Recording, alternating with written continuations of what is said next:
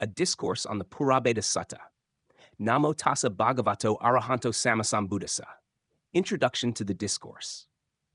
The teaching to be delivered today is on the last of a series of 6 discourses taught by the Buddha at the gathering of a huge multitude of devas and brahmas, known as the Great Occasion, Mahasamaya. The essence of each different discourse is related to the natural inclinations and propensities of the respective deva, or brahma. This is the Purābheda Sutta, Sense V 854 to 867. Purābheda is a compound of 2 words, bheda, which means annihilation or destruction, while pura conveys the meaning of before, prior to, or foremost. Hence, Purābheda connotes before, destruction, or prior to death. The discourse has therefore been given the name of Purābheda for being related to or in reference to the things that one should accomplish and would surely come, across before his final death or utter destruction of his life. The essence of what is contained in the discourse will be clearly revealed in the course of my lecture explaining the basic facts of the Dhamma. In delivering this discourse, as in the case of the Sammaparabhajaniya Sutta, the created image of the Buddha raised the following question as desired for the benefit of those who were very learned with keen intellect, having a natural aptitude and inclination to acquire profound knowledge. Verse 1, the replica Buddha's question. Katham dasi katham silo, upasantoti vukati, tam me gotama pabruhi, puchito uttamanara. Addressing the Buddha who belonged to the noble lineage of the Gotama clan, the question that we ask is, what kind of insight and moral conduct should a person possess to be worthy of being called a sage, upasanta? Please tell us who is such an excellent person. This is the question put by the created image of the Buddha to the real Buddha. These 2 Buddhas, the created image and the Buddha himself, had a dialogue, the one putting questions while the other giving answers. There was only one question as stated in the above Pachi verse, whereas the answers comprised 13 verses. I will amplify in full only a few verses since an elaborated statement would probably be considered as mere repetition by some of the audience. In fact, there are only a very few unique features in each verse. There are many which have similarity in meaning. I will, therefore, deal with only a few verses comprehensively. Listening to a discourse to gain peace of mind. The primary object of the question is to find out what kind of conduct and what sort of insight a person should possess to be regarded as a distinctive individual endowed with serenity. In so far as this Dhamma is concerned, serenity or peace of mind refers to freedom and liberation from every aspect of suffering, toil, and strife. Those presently listening to this lecture who are meditating aim at achieving that kind of peace and calm. All meditation practices in the realm of this Buddha's dispensation seek to realize real peace and happiness. Other religions outside the domain of the Buddha's teaching likewise expect to gain such kind of peace. In their own way, they all strive wishing to achieve that objective. The only difference between the 2 concepts lies in the kind of peace derived as to whether it is genuine or not. There is no reason to doubt that in this universe, every individual wants to enjoy peace and happiness. Nowadays, peace initiatives advanced by countries all over the world are intended to bring about world peace with the sole object of finding a way for the defense of peace in the interests of all mankind. The main intention, however, is to avoid conflicts between nations and catastrophic consequences. This aim and object does not embrace a wider scope. The peace envisaged in this Dhamma is ultimate peace that would eradicate all troubles, tribulations, anxieties, miseries, and pain, and would result in extinguishing all kinds of sufferings and worries, thereby bringing eternal peace and happiness. One who finds such noble peace and calm is called a sage. This means a person who has a tranquil state of mind. Such a person must be learned, wise, and noble, and must have adequate worldly experience and knowledge. The created image of the Buddha asked the Blessed One as to what kind of knowledge and worldly experience and good conduct such a peace-minded man should competently and sufficiently possess. I will recite the following motto for you to memorize easily. What knowledge and what conduct, if acquired, would deserve to be called peace a sage? The 13 verses taught by the Blessed One in response to the query made by the replica Buddha disclose the noble attributes of a sage. Some of the words in the answers convey almost the same sense. to make the teachings understood by different kinds of devas and Brahmas with different outlook and idiosyncrasies peculiar to the celestial realm to which they belonged, repeated explanations were rendered in a variety of ways.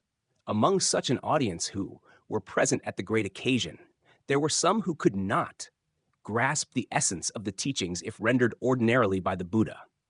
This is why different versions of teachings conveying the same underlying meaning were repeated to make everyone understand. Likewise, I have to repeat teachings in a variety of ways, although they carry the same sense to enable the audience to gain fuller appreciation.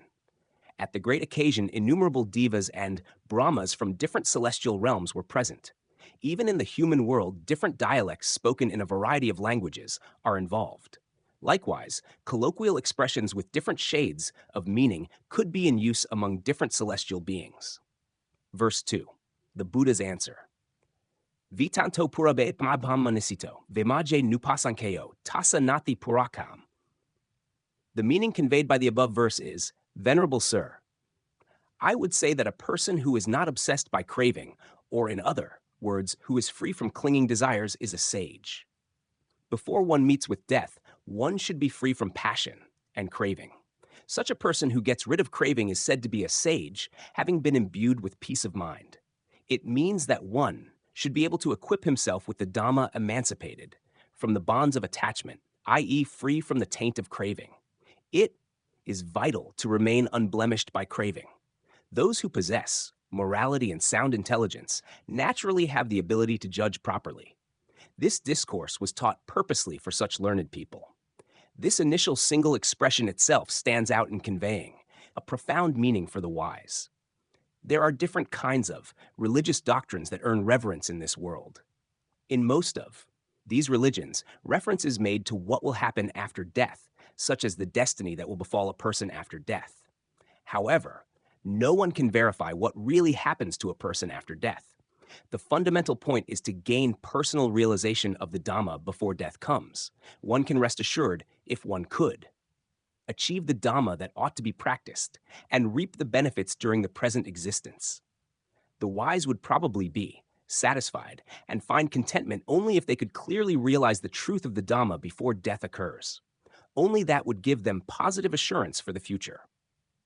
Noble attributes of the Dhamma. Some intelligent laymen, Brahmins, and wise ascetics asked the Blessed One, Venerable Sir, frequent utterances are made saying that this Dhamma can be achieved right now. To what extent should a person possess the noble qualities to be able to claim that he has personally gained immediate results?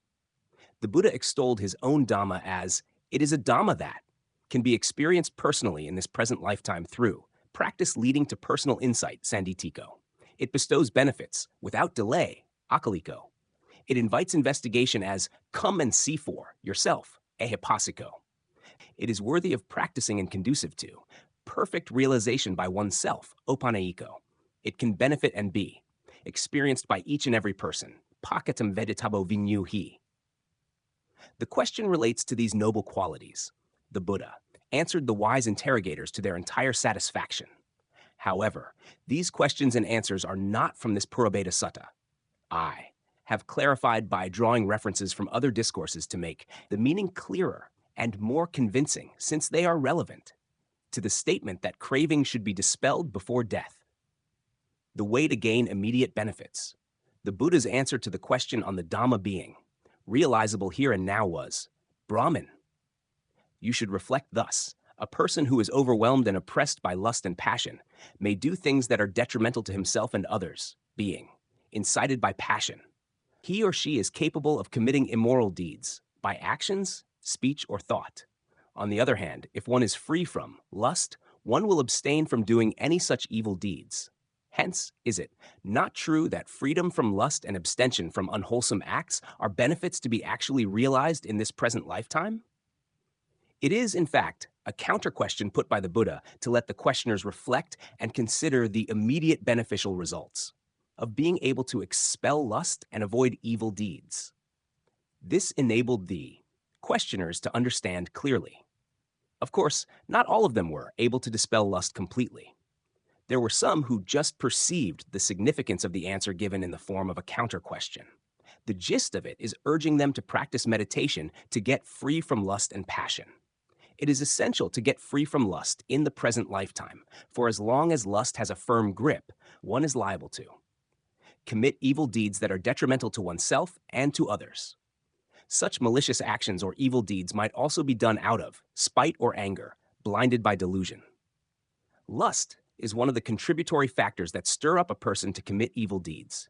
It is because they are gripped by lust, being obsessed by their own happiness at the expense of others, that they tend to do evil willfully and without shame. There are many instances where murder, theft, robbery, and other harmful and foolish offenses are committed. Commission of such evil deeds is mainly attributable to the presence of lust. Other evil deeds are committed due to pride or conceit, mana. Some do. Evil, make mistakes, and utter obscene words impelled by egoism. Wrong view, dithi, is a belief which is erroneously considered as true. Depending on such wrong views, evil deeds are likely to be done. Sometimes, harm may be inflicted upon those holding different beliefs. Leaving aside religious beliefs, in the world, hot controversies often arise in political affairs among bigoted persons. Such incidents occur due to greed, hatred, delusion, pride, and wrong views. Dogmatic and irrational views cause animosity and violence, which harm the interests of both the wrongdoers and their victims. We see these effects in the present day. The ill effects will be even greater in the next existence. With the extinction of lust and the complete eradication of delusion, pride, and wrong views, such evil, kamas, will have no opportunity to occur. No harmful acts will be done to others. To get rid of these abominable feelings of lust, anger, ego, etc., there is a method of practice. If this method is adhered to and practiced in the right way, you will realize the truth, personally. This truth of the Dhamma is realizable here and now. When the Buddha replied, those who asked the question became convinced and enlightened. Nobody can say with certainty what the destiny of a being will be after death. That is why the Buddha taught this Dhamma that could be personally realized in the present lifetime. Before death, that is, before the destruction of these aggregates of attachment, craving is utterly destroyed. In other words, craving should be completely expelled before death. What the Buddha taught is that a person who is totally liberated from craving should be called a person endowed with serenity of mind, a sage. How to eradicate craving before death? The method to get rid of craving before death is the noble eightfold path. In terms of conduct and moral training, there are three aspects: morality, concentration, and wisdom. It is essential to observe precepts, to practice ecstatic concentration, and to gain insight, knowledge. Morality, or living according to precepts, will dispel the gross form of active defilements, vidikama kilesa, passionate cravings, both physical and verbal, which exceed the limits of moral restraint. Concentration expels wild imaginings that arise in a person's mind. Wisdom expels latent defilements, anasaya kilesa, which may give rise to defilements when circumstances are favorable. Sensual craving is of 6 kinds. Craving for beautiful visual objects, melodious sounds or sweet voices, fragrant odors, delicious tastes, soft touches, and refined ideas. If elaborated, the kinds of craving would be innumerable. Just try to imagine how many delightful sensations may occur at the sight of a single visual object. There is a multitude of different aspects. Attachment and craving not only occur in connection with one's own looks and personality, but also has an inclination to find others, such as family members and friends, as beautiful and smart. You want to possess pretty and dainty clothes, of fine texture and other luxury goods. You may dream of nice things that you wish to own. If these have come into your possession, you will again continue to have pleasurable attachment to them.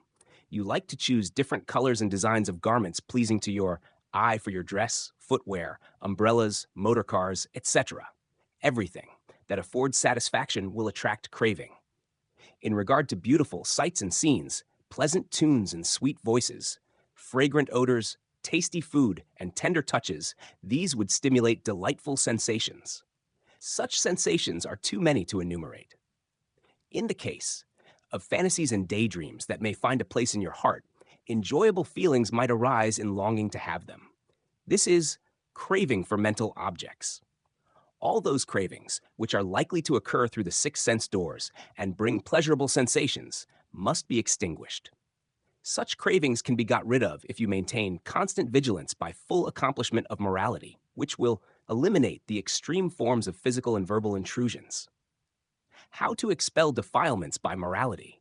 A person who does not respect and observe the rules of morality may cheat, steal, or even commit murder to get something that seems highly attractive. If such an evil deed is committed, it would amount to a breach of morality.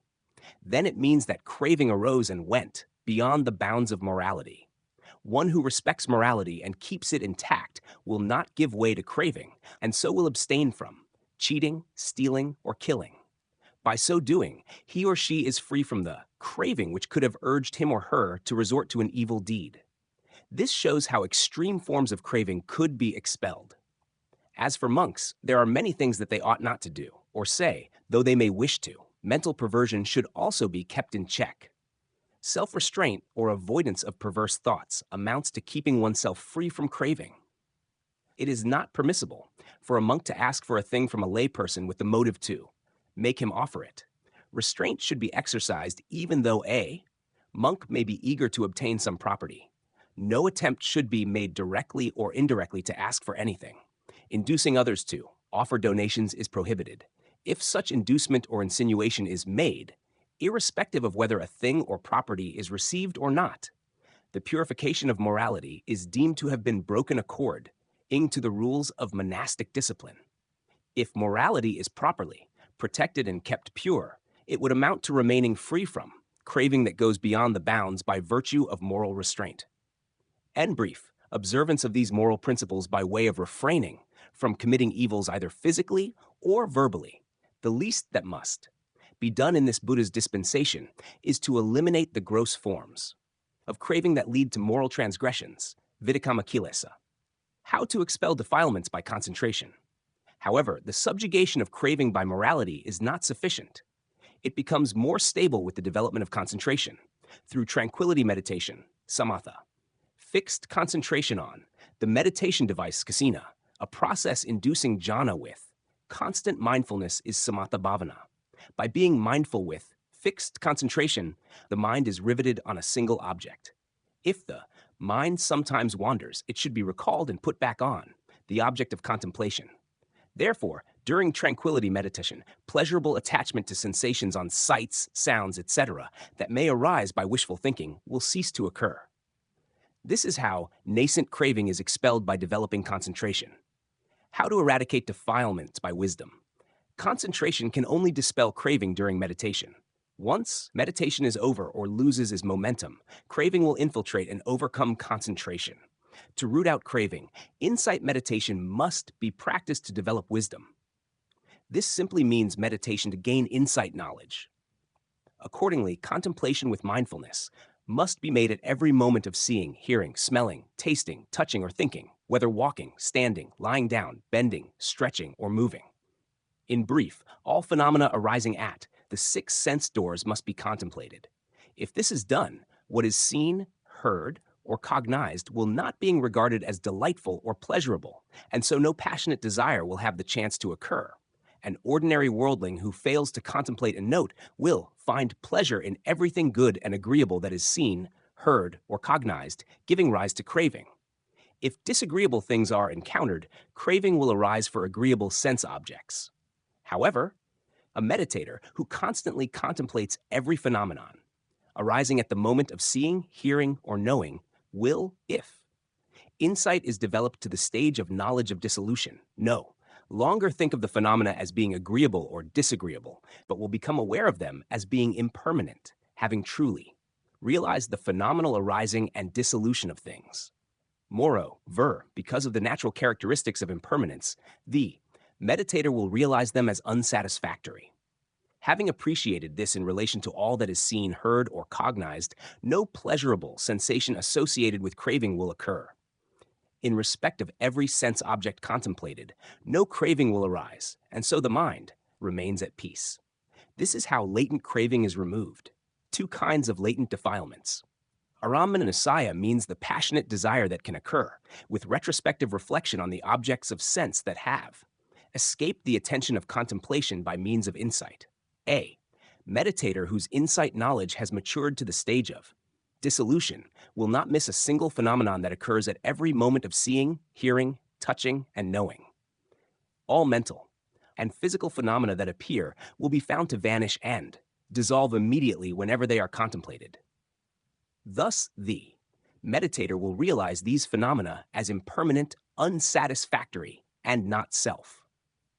Having realized them as such, the phenomenal nature of all such happenings will be reflected upon and perceived in the light of their true characteristics, thereby preventing craving from arising. This explains the eradication of the subtle form of craving latent in sense objects by means of insight. Santananusaya means the passionate desire that can occur in an ordinary person under suitable circumstances and which has not yet been dispelled by the noble path. These latent defilements can only be eradicated by the noble path.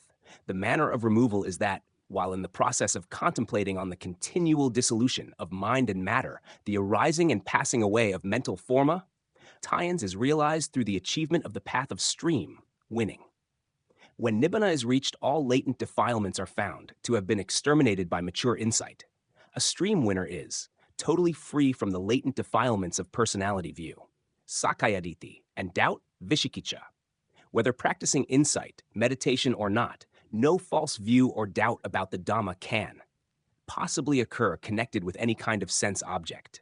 Nevertheless, a stream winner is not yet free from passionate desires. However, powerful and unruly passionate desires, which can drag down an ordinary worldling to the lower realms, will not arise in a stream winner. Therefore, a stream winner will abstain from killing, stealing, lying, etc., which could relegate a person to the lower realms. An ordinary worldling could do these misdeeds either because of attachment to property, to family members, or to his or her own life. In connection with this fact, there are many instances in the Pali texts. Among these, the most interesting example relates to the personal guarantee or affirmation made by the commander-in-chief of the army, General Siha, who was a stream winner. The guarantee given by General Siha: Nakamayan jivida hetupi sanchika pananjivida, voropayama tiat 1. The gist of the above Pali phrase is, having regard for life, we will never intentionally take the life of another living being in self-defense to protect our own life from imminent danger of death. This is not just a fanciful statement. It is a guarantee by General Siha, a stream winner, of his own mental attitude. In that statement, the word jivita hetupi should be given particular attention. Some may hold the opinion that a stream winner in whom greed and anger still remain could commit an act of killing in self-defense or in anger when faced with an enemy who is going to harm him or her to the extent of causing death. General Siha's statement is that even to save his own life, he could not possibly kill another. This statement accords fully with the Buddha's teaching. It should be remembered that though a stream winner is not totally free from craving, he or she is free of the strong craving that could lead to rebirth in the lower realms for having committed such acts of killing, stealing, etc. An ordinary person who has not rejected even a fraction of craving will no doubt commit evils as urged by violent passions, which can cause rebirth in the lower realms after death. Neither will he or she avoid doing unwholesome acts such as stealing others' property. This reveals the unabated strength of craving. There are some ordinary people who dare not commit evil deeds. They have sincere devotion, due to having heard or studied the Dhamma with concentrated attention. However, this is not guaranteed. If falling into bad company and repeatedly hearing evil or profane talks, an ordinary person might deviate from the right path either in this present lifetime or in future existences. A stream winner is not like this. Passionate desires invoking attachment have become weak, and so he or she cannot even think of doing unwholesome actions that will lead to the lower realms, neither in the present or in future existences. This is indicative of the liberation or disengagement of craving. On the attainment of once returning, one will be free from the strong forms of craving, ill will, and anger. When reaching the stage of non-returning, the passionate desire and ill will are totally eradicated. As such, a non-returner becomes tranquil in the matter of sexual desire. Despite this achievement, as feelings of delight and pleasure in respective existence remain, a non-returner is not totally free from suffering. The desire for existence will be eliminated only after one has reached arahantship. Then only all other defilements such as delusion and pride are completely annihilated. Such a state of sanctity can be realized in this very life existence. A noble person possessing such attributes and devoid of craving is called a sage, one who has attained tranquility of mind according to the teaching of the Buddha. Such an arahant, after parinibbana, will not be reborn again since the aggregates of mind and matter have become extinct. No new existence will come into being, and with the absolute extinction of becoming eternal peace will be gained. Such a blissful stage is called cessation without remainder, anupadasanibbana. A sage who is freed from craving before death remains in a blissful state, known as cessation with remainder, sa-upadasanibbana, which means annihilation of everything except the 5 aggregates. How calm and blissful is it? The meaning is that an arahant who is totally devoid of craving still possesses the 5 aggregates, which continue to undergo the process of arising and dissolution. For this reason, he or she still experiences and perceives the sense objects of sight, sound, odor, etc. In particular, he or she is still subject to bodily suffering caused by heat and cold. Owing to the indisposition and transient nature of the bodily elements, the body has to suffer ailments such as stiffness, pains, and aches. An arahant may also fall sick. However, there is a complete absence of miserable mental feelings, even if an arahant has to endure excruciating pain. This is the extraordinary characteristic of an arahant who is mentally unperturbed and at peace, the mind being calm, unaffected, and purified. It is the sobering and unflinching effect of feeling extremely better and tranquil. Those stream winners and once returners who have not yet escaped from the fetter of craving will have 2 kinds of suffering: disagreeable sensations while in physical pain or discomfort, and unhappiness when reflecting on misery endured.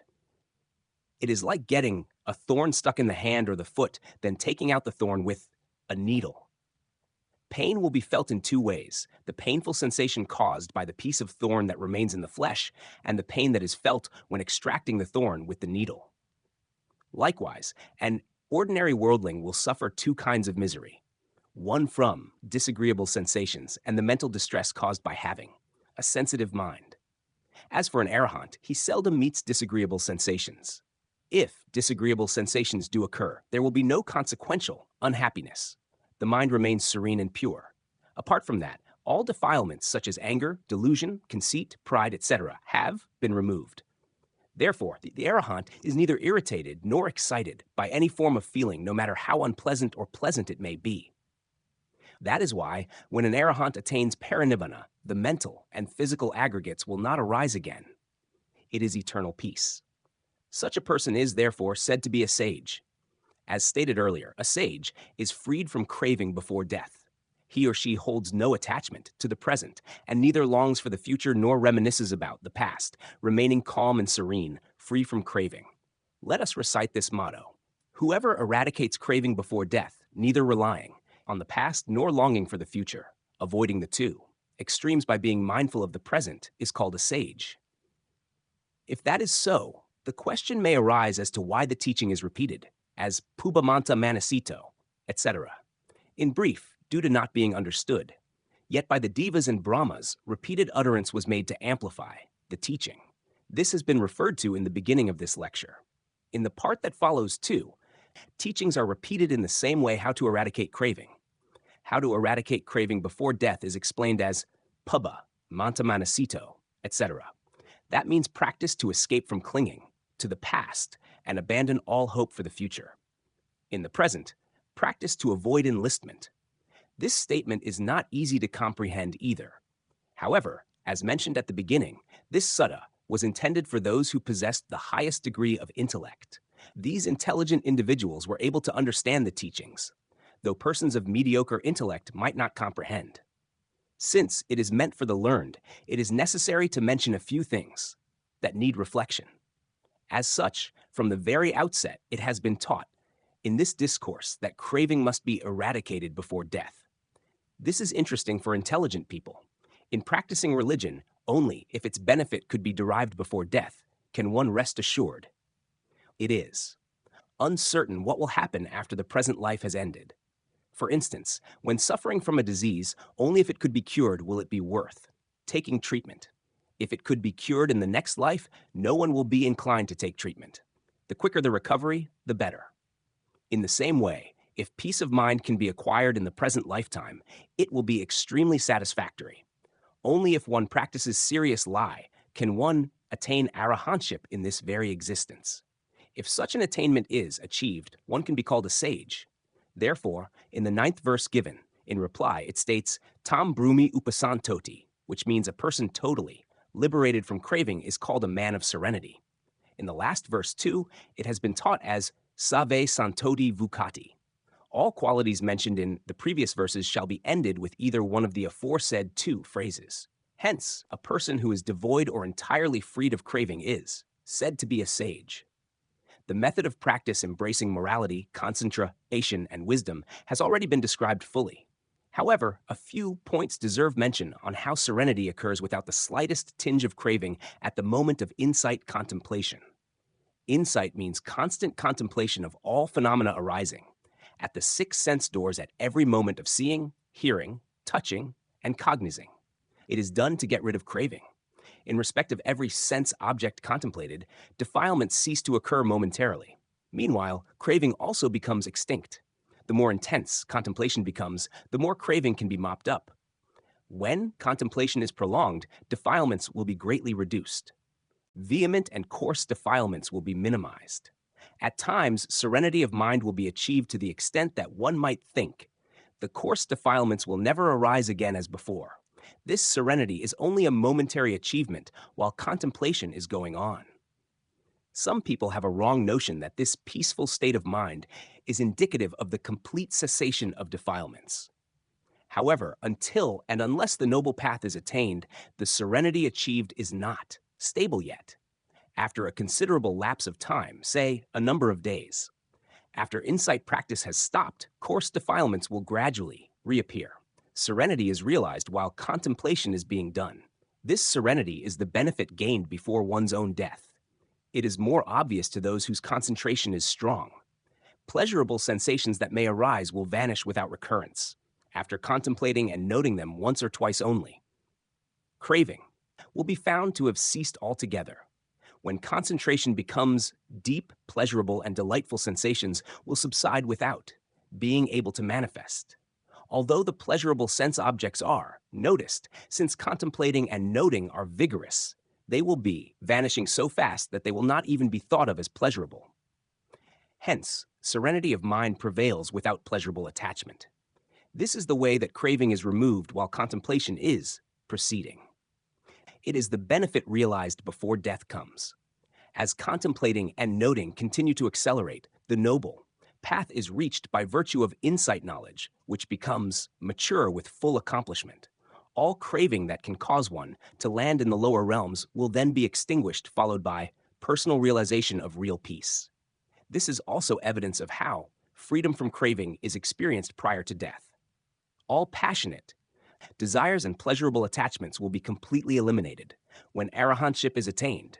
This is, in fact, the clearing away of craving, human passions before demise, immediate personal realization. Craving, lust, and attachment cease altogether in an arahant then. All is peaceful. This realization is achieved in this very life, sandithiko, and without delay, akaliko. To put it another way, this Dhamma can be achieved in no time. Moreover, as the benefits can be reaped immediately, it warrants urging and inviting others to come and see ehipasiko. After extending an invitation to others, if no beneficial, results are derived at once by them despite their practice of the Dhamma, it would be unsatisfactory. Satisfaction will be obtained only if the benefits are gained more or less immediately or without undue delay. If satisfaction is obtained, thanks will be showered upon the person who urges or encourages others to do the practice. An analogy may be given. If a sick man was advised to take medical treatment failed to recover immediately, he may lose confidence in the physician. Only if he recovered overnight after taking medicine will he have confidence in the medicine prescribed the physician and the person who earnestly offered advice. Similarly, the Buddha's Dhamma deserves inviting and encouraging others as come and see and try the practice for yourself. If practice is performed with diligence as urged, one will be liberated from craving in this present life. Certainly, if the truth of Dhamma is realized, one who practices meditation will be grateful to the one who urged him to practice the Dhamma as prescribed by the Blessed One. Let the Dhamma, which is worthy of practicing, opanayiko, permeate your mind. Let it pervade the whole body and remain absorbed just like taking medicine orally or as an injection to cure a disease or to rejuvenate one's strength. It is a Dhamma deserving of practice to spread it within yourself. If the Dhamma could be retained in oneself by practicing it, pleasant or odious sensations can be resisted. The disease of defilements can be completely cured. How? When, encountering a sensation that may arouse defilements, it should be rejected by contemplating and noting it as it arises. If it is noted and contemplated, the sensation, whether good or bad, will be found to vanish. Then, no craving will occur at all, and anger will cease too. If craving or anger do occur, they will disappear at once if contemplated and noted with constant mindfulness. This vanishing will become even more conspicuous when unhappiness occurs. If a person who practices cannot as yet dispel such miserable feelings of distress by contemplating and noting, then it may be considered as unsatisfactory. If so, it should be noted that one is not yet accomplished in the Dhamma. Courage is tested when faced with danger. Under ordinary circumstances, a person's true caliber cannot be judged, though he might have been extolled as a brave person with great ability. It is only when faced with danger that a person's true courage can be known. Apadasu tamo vedatabo. 2. An accurate assessment of courage and ability can only be made if someone can tolerate severely adverse conditions and make decisions that run counter to personal interest in a perilous situation. However much someone may show bravado, it is hard to judge their true colors. Only when confronted with real danger and put into a tight corner that calls for decisive combat and true valor, if he is found fighting against his foe valiantly at the risk of his life, then it can be said that he is a tough and courageous man. Likewise, in matters concerning the Dhamma, one may be said to be highly accomplished and noble, but unless he faces adverse conditions, he cannot be vouched for as truly noble and knowledgeable. Only if he can tolerate and exercise self-restraint in subduing passionate desires, which when they occur, or in suppressing his anger to the point of near obliteration, or when sorrowful sensations that might arise do not manifest, he is praiseworthy. According to the quality of the Dhamma that is achieved, the more tolerance and forbearance he will show, no matter from which sense door unpleasant and harmful sensations might appear. This Dhamma therefore needs to be practiced with all one's might to let it permeate one's whole body and mind, opanayiko. Then this Dhamma can be realized by oneself by practicing it, pachatam vedatabo. It is solely dependent upon one's own effort, and cannot be achieved indirectly. The Dhamma that has been gained by one's own personal perseverance cannot be given or shared with another. The teacher cannot bestow the Dhamma he has in him upon his disciple. Parents cannot hand it down to their children. Neither can children give it to their parents, nor can close friends share it with each other. One only gets satiated if one eats. In this world, during one's lifetime, only by doing the work that needs to be done will one's objective be achieved. Even in taking meals, only if one eats will one be satiated. If another person eats, one will not be satiated. Likewise, one should sleep for one's own recuperation. A good sleep cannot be hired. Any kind of phenomenon that occurs in oneself cannot be done by a proxy. Similarly, if one personally devotes oneself to practice, no one but oneself will gain accomplishment in the Dhamma. The Dhamma can be fully appreciated individually and separately by those who practice. To make the meaning of this Sandhika aspect of Dhamma more distinct, the Buddha taught in this Purābheda Sutta that before the destruction of the aggregates, craving should be eradicated. The phrases that followed the first were statements of explanation in detail. That is why there is similarity in their meanings. Let me continue by explaining the subsequent phrases. Do not rely on the past. No reliance should be placed on the former existences, pubamanta, if said in terms of existences.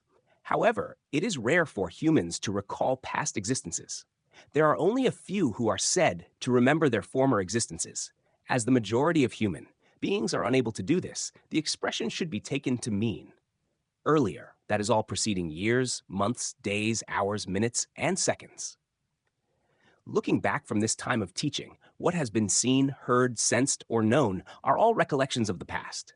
Even the words just spoken and heard already belong to the past. What is being spoken or heard at this very moment constitutes the present. What is going to be said or heard may be regarded as the future. In this case, what has been seen, heard, sensed, or known previously are what is meant by former existences. It was stated that these should not be relied upon. Relying on craving and wrong view. Relying on means nothing but craving and wrong view. I have given lectures about craving and wrong view so often that the subject has become somewhat stale for our benefactors. However, I have to repeat it here or there will be a gap in my teaching. In all the Buddha's teachings, whenever the expression relying on is used, it refers to craving and wrong view, only with reference to these two either. Relying on nisido and not relying on anusaya has been taught. This is true. When a pleasurable sensation occurs in respect of a sense object, it amounts to relying on the sensation. Because of wrong view, if craving or grasping is occurring, it is relying on the sensation that arises without letting go of it. If there is attachment to past events, it is said to be relying on with craving. For instance, if one sits against a wall, it may be said to be relying on the wall. One is leaning against the wall, which lends its support. If sitting against a column, the column is relied upon as a support. If sitting on the floor, it amounts to relying on the floor. Likewise, craving, by reflecting repeatedly on the past sensations that had been perceived, it relies on them with pleasure. Various kinds of sense objects that have been seen, heard, smelt, tasted, or touched in the past are often reflected upon with pleasure. Such reminiscence constitutes acts of reliance accompanied with and stimulated by craving. Delightful and pleasant sensations that have arisen in retrospect relating to events of the former. Existence should be regarded as reliance made with craving. Those who remember their former existences are few. However, since this discourse was delivered at the great occasion, the Devas and Brahmas who were present could probably remember the events that happened in their former existences. If pleasurable, sensations are felt by reflecting on the events that had occurred in the former existences, it must be interpreted as being relied upon, with craving. As far as human beings are concerned, it is hard to remember past events from one's childhood, let alone from former existences. The key point is that events occurring in the past could be reflected upon from the time of becoming adults. There are past events relating to food taken with relish, or joy and happiness found, or activities done in the company of friends, etc., to which pleasure-able sensations have become attached. Sometimes such events might come into one's head spontaneously without making any special effort. This kind of recollection of the past with pleasure means relying on the past. Such a state of mind should not be allowed to occur.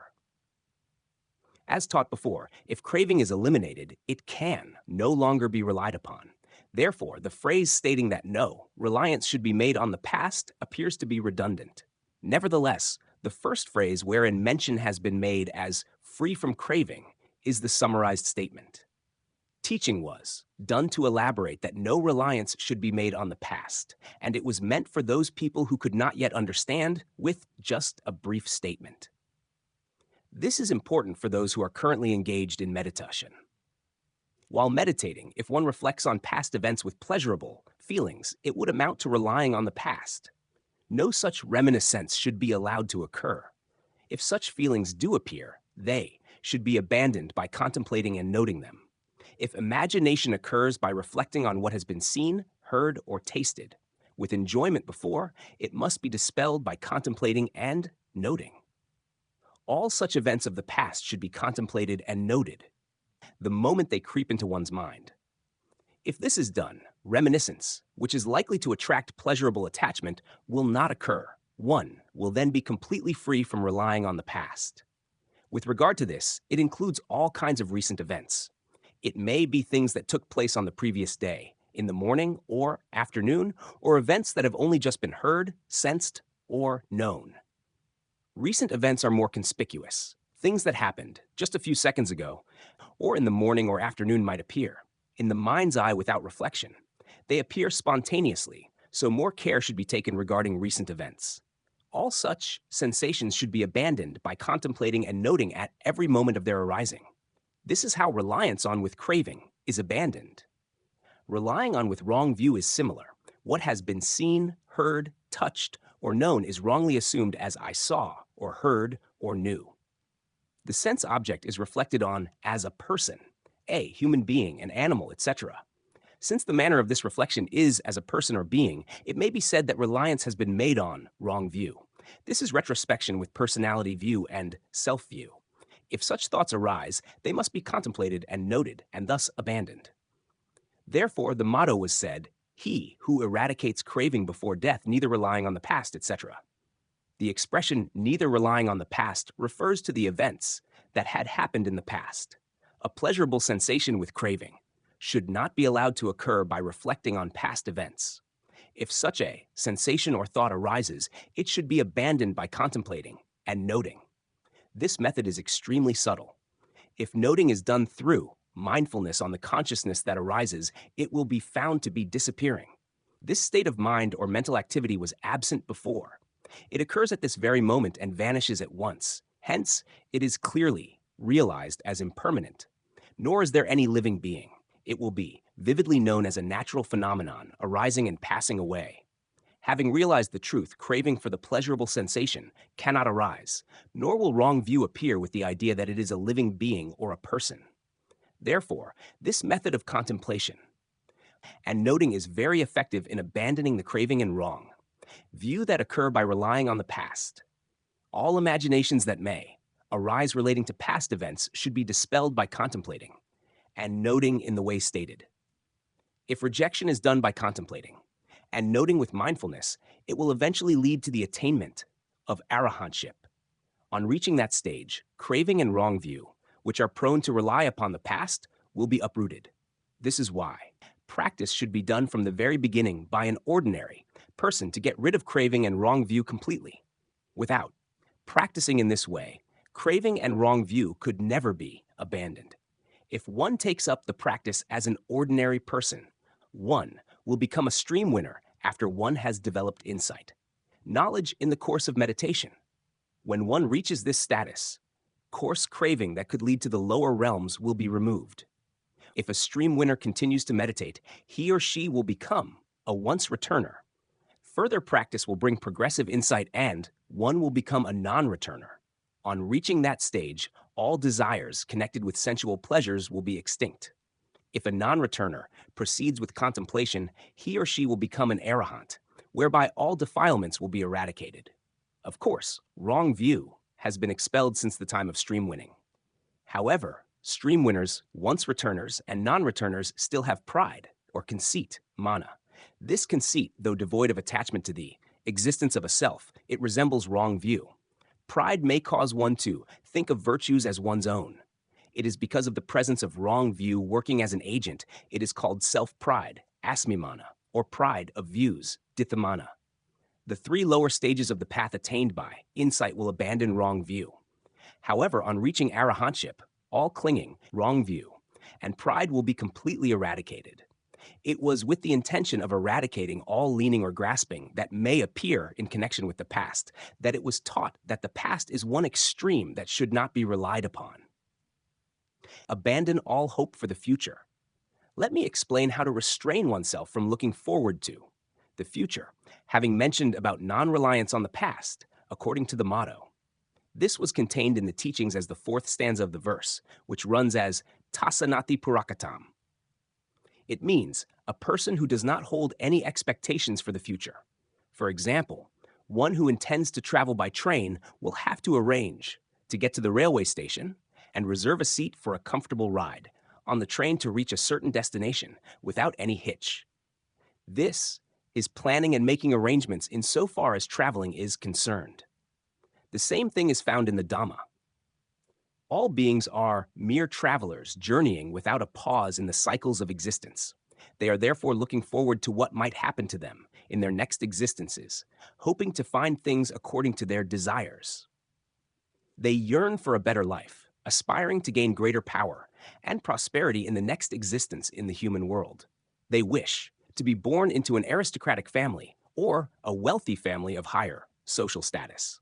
Moreover, they wish to be born with handsome looks, fair complexion, and hope for a luxurious life in the company of followers and attendants. If they were to be born in the celestial realms, they hope to become powerful divas. In the present existence, too, they want to be free from all dangers and to become opulent among a high-class society of friends and relatives. These are longings for the future. It is just looking forward, and hence in the motto it has been stated as, nor looking forward to the future. The gist of it is, not to look forward to and yearn for the future. If you happen to imagine so, you should contemplate, note it, and then abandon it. This advice is intended for those who are practicing meditation, and not for those who are preoccupied with their daily chores at home. As regards people who have to perform their domestic duties and are fully preoccupied, not having time to meditate, it is impossible to take up the practice and to contemplate and note. Therefore, the method of practicing contemplation on the right lines is only important for those who are meditating. If and when practical, exercise in meditation is made, say for an hour or so, or both day and night continuously, it will be the meditator's duty to contemplate and note with diligence. Hence, if any thought or imagination occurs relating to matters concerning the future, it must be noted. There are so many things to be contemplated and noted. If what is going to happen in the future is reflected upon, the thought or imagination that arises must be noted. In the present lifetime, one is likely to think and yearn for what one wishes to acquire or to be done according to his own will or desire. Sometimes one may be imagining and longing for happiness in the world of human beings or divas, by virtue of morality which one has gained. These arising thoughts and imaginations should be contemplated, noted, and then abandoned. Also, one may be planning to promote the practice of meditation. That, of course, is a virtuous thought. However, if one dwells on it for a significant period, it will interfere with the practice of meditation. If this happens, knowledge through concentration will fail to occur. Then the progress of insight will be deterred. So even virtuous thoughts should be abandoned by contemplating and noting them. If one intends to develop deep concentration, contemplation and noting will be hindered. As such, this type of imagination must always be abandoned by proper contemplation and noting. If all such thoughts, ideas, and longings for the futures are rejected, progressive insight knowledge will develop leading to the attainment of the noble path. On the achievement of arahantship, such thoughtful imaginations will be totally eradicated. For this reason, an arahant, having got rid of all craving, will have no new existence of mental and physical aggregates after death, thereby gaining eternal peace. Ordinary people and trainees on the path, having had craving, will cling to one of the sensations appearing as kama, signs of, kama, and signs of destiny visualized on the verge of death. Then, the mind being fixed on that particular sensation, the deceased consciousness, sometimes called relinking consciousness, hangs onto it, leading to rebirth. That is how they will be reborn in another existence with a new set of aggregates. Rebirth and a new existence opens the door to misery such as old age, disease, and death. Therefore, to be able to avoid such misery, do not reflect on past events or long for anything to take place in the future. These thoughts should be abandoned after contemplating and noting. Do not get enlisted in the middle. No attachment should be made between the two extremes. That is, do not permit oneself to reach a situation whereby enlistment could occur in the present existence. This means to avoid being regarded as a person indulging in sensual pleasures or debauchery. Avoid being regarded as a person full of anger and spite. Give no chance to be regarded as a deluded, egoistic, or arrogant person, nor as a faithless septic, nor as an immoral person full of licentious desires. Don't become one heading for the lower realms of animals or hungry ghosts, nor even one who will be reborn a human being or a diva. In essence, meditation should be practiced to escape from enlistment as a person belonging to any of the foregoing categories. The statement, "Do not rely on the past and abandon all hope for the future, was the terminology used in the discourse. It is nearly impossible to understand for the present generation. This Dhamma, taught in ancient times, was not meant for ordinary people. It was meant for persons of very high intellect. It would be easier for them to understand. The expression, "do not get enlisted in the middle," nupakeo, is even more profound, so I will explain it again. In the phrase, "do not get enlisted in the middle," vimaje, nupasankeo, the middle refers to the phenomena occurring at the six sense doors on every moment of seeing and knowing. One should not allow oneself to be enlisted as a person dominated by passion or seething with rage regarding any kind of sensations that occur in the present. If pleasurable sensations occur with attachment at the sight of a visual object, one should be called a lustful person. All kinds of sensations arise at every moment of hearing, smelling, tasting, touching, knowing, etc. A person who feels angry on seeing a sense object may be called an angry man. Then, one can be called deluded if one does not appreciate the truth of the phenomena that have arisen and attracted one's attention. Similarly, if one feels elated and honored in connection with the sensations arising from what have been seen, heard, touched, or known, a person deserves to be called proud. If one considers that it is one's own self who sees or hears, then one should be called a holder of wrong views. If demerits occur relating to what has been seen, heard, or known, one may be said to be heading for the lower realms. On the other hand, if merits are being achieved, one may be called a virtuous person who will be reborn as a human being or a diva. Hence, one must conduct oneself to avoid being enlisted as stated. Then, what should one do to achieve that objective? The method is to contemplate and note as they really are, all mental and physical, phenomena that arise at the six sense doors on every moment of seeing, hearing, touching, and knowing. If thus contemplated and noted, it will be clearly known that the arising phenomena are merely mind and matter, which, in fact, arise and vanish immediately, and that they are impermanent, unsatisfactory, and not self. If this is truly realized, pleasurable feelings and attachment will cease to occur. If not, all sensations will stick to the sensitive mind, just like an image sticks to a film when taking a photograph. Delightful sensations may occur repeatedly when the mind is impressed with the picture of a pleasurable sensation on which mental reflection is made. If it happens to be a grudging or spiteful sensation, anger may arise. I will relate a story where anger became prominent. A story from the Mahāsada Jataka.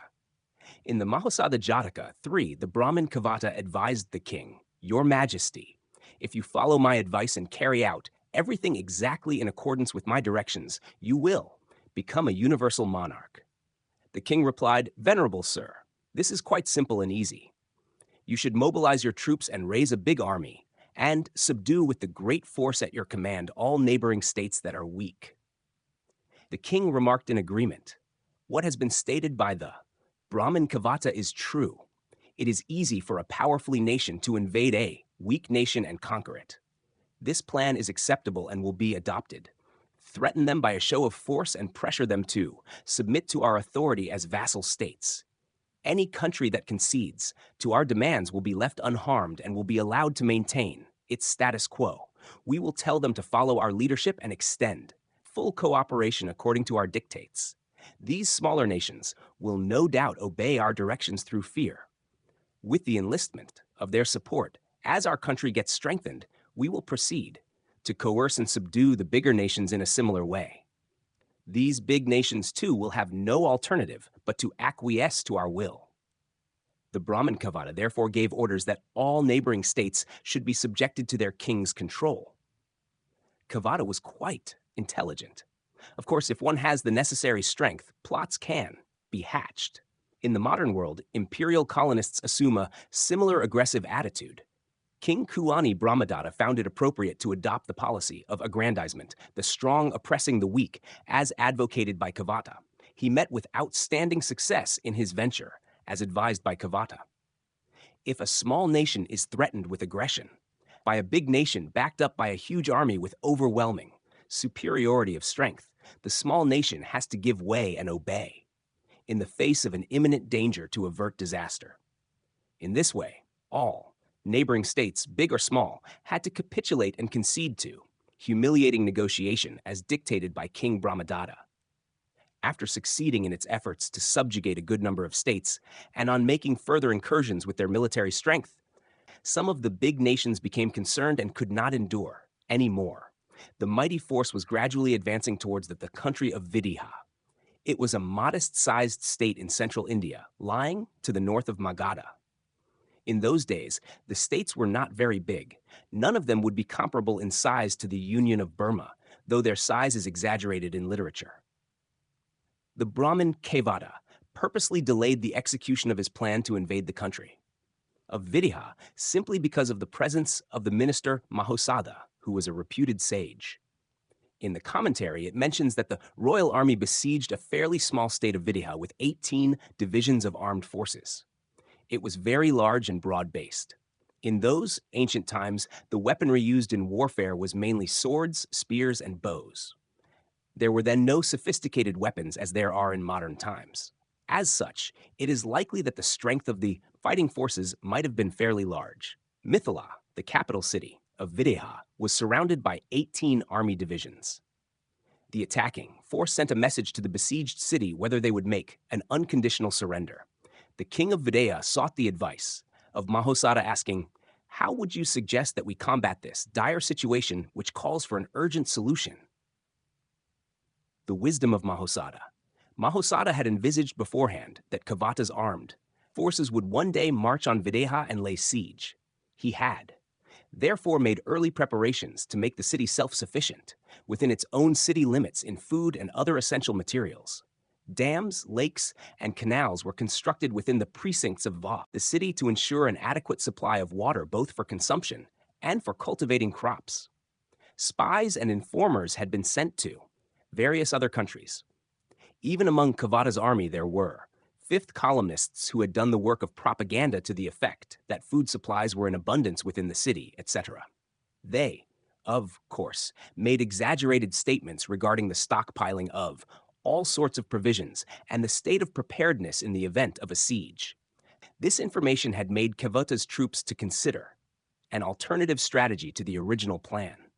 Their new strategy was to propose a battle of wits between intellectuals of either party and mutually agree to submission to the winner of the contest. Mahāsada accepted this proposal. He therefore sent word to the enemy camp that on the next day at sunrise, he would come out from the western gate of the city with valuable gifts to hold negotiations, and that they should wait for him. Kevata's party with a huge array of armed forces awaited eagerly for the occasion. Since they had to wait at the western gate selected for the rendezvous, their faces were scorched by the burning rays of the rising sun. The climate in India at that time was unbearably hot. They were facing the sun as they looked up at the eastern horizon while waiting for Mahāsada's arrival. Mahāsada did not arrive early. His delay was intended to keep the other party in suspense and make them suffer with the heat. It was a cunning way of ill-treating others. Kevata's troops who were perspiring heavily had to suffer. Only about midday, Mahāsada and his party made their appearance. Kevata then said, "Friend, as we too are men of wisdom, courtesy should have been shown between intellectuals. Depending upon you all, Mahāsada, we arrived here a few days ago, yet until today you have not made a friendly gesture by presenting us with gifts." This was an insinuation. Mahāsada then responded that he had not been able to offer gifts yet, due to the time taken in considering what kind of gifts would be appropriate. "I have brought a priceless gem to be presented as a gift. Please honor us by accepting it," said Mahāsada. So saying, he made as if about to hand over the gem. Kevata reflected in this way. As Mahāsada has come to offer this gift, it amounts to paying homage and submitting to subjugation. So he thought he was the victor. With great delight and eagerness, he extended his hands and spread his palms to receive the gift. Mahāsada put the gem on the top Kevata's fingers so that it slid down. Being heavy, the gem dropped through the gaps in the Brahmin's fingers and landed on the ground between Mahāsada's feet. Impelled by greed, Kevata bent forward to pick up the gem. At that moment, Mahāsada caught hold of the Brahmin's neck, pressing his head down, causing his brow to touch the ground, and exclaimed loudly, "Venerable Brahmin, I'm obviously younger than you. You are senior to me. Please don't worship me. It is highly improper. In fact, Kevata was certainly not paying homage to Mahosada. He merely bent forward and tried to pick up the gem. However, it would appear to others by his posture that he was paying homage. Mahosada, therefore, placing his one hand on the neck of the Brahmin and holding the knot of the garment at the waist of the Brahmin with the other hand, pressed him down, brushing the Brahmin's forehead against the ground and exclaiming, "Oh, teacher! Please stand up. I'm too young to be deserving of reverence in this way. I'm only about the age of your grandson. Don't worship me." So, saying, he swept the Brahmin off his feet by pulling him hard. Almost at once, Mahosada's spies among Kevata's retinue proclaimed, "Our teacher, the great Brahmin Kevata, is paying homage to Mahosada for having failed in the battle of wits." When this loud proclamation rang forth, the entire armed forces of King Brahmadatta ran helter-skelter. King Brahmadatta also fled, having been caught unawares. Many soldiers must have suffered injuries in the commotion. Fear usually spurs men to take to their heels in a melee to save their own lives. It is really dreadful. In ancient times, it must have been all the more horrible. The victors in battle plunder the property of the vanquished as they please. Both life and property may be destroyed, plundered, or seized. Towns and villages are razed. Men are captured and might be executed. Prisoners of war are treated as slaves. Those defeated in battle and the country that is invaded lose their freedom, sovereignty, and national prestige, and may be cruelly suppressed. This fear of impending disaster must have made King Brahmadatta and his armed forces take flight. The Brahmin Kevata caught up with King Brahmadatta and prevented him from running away. He explained that they were not defeated yet, and that he had not paid homage to Mahosada.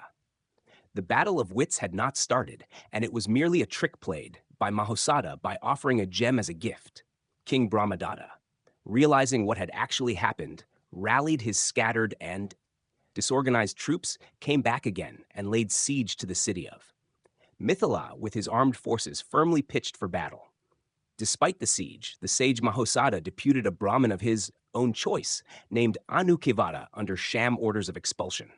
Anukevata sought to attend on Brahmadatta and schemed to incite suspicion about Kevata, and among other ministers and the troops.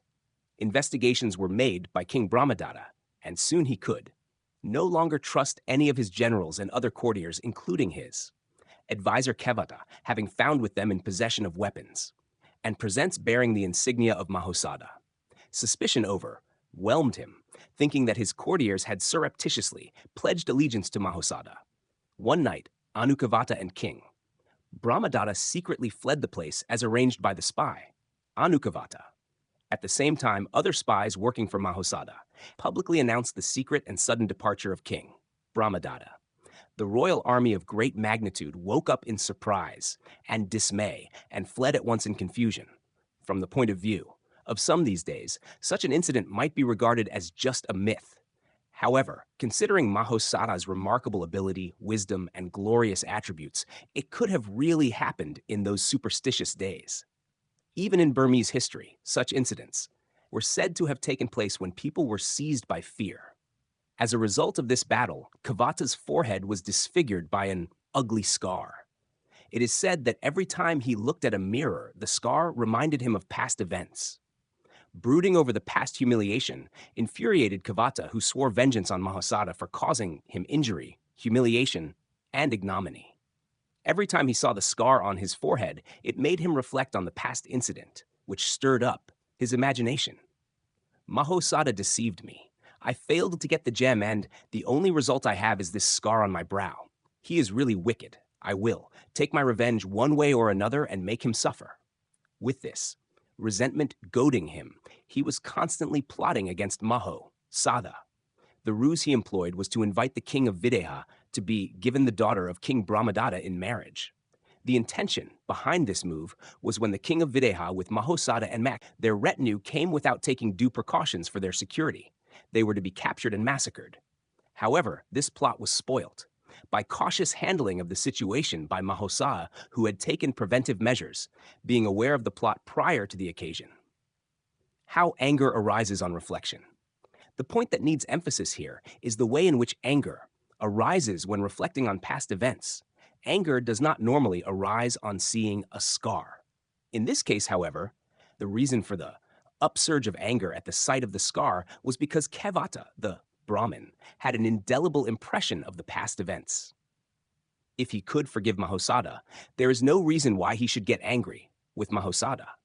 It happened because of the presence of the wrong notion of self and the scar on his forehead as being mine, which is a concept just as Mahosada was thought of as a being, an illusion that is known or manifested in name only.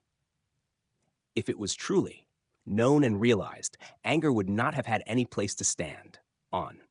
If the mind clings to a sensation, and if reflection is made on it, it would be the root cause for the occurrence of greed, anger, delusion, and other defilements. These sensations arise from what is seen, heard, touched, or known. It is true, if no contemplation and noting is done at the moment of seeing, hearing, touching, and knowing, greed, anger, delusion, pride, etc. can occur.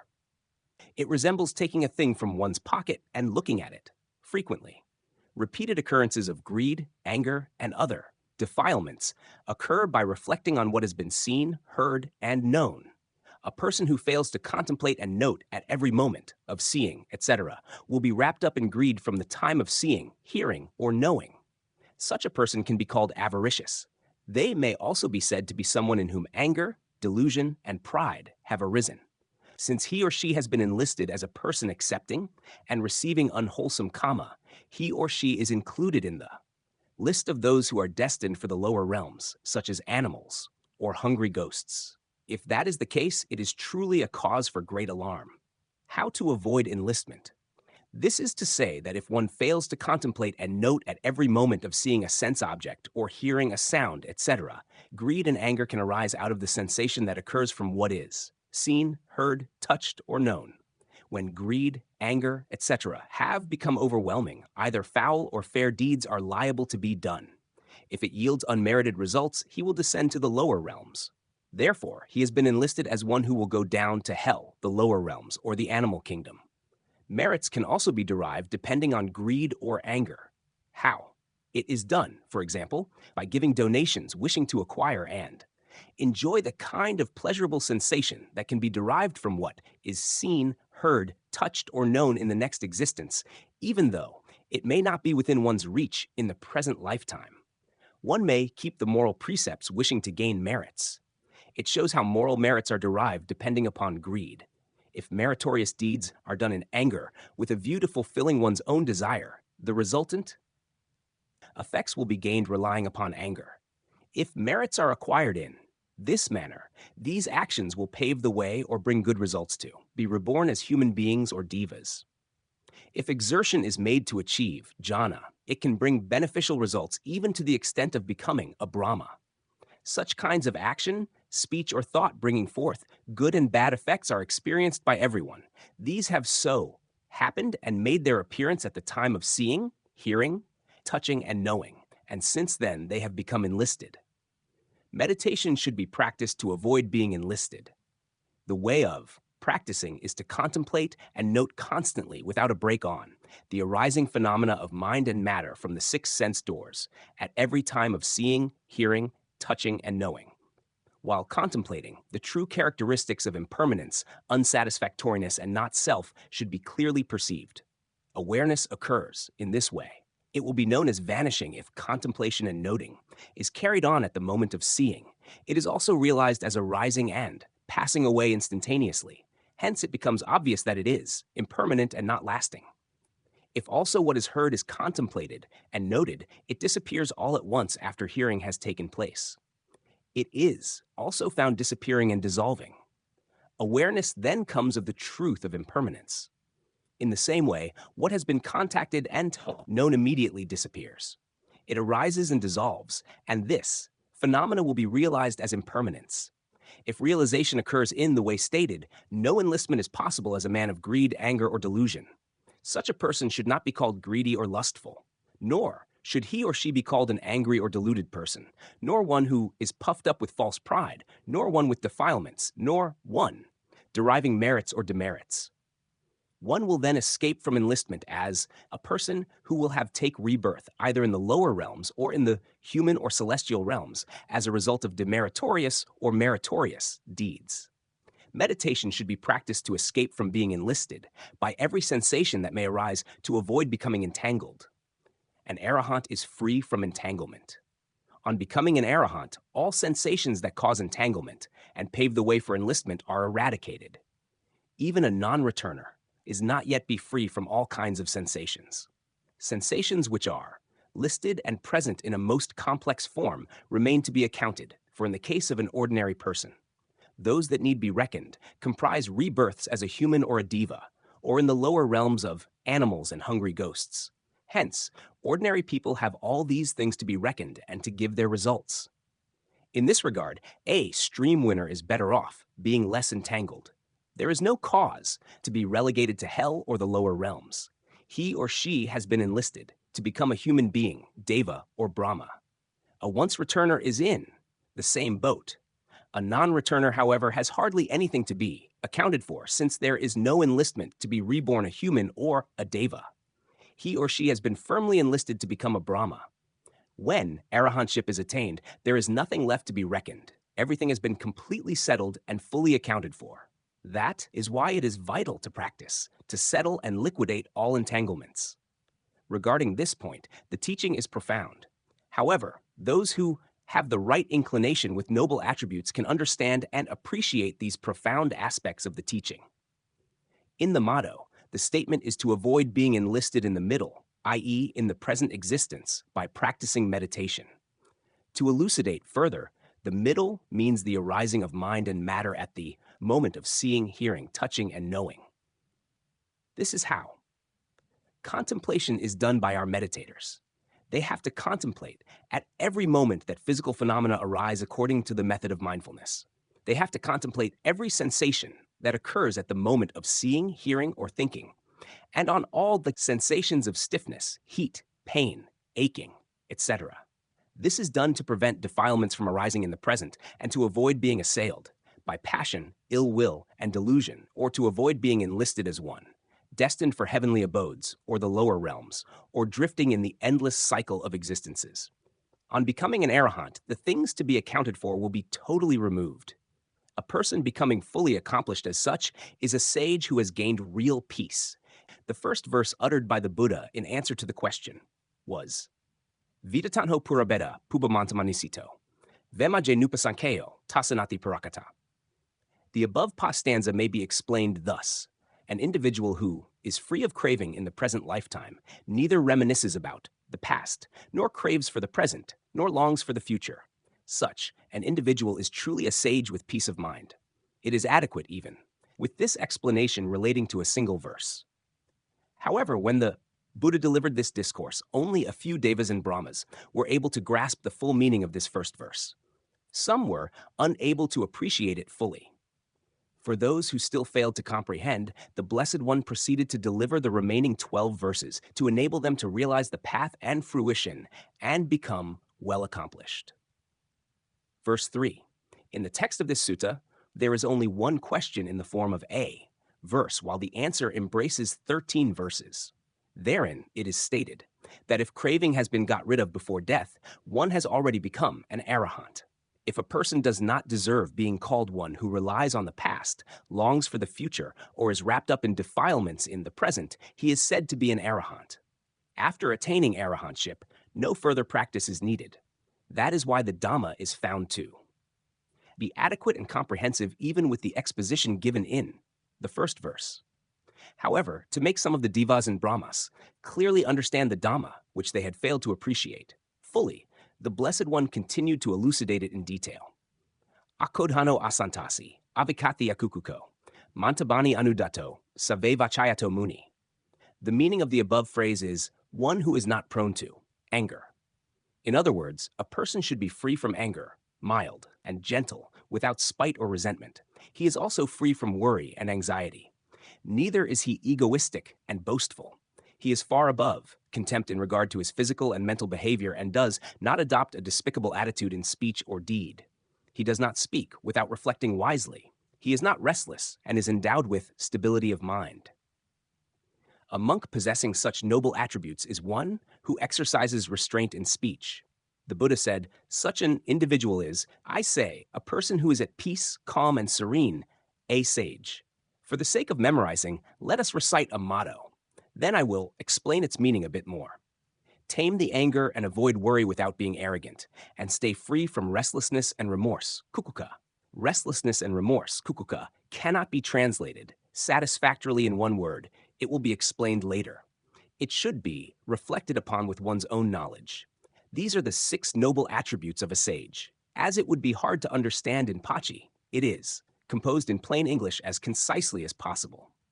Tame anger and exercise restraint in speech. A person should not allow himself to become indignant. In other words, do not let the anger overwhelm you. All individuals, with the exception of non-returners and arahants, have anger to varying degrees. When loathsome sensations arise, anger generally occurs. Leaving aside ordinary people, even stream winners and once, returners still have anger. Anger arises in them when disagreeable sensations are felt. Fury or violence is the natural characteristic of anger. It is far from being meek and mild. It resembles a cobra, which raises its head and hisses with anger the moment it is touched.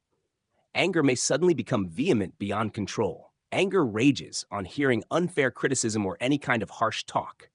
If is just like a snake hissing with great fury.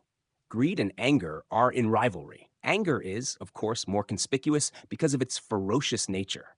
Anger truly reflects the mood of an individual or a person's mental disposition. Since anger is rough, wild, and fierce in nature, contemplation should be done to dispel it completely. Ill will usually arises when one comes across loathsome sensations.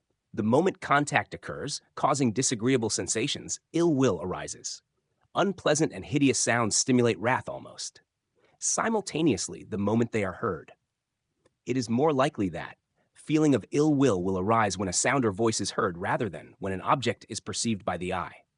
One can tolerate to a certain extent when a disagreeable object is seen, but it is hard to tolerate abuse or derision, which cause bitter feelings or indignation.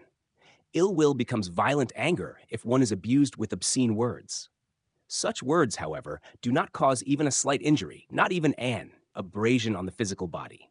It is just a voice, yet it may provoke bitterness to the extent of murder. Such a human tragedy begins from the time of hearing harsh words.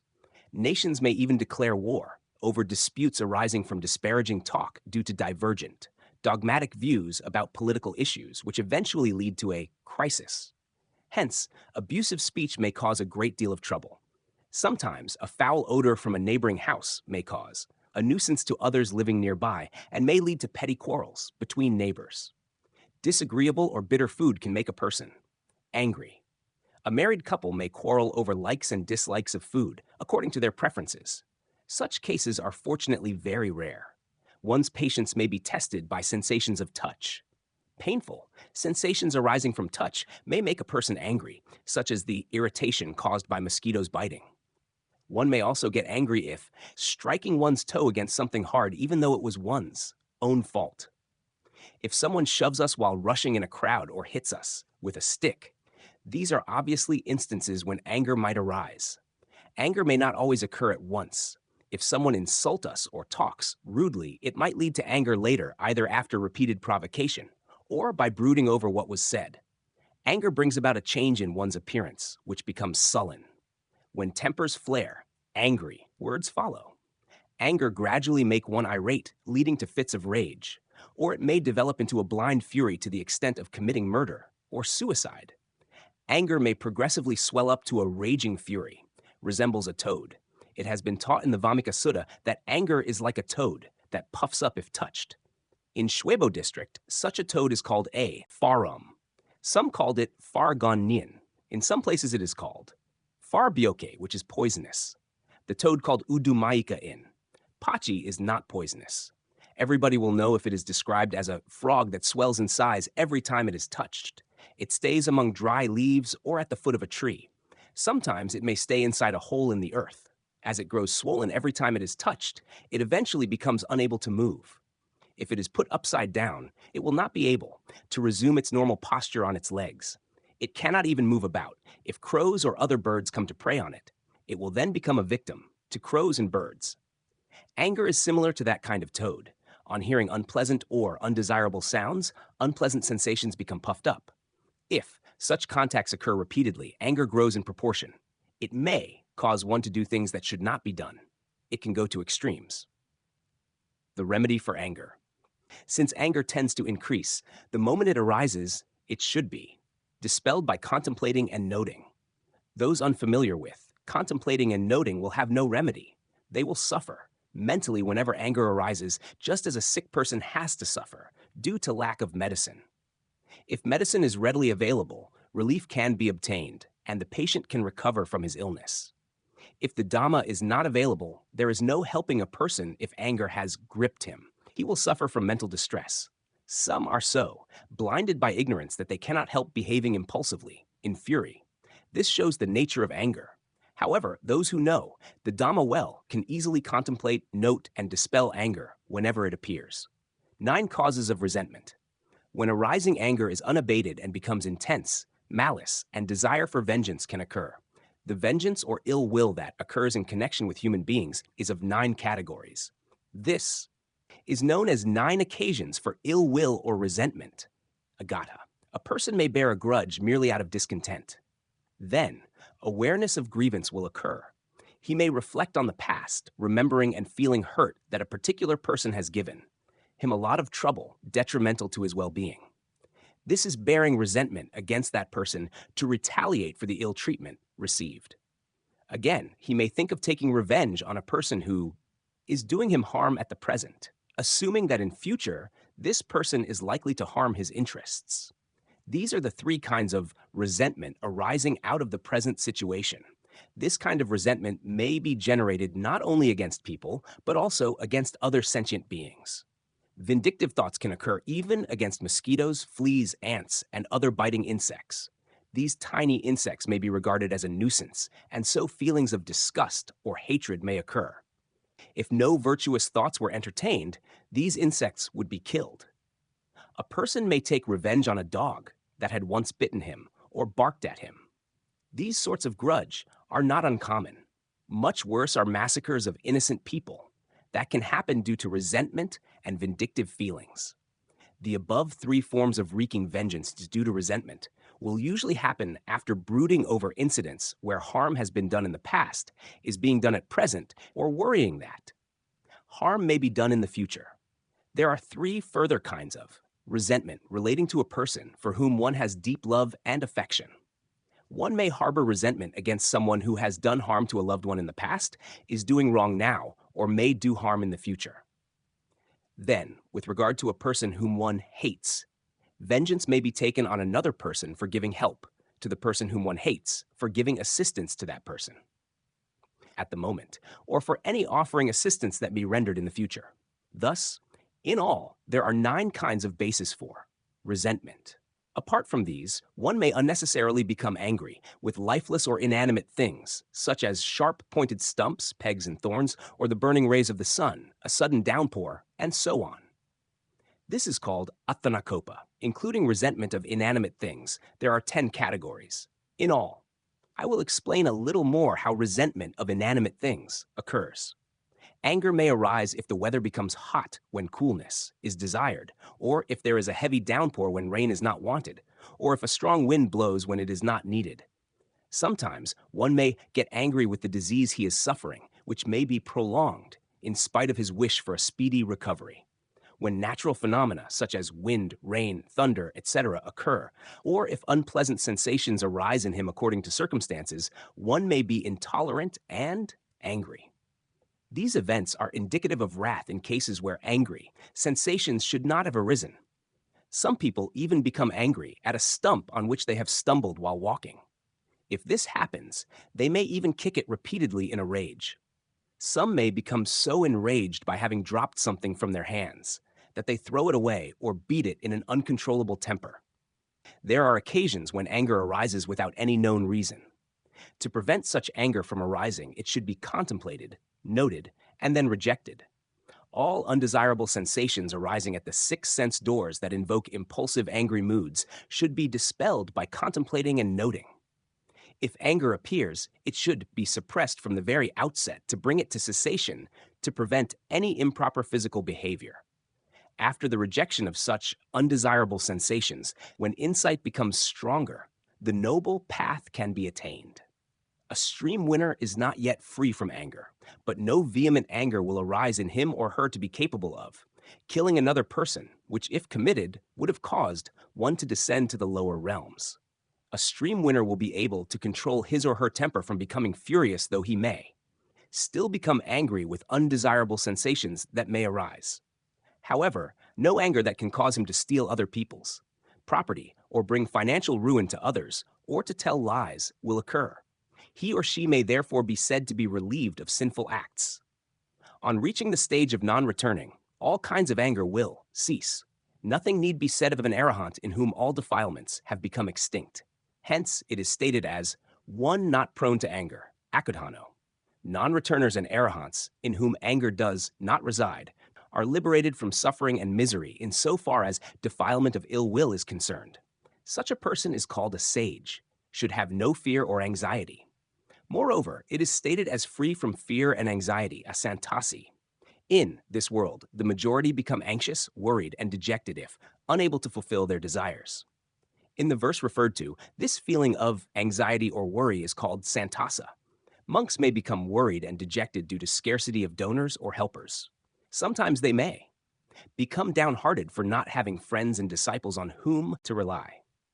In brief, out of 8 worldly conditions, if any unpleasant or unhappy circumstances such as loss, dishonor, blame, or suffering are met with, a person may become dejected.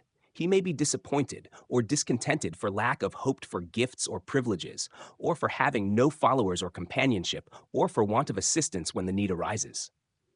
It is only natural for people to wish for fame and honor, and to avoid criticism. They hope to be fortunate and find happiness, and to avoid misery. Hence, if they have come across miserable conditions that bring them no happiness, they may become depressed, reflecting that misfortune has come as a result of bad karma. The above instances reveal how dejection occurs because of unfulfilled desires brought about by unfavorable circumstances. Hence, such depression should be discarded.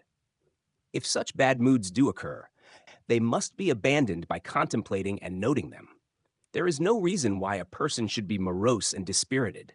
He needs encouragement from others. Some people are optimistic, while others are pessimistic.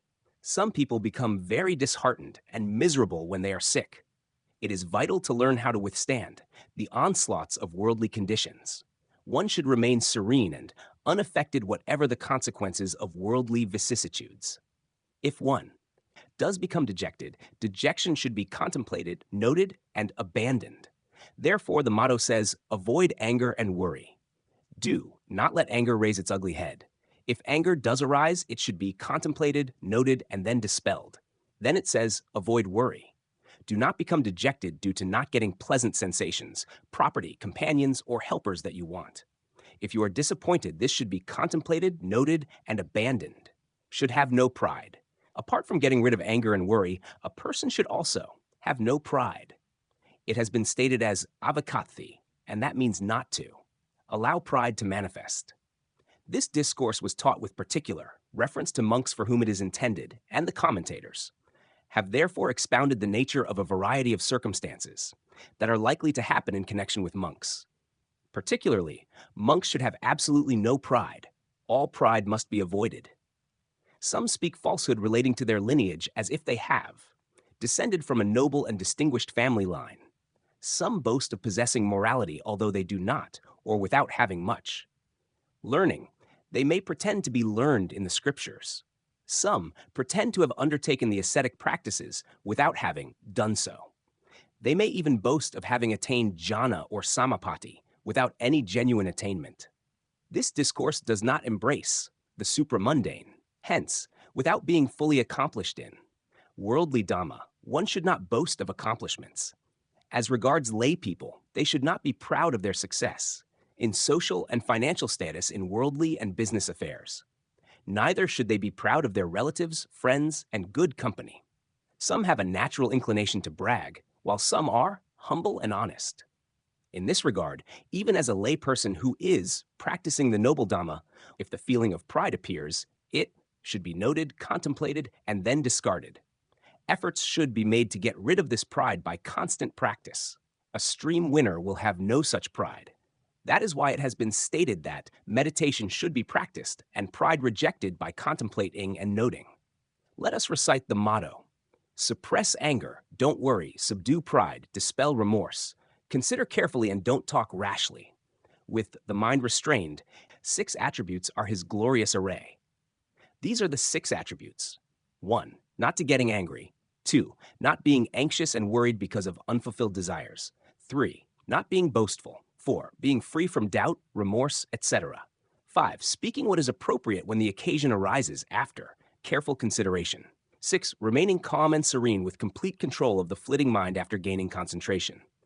Remorse should be dispelled. It has now time to speak about freedom from remorse, kukucha, one of the attributes just mentioned. It needs to be explained in detail as it is noteworthy. It is of 3 kinds. 1. Hathapada kukuka. 2. Vinaya kukucha. And 3. Kukuka means misbehavior. It is so called because it is devoid of benefit to have bad manners or misbehavior. Being contemptible, misbehavior, may be said to be malevolent. Hatha kukucha and pada kukucha are misbehavior with the hands and feet. People who lack mindfulness and concentration are restless and unable to keep their hands and feet still. Nor can they remain silent. They chatter and often change their sitting posture by moving their hands and feet to relieve discomfort even while delivering a lecture. This restlessness is indicative of a fickle mind that wanders without steady mindfulness. Not only the hands and feet, but also the head or the entire body not remaining still. Being in a state of agitation may be regarded as hathapada kukuka. Only an arahant will be totally free from restlessness.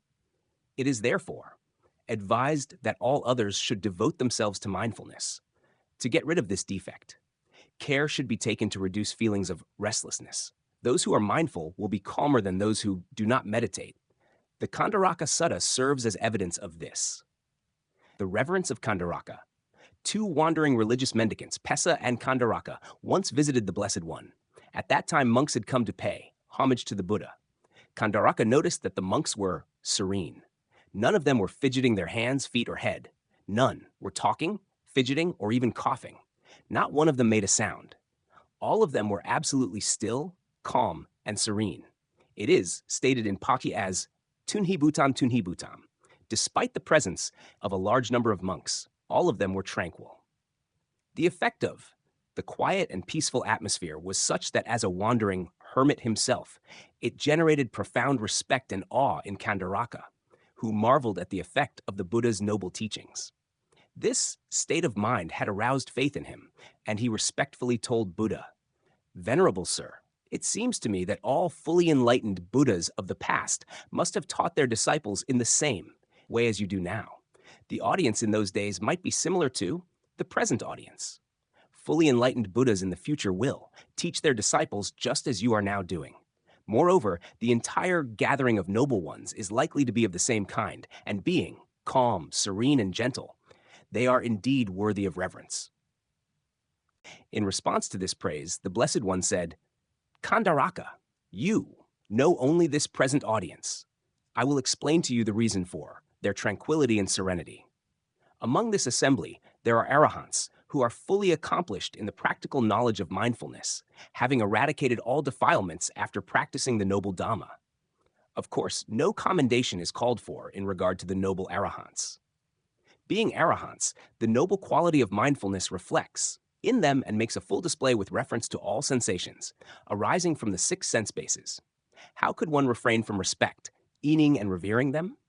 All have become admirably noble, gentle, and refined."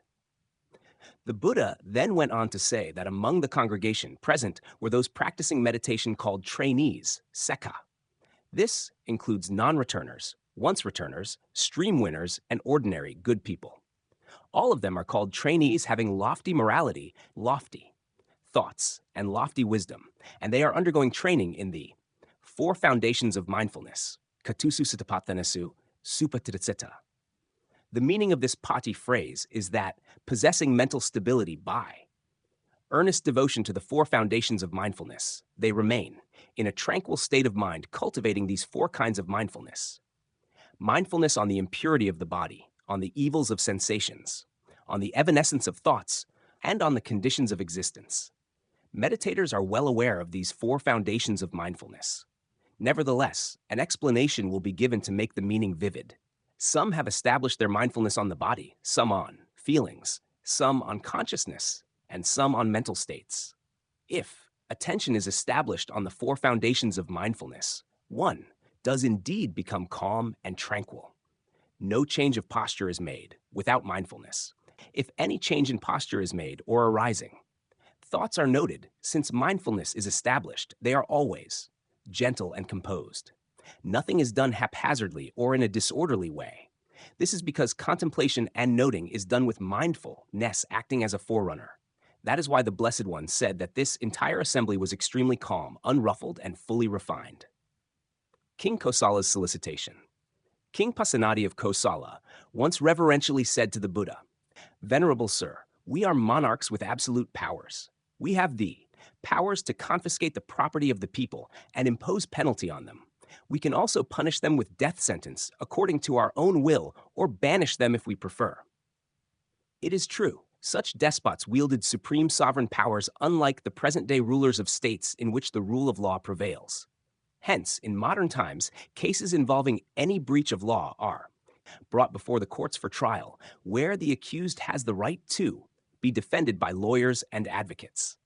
Only in cases where there is sufficient evidence against the accused for the offenses committed, appropriate punishments are imposed. In cases where there is no clear, substantiated evidence against an accused person for the alleged offense, he is either discharged or acquitted by the court, according to law.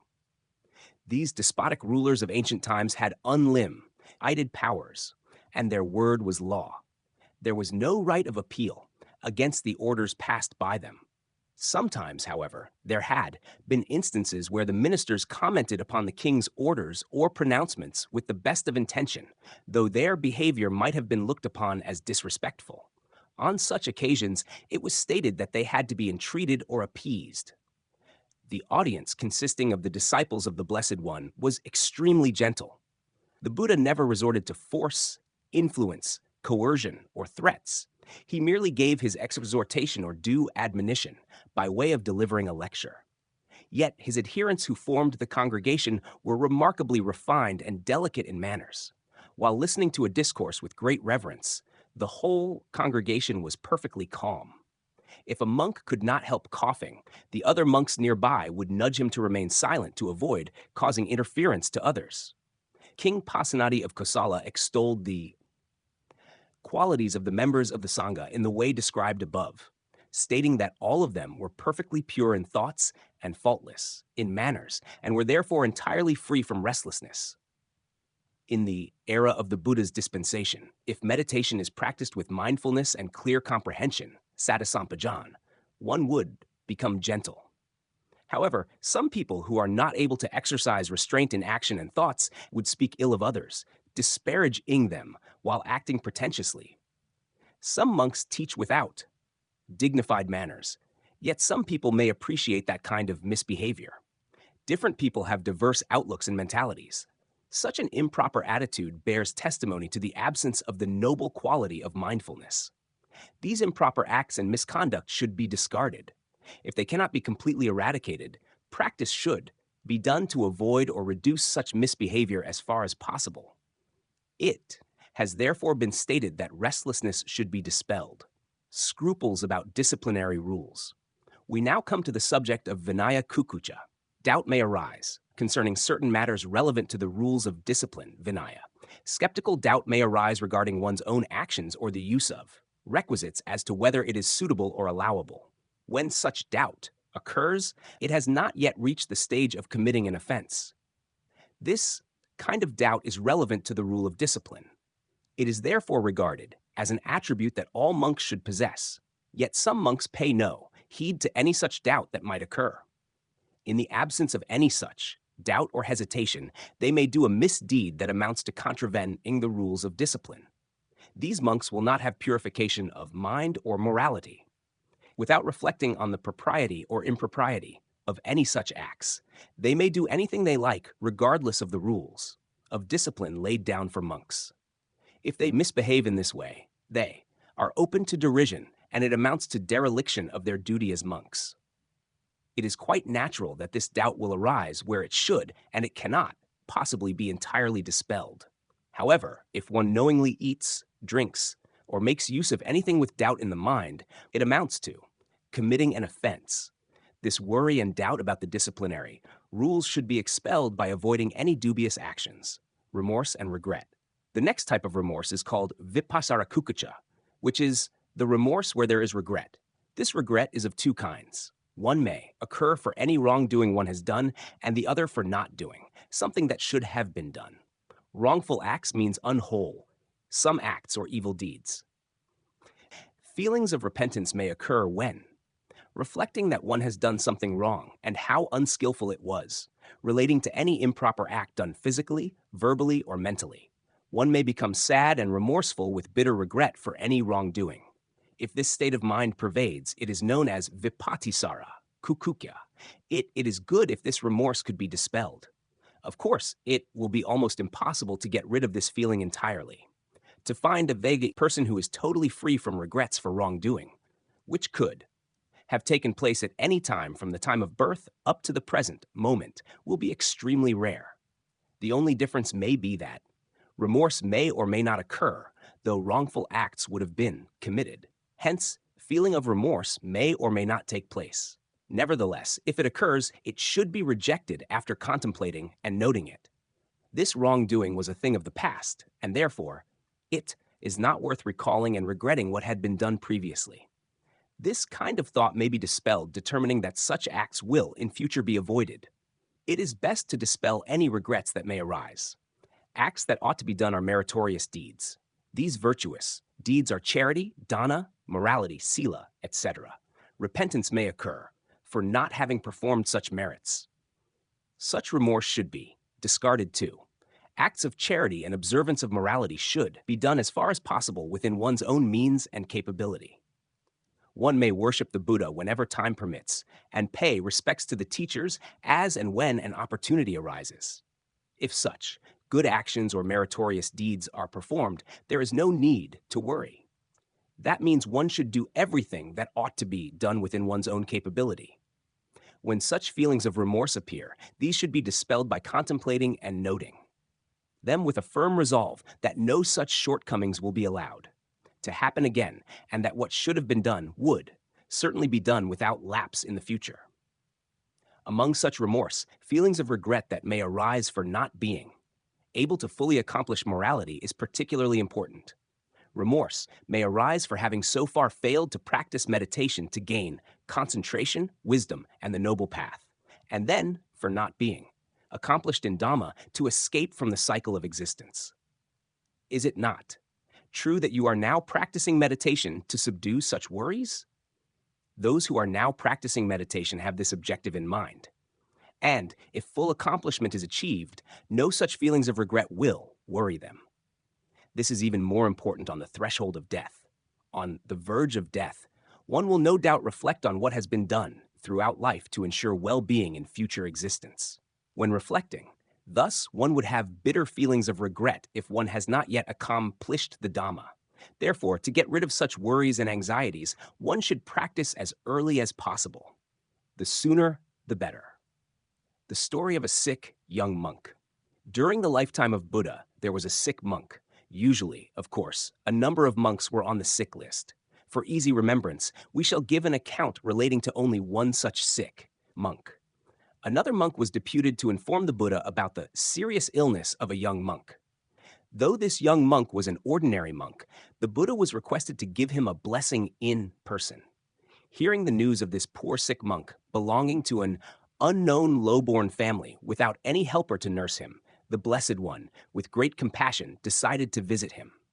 On his arrival at the place of where the young monk was residing, the Buddha asked the young monk how he was faring and whether he was getting better or worse. Under ordinary circumstances, the young monk would have been greatly encouraged and enraptured by the presence of the Buddha in person before him. However, his condition being serious, he replied that the condition of the disease was deteriorating. Although the condition of a patient is known to be bad, an inquiry should be made in that way. In any case, the Buddha had come over to this place to bless him with some teaching. The Blessed One then asked the young monk whether he had anything to be worried about. The young monk replied that he was full of remorse, saying, Anapaka kukucham, anapako vipatisaro. The Buddha then asked him whether he had feelings of repentance for not being accomplished in morality. The answer given was that he had nothing to regret whatsoever in connection with morality. It is important that monks are scrupulous regarding morality. They may not be free from doubt about their morality. This point is important for monks.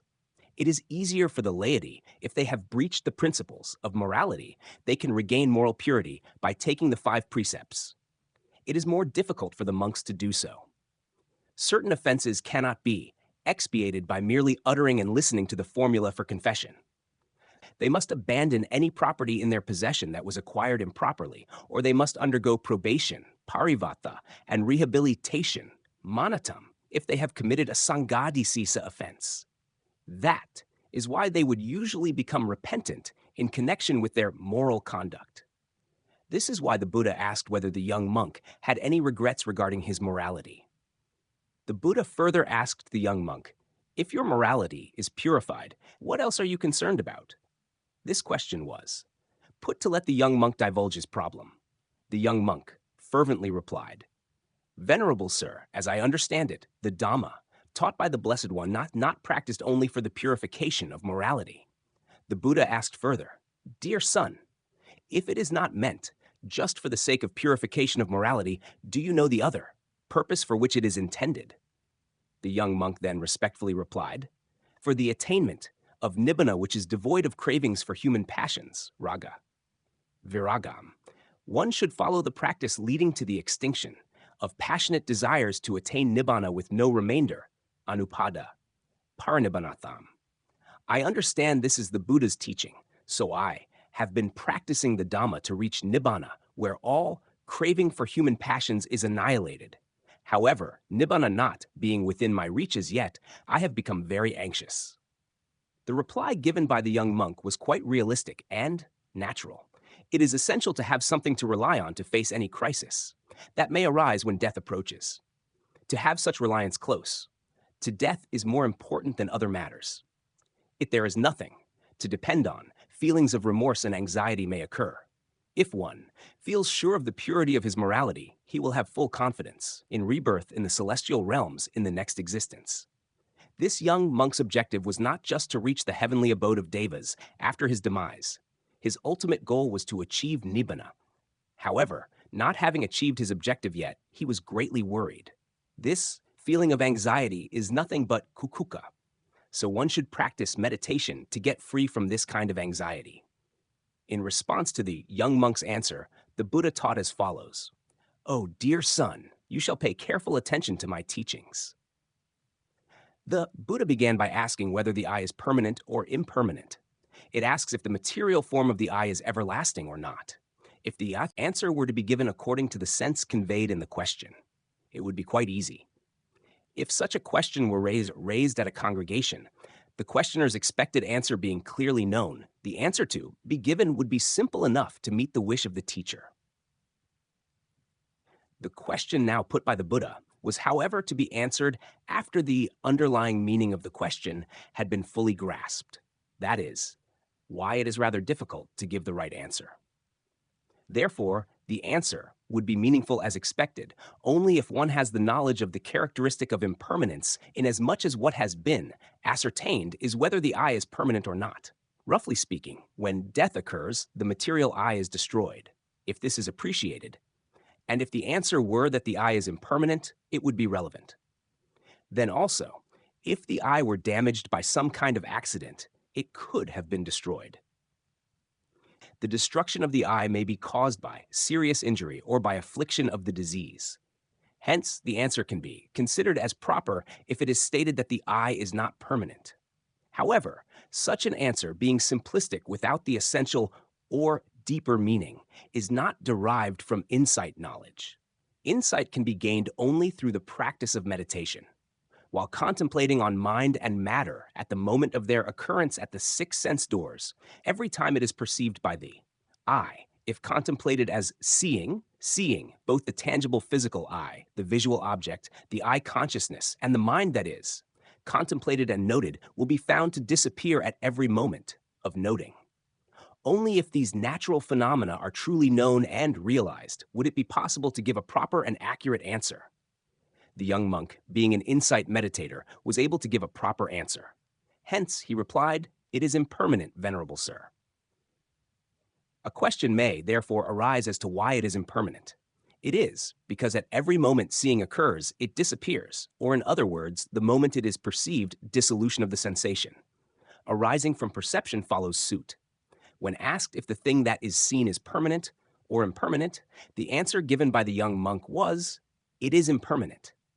In the same way, the subsequent answers given in respect of consciousness of sight, awareness of the visual contact, and the pleasurable or unpleasurable sensations arising out of contact with the eye and the visual object were impermanent and not lasting. The characteristic of impermanence is likewise found when hearing occurs. The sound, the knowing, mind, the sound that is perceived by the ear into which it flows, and the pleasurable and unpleasant sensations arising from contact with the sound disappears all at once the moment it is heard. Similarly, when smelling, tasting, and touching, all good and bad sensations that arise from contact pass away or disappear at every moment they are contemplated and noted. Bending and stretching are tactile. Every time it is noted as bending or stretching, the mind that perceives the sense of touch will be found to be arising followed immediately by dissolution. The same nature of phenomena will be realized at every moment of noting. Stiffness, heat, pain, or aching as they occur. Such occurrences are personally found to be occurring by the meditators themselves. When imagination or mind consciousness occurs, the mind that imagines, the sensation that appears, and the knowing mind, and all contacts and awareness of thoughts will be found to be vanishing. While imagining, delightful or unpleasant feelings, or feelings of indifference may occur. All these sensations, whether good, bad, or neutral, are impermanent simply because they arise and then disappear, being transient by nature. All those who are meditating now should note each and every phenomenon that arises at any of the 6 sense doors, and all of them will be found to be arising and vanishing. Nothing will be found to remain constantly. Their true nature will be realized personally through the mind's eye. Realization then comes of their transient nature, incessantly appearing and disappearing in a state of flux. Being impermanent, they are unsatisfactory.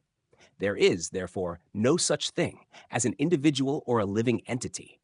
All these are conditions coming into being and passing away in a ceaseless whirlwind. This is natural, phenomena occurring in accordance with their own conditions under different circumstances, and all are arising and vanishing. Hence, they are stated to have the characteristic of impermanence. They are unsatisfactory and never oblige one with what one wishes to happen. They are unmanageable and ungovernable. As such, they are to be contemplated with awareness as being uncontrollable and as not self. Then, although they are said to be unsatisfactory or suffering, dukkha, it is not that they are unendurable. What is meant is that they are conditions that cannot be regarded as desirable and reliable. How could one rely upon them if they fade away in a split second, after emergence? In fact, every time they vanish, death can take place. If new mind and matter fail to appear, death is inevitable. As this is, so it is really terrifying. For this reason, it is said to be painful, misery, and suffering, and as they appear and disappear on their own, because of their phenomenal nature, they are also ungovernable. Since these conditions are uncontrollable, how can they be a self? Yes, they are truly not self. The Buddha therefore taught the young monk to contemplate on impermanence, unsatisfactoriness, and not self. When impermanence, unsatisfactoriness, and not self are realized, one becomes weary of the vanity of life, or in other words, disgusted with existence, nibbindity. On becoming disgusted with these wearisome conditions, one will be free from craving and attachment, nibbind vairajati. Then one is fully released or emancipated, having got rid of desire for human passions. Vairaga vimukati, when fully liberated in accordance with what has been stated as having destroyed birth, kinajati, and having lived the holy life, vusitam, brahmacharya, and so on, no new existence will take place. The Supreme Buddha gave his teachings up to the stage of arahantship, saying that one would also come to realize by one's own personal insight knowledge that one had reached the final goal of practice. While listening attentively to this Dhamma, the sick young monk attained arahantship. All remorse and regrets were eradicated. It is vital to get rid of all restlessness and remorse as explained above. I exhort all meditators not to become dispirited, though they may not yet be fully accomplished in the practice of the Dhamma. You can all gain realization of the special Dhamma if you carry on, with the contemplation like the sick young monk on his deathbed. This young monk achieved the highest stage of arahantship. This should serve as an encouragement. Hence, it is vital to practice before one becomes old or sick and before death arrives to dispel anxiety. Remorse will be eradicated on becoming a non-returner. Nothing further need be said regarding an arahant. A person who is entirely free from restlessness and remorse is called a sage. Consider carefully before speaking. Next, one should consider carefully before saying something. Only speak what is proper and appropriate to the occasion. It has been taught as, weigh things up before speaking, mantabani, after, careful consideration and reflection, and be one who speaks in this way. Avoid talking nonsense, but speak what is suited to the occasion. It is not time-consuming. What is to be spoken will come into one's head automatically while conversation is going on. Avoidance of making improper and inaccurate statements amounts to weighing things before speaking. If one does so, words that will bring demerits cannot come out of one's mouth. It will have the effect of deterring one from speaking falsehood or telling lies, musavada. Nor will one slander others or gossip, pisunavaka. Harsh or abusive speech, farusavaka, will be avoided too. It is important to tame and control the tongue simply because if something disagreeable is heard, anger can suddenly arise, possibly leading to the use of aggressive and offensive words that insult others. Vulgar and unbridled speech must be restrained. A person who ponders before speaking is likely to avoid frivolous, trifling, and futile talk, samphapalapa. However, it will not be easy for some to abstain from talking foolishly if they are habitually inclined to talk insolently. Those not accustomed to talk rudely seldom slander or insult others. Only appropriate words suited to the occasion should be spoken gently. Words of Dhamma are included in the 10 suitable topics for conversation, Kathavatu. 1. Speech relating to lack of greed. 2. Speech relating to contentment. 3. Speech on how to remain in solitude for meditation to eradicate defilements. 4. Speech relating to the manner of exemplary behavior, avoiding contact and familiarity with male and female, benefactors without attachment. 5. Speech relating to the practice of meditation seriously with relentless exertion. 6. Speech relating to morality. 7. Speech relating to concentration. 8. Speech relating to wisdom. 9. Speech relating to liberation. 10. Speech relating to knowledge and vision of liberation. These are specifically for monks. Lay people need to be talked about, business dealings as and when necessary. When talking, only beneficial speech should be used without harming others' interests, with the mind restrained. Next, the mind should not be permitted to wander. This requires accomplishment in concentration. To gain concentration, one must practice meditation strenuously. Only when meditating, the mind will remain stable without flitting. While not engaged in meditation, one should continue to maintain mindfulness. The mind shall be restrained to prevent it from flitting here and there. All arahants possess a tranquil mind that does not stray. An arahant with peace of mind remains calm with constant concentration. Such a person who has deep concentration is called a person with serenity of mind. What has just been stated are the noble attributes possessed by a sage. Verse 4. The Buddha proceeded to repeat the noble attributes of a sage. In the 4th verse, Nirasati anagate, atita nanusokati, vivekadasi fasasu, dithisu kananiyati. This verse has almost the same meaning as that conveyed in the verse beginning, Vitatanho Purābheda. I mention it now briefly to avoid any possible criticism, as it was omitted in my first lecture. The gist of it is that in connection with anything that may happen, in the future, one should not speculate with desire, yearning for, anticipated results.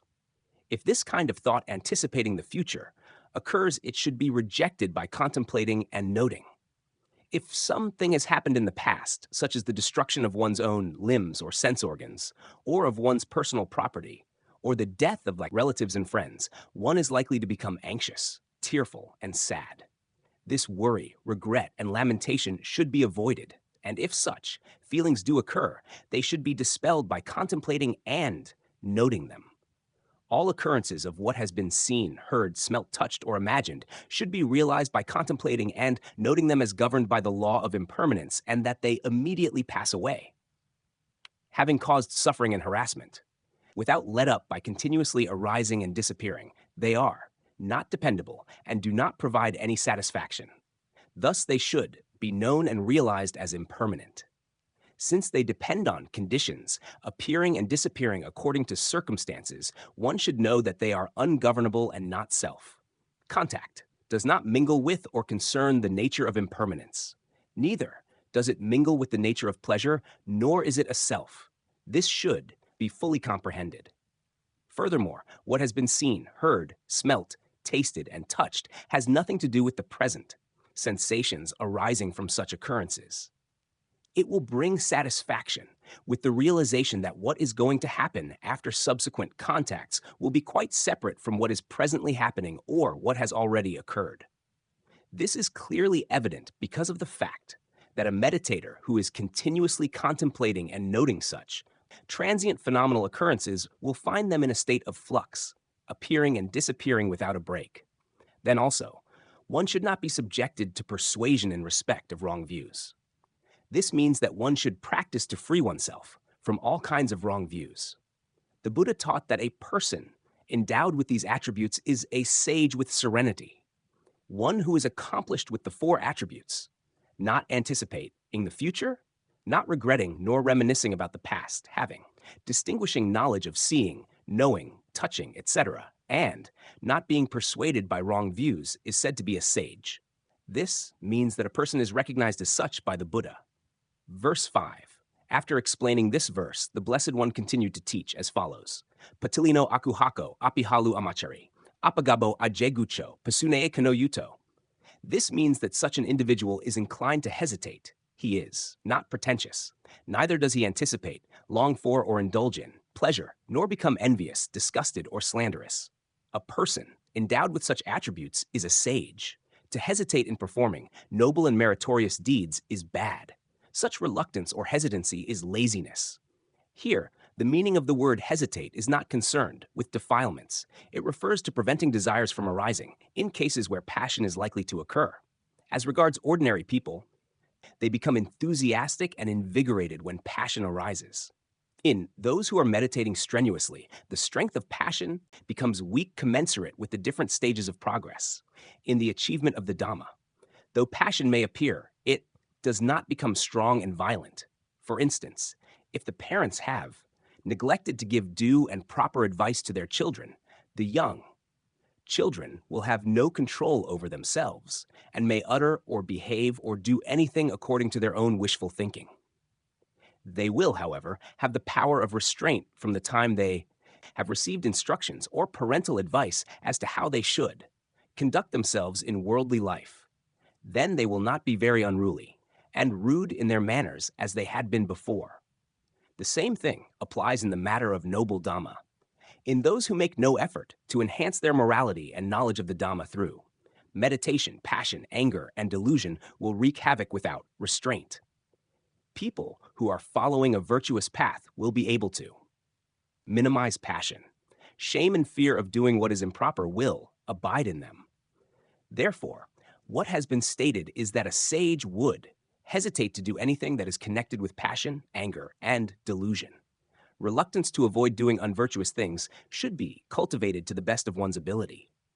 It is wise to restrain to the extent of totally suppressing passionate desires, anger, and delusion. How could one be said to have calmness of mind and serenity if desire, anger, and delusion are generated with vigor and delight? Among mankind, it is because of desire, anger, and delusion that heroes and other outstanding individuals have appeared. In this world, those who are capable of achieving Herculean tasks and who thereby become famous and distinguished with their inherent lust for power, or fame, passion, anger, and delusion are regarded as outstanding personalities. They are said to have achieved success.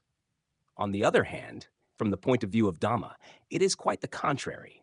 They are not regarded as heroes, and only those who dare not perform. Things connected with the contaminating influence of desire, anger, and delusion are considered to be truly outstanding.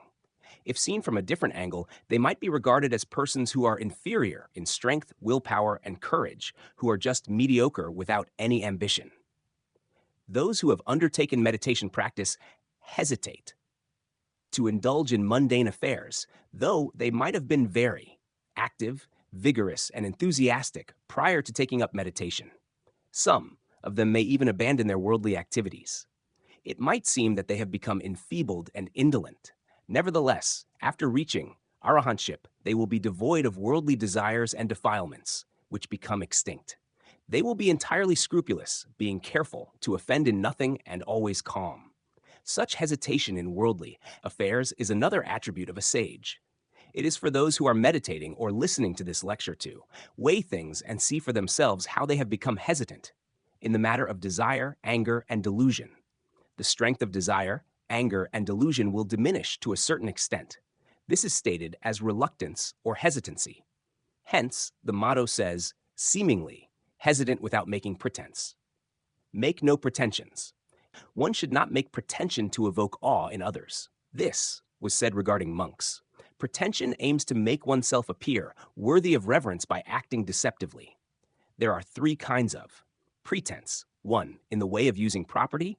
2. Relating to attainment of noble attributes. 3. In connection with the way of deportment. 1. Pretension in the use of property. When male and female benefactors offer donations, the pretender would say, "Oh, my benefactors, why do you offer such nice and valuable things? I am content with robes that have been discarded by others. As regards a monastery, I am content to remain in solitude or dwell at the foot of a tree. For my meals, it is enough to accept what is offered on alms round. In regard to medicine, diseases can be cured by drinking cow's urine as medicine. Extremely good requisites are not required." After telling the donors that such valuable properties are not wanted, the properties which are donated are stated to have been refused. Such utterances are made under false pretense, although the monk may be really fond of the things that are offered. He is in fact willing to accept them. When speaking, in the said manner, under false pretenses, the benefactor's faith and generosity will be greatly enhanced, thinking that the monk is indeed a noble person with hardly any greed. As such, the benefactors will become all the more generous and offer more and more. When things are donated profusely, the pretension monk accepts the offerings, feigning reluctance. If I refuse, the benefactors would not gain any merits. The offerings are then accepted as if he has great compassion for the donors. This kind of pretense concerns monks only. Such pretentious behavior should be avoided and dispelled. 2. Pretension relating to noble attributes. Under this subheading, pretension is by making misleading statements to make others think highly of him as an arahant, saying that a monk who can be content with whatever has been provided, such as robes, a begging bowl, a monastery, or other requisites, like himself, is an arahant or a noble one. Such kind of insinuation should be avoided. Generally, it concerns the monks. However, at the present day, even among laymen, some impostors present themselves as non-returners or arahants, while leading an ignoble life with. Wife and children are ridiculed by some for not being liberated from human passions and sensuous pleasures. In refuting such derogatory remarks, they explain that their mode of living is permissible as they enjoy no pleasurable sensations. This is ridiculous. What is even more surprising is that some people revere such pretenders as real arahants. Such cases are mentioned to make you ponder and be wary. 3. Pretensions relating to deportment. Pretension relating to postures or deportment is to make others think one is practicing meditation without actually doing the practice. Although lacking in concentration, he moves about as if he is calm and tranquil. He pretends when taking a sitting posture to give a good impression to others who might see him. Or, when walking, he pretend to walk with complete mindfulness. In this way, whatever he does, he will change his deportment to make himself appear noble in the eyes of others who will overestimate his good qualities. Such pretension should be avoided and dispelled. These three kinds of pretensions are dealt with comprehensively in the Pai texts.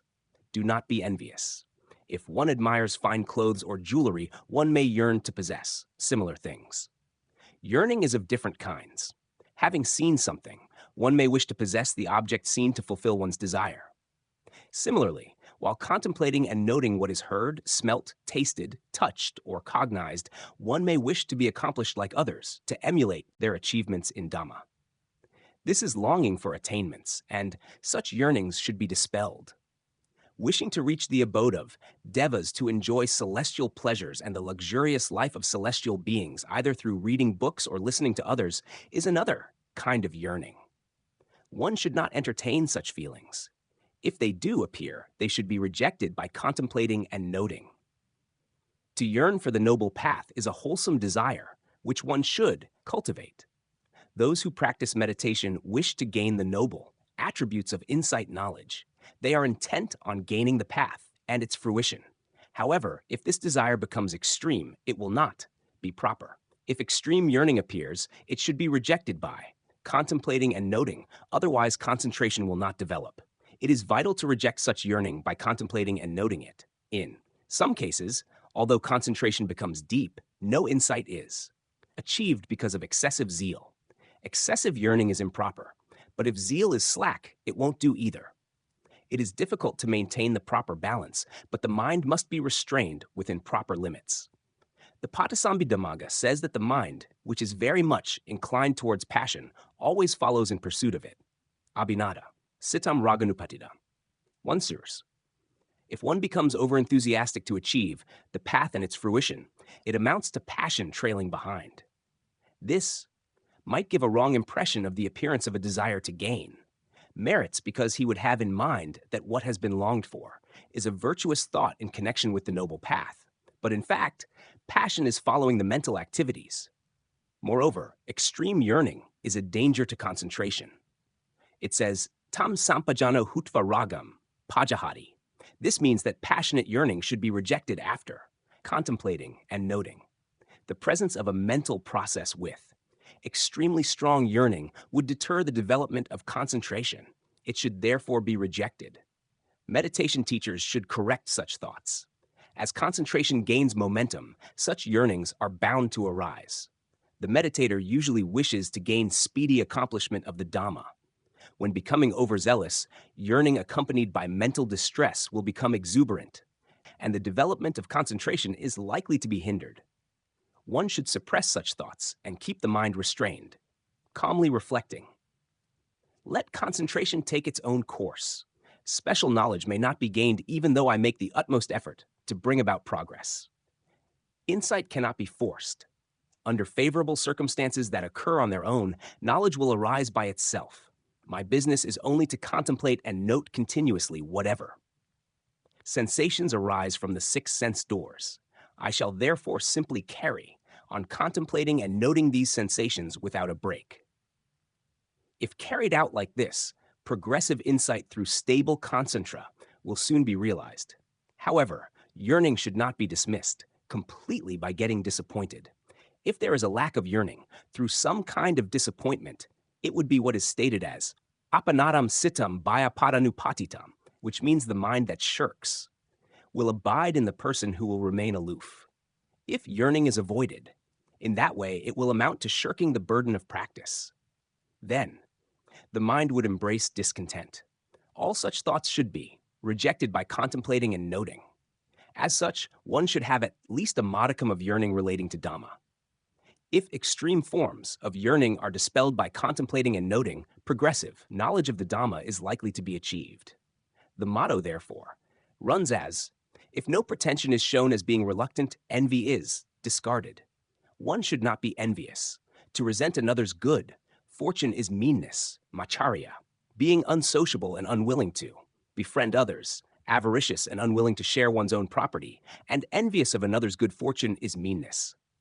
The commentary says that meanness will be got rid of on attaining stream winning. One should therefore meditate diligently to reach that stage. Vulgarity should be avoided. The motto says, reject vulgarity which is disgusting without being envious. One should not be vulgar. Vulgarity comprises three kinds: physical misbehavior, coarse language or speech, and perverse thoughts. It has been explained for monks as indiscreet or rude behavior without giving due respect when meeting other monks. Those deserving respect and reverence may be jostled while walking. One may stand in front of a senior monk, blocking his way, or remain, sitting nonchalantly if he enters the room, or pass by while walking, without showing respect. Such behavior is rude and vulgar. There are cases where seats are occupied in places reserved for the elders, and where some of them would squeeze in, making the junior monks feel congested and become uncomfortable. These bad manners are rude and vulgar. This kind of conduct is very disrespectful. There are other bodily behaviors which are ugly and disgusting. Some may spit carelessly, expel nasal secretions in the presence of others, or cough, heedless of good manners. People in Burma are, of course, accustomed to those kind of mannerisms which may be excused as being habitual. Foreigners may make a wry face at such indecent mannerisms. In regard to speech, vulgarity is commonplace, indecent, or harsh. Words obviously run counter to any civilized culture. In an assembly of monks, teaching should be done only when granted permission by the elders. To join in a group discussion without invitation is considered uncivilized. All such misbehavior should be avoided. As regards vulgarity or corruption of the mind, the occurrence of wild and evil thoughts without proper restraint is regarded as vulgar. Competing with others in personal status and social standing, and putting oneself on an equal footing with others of higher status is considered to be vulgar mental behavior. This, of course, concerns laymen or ordinary persons. However, in connection with the matter relating to Dhamma, a person may speak ill of others without having purification of morality, if thought or imagination arises regarding himself on the same level with others, accomplished with purity of morals, or he may consider himself as being equal in ability to others who can practice ascetic practices, while he himself is lacking in any such practice. Or he may think of himself as being accomplished in scriptural knowledge, placing himself on equal footing with other more learned scholars, though he himself has not studied the commentaries and subcommentaries. Some individuals may think of themselves as being equal to those who are meditating, though they themselves are unable to meditate and contemplate. All these are instances of mental vulgarity. Reject vulgar thoughts if they occur by contemplating and noting them. However, if morality, concentration, and wisdom have been methodically practiced, no vulgar thoughts will have the opportunity to arise. Those who are well accomplished will be free from vulgar thoughts. If they do happen to occur, they can easily be dispelled by contemplating and noting. All behavior that is disgusting and rude should be completely dispelled. Here, what is disgusting or rude refers to immorality. Those lacking morality are disgusting to those who are pure in thoughts and deeds. A vagabond arouses disgust in others who may harbor strong feelings of dislike. People do not wish to mix with a person who is dirty in ways of living, dress, or in thoughts. A person whose morality is polluted will be detested by people who have a pure mind. If a person of pure morality associates with a wicked person, others may think of him as being the same. They shun the evil-minded because they are disgusted with immoral persons. However, it is not out of hatred. Such disgusting immorality must be got rid of. Morality means observance of precepts by which one should refrain from committing improper acts both physically and verbally. 2. Eradicate these immoral acts. One should earnestly practice meditation. The Buddha's dispensation is where holy persons dwell in peace. It can be considered in that light. This dispensation is the abode of noble ones with purification of mind, like Venerable Sariputta, Venerable Moggallana, Venerable Mahākassapa, and others. People living in such a holy abode should also sincerely practice to become pure in mind, like these noble ones. If morality is observed, all disgusting factors will disappear. This observance, however, is not as yet the practice of meditation. Those who have come to this meditation center are fulfilling the need to acquire concentration and wisdom, not only morality. Therefore, both their physical and mental behaviors are really courteous and worthy of reverence. If, by practicing to get accomplished in noble qualities, one becomes free from all loathsome misdemeanors, one is deemed to be regarded as a sage who is calm and serene. The motto goes on to say, Disgust and rudeness are wholly shattered. Words devoid of love and fondness shall not be uttered. Backbiting causes discord. No vile words should be spoken to. Create a dissolution of friendship between one person and another, who are on good terms. If malicious thoughts arise intending to slander, they should be either discarded as improper by seeing them as such, or rejected by contemplating and noting. Reluctance means to lessen one's enthusiasm in worldly affairs. In connection with sensations likely to occur concerning passion, one must be reluctant to prevent such passions from arising. Similarly, reluctance should be minimized in connection with anger, pride, or other defilements that may occur. Practice should be done to let all cravings and vehement desires become subdued or dormant. Next, making no pretense means not to pretend to possess attributes that one does not really have. Pretension should not be made to having finer attributes than those that one truly possesses. This is relevant to monks as well as others who deserve reverence and respect. Monks should refrain from claiming the attributes of morality, concentration, and wisdom that they do not truly possess. They should not boast about these attributes to earn reverence from benefactors. Monks who are genuinely modest usually remain silent regarding their own virtues. An arahant will usually conceal his attainment of the Dhamma and reveal it to his fellow monks only on the eve of his parinibbana. Next, no yearning means not to yearn for pleasurable sensations envying others' accomplishments. It also conveys the sense that a meditator should avoid extreme yearning to attain special Dhamma, because that will hinder the development of concentration and wisdom. The matter concerning free from envy has already been explained quite clearly. Disgust and rudeness be wholly shattered means to avoid and reject all forms of aggressive or gross forms of physical, verbal, and mental behavior. Disgusting moral impurities should also be dispelled. Then it says, words devoid of love and fondness shall not be uttered. It is also necessary to abstain from backbiting and slander to cause others to lose confidence or respect, or create dissension among any group of individuals. These are the 7 attributes of a sage who remains tranquil. Verse 6. I have already explained the answers given in 4 verses. I will now start with answering the 6th verse. 11. Satyesu anasavi atamane kano yuto, sanho kapatabanava nasado na virajati. A person should not indulge in and drift towards sensations connected with sensual pleasures. This is one of the attributes. Another attribute is not to be vain and look down on others. The other attribute is to be gentle and devoid of vulgarity in bodily, verbal, and mental behavior. The next attribute is to be wise, that is, to be endowed with knowledge that will enable him to understand problems relating to study and practice. Moreover, one should not become completely dependent on others. This is also one of the attributes.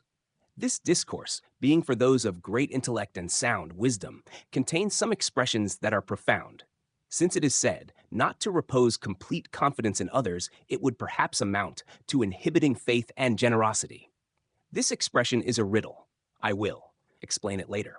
Then the words na virajati, which means not yet, free from clinging attachment.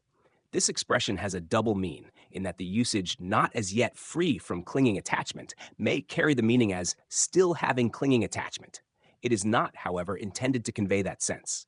The expression not yet free from clinging attachment in fact means free from clinging or grasping desires. Since totally devoid of such clinging attachment, it means that no further practice needs to be done. This also is one of the attributes. Buddha had taught thus, I say that such a person is a tranquil sage. A person who is fully endowed with such attributes is a sage. The Buddha stated that he gave due recognition to such an individual. This is really worthy of noting and bearing in mind. The practice of meditation is also included in this verse.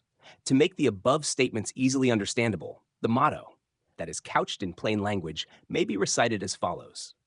Not drifting into the current of pleasurable sensations, with pride dispelled and gentleness maintained, gaining wisdom, incredulous, cravings detached by, clearing away, these 6 attributes are his glorious array. Not drifting into the current of pleasurable sensations means not to be mentally inclined towards pleasurable sensations with attachment. With pride dispelled and gentleness maintained is tine, not to think highly of oneself with egotism or pride, assuming others, to be inferior and so having a low opinion of them. Gentleness, maintained, is to be refined in physical, verbal, and mental behavior by dispelling all rude and vulgar manners. Gaining wisdom, incredulous, cravings detached by clearing away, means to easily understand with ready wit all profound questions relating to study, and practice and to gain person realization, not solely placing trust in others, and to be free from craving.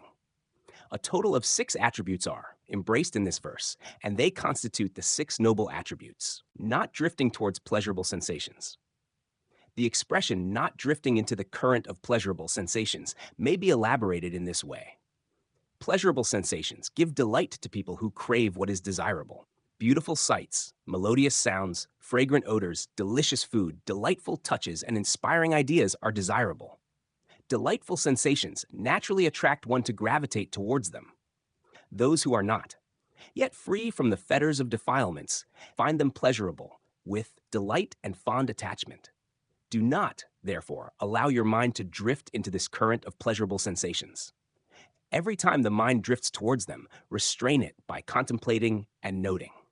Regarding those who have no control over their mind, the raging torrent of defilements will be rushing into the sensations of sight through the eye door.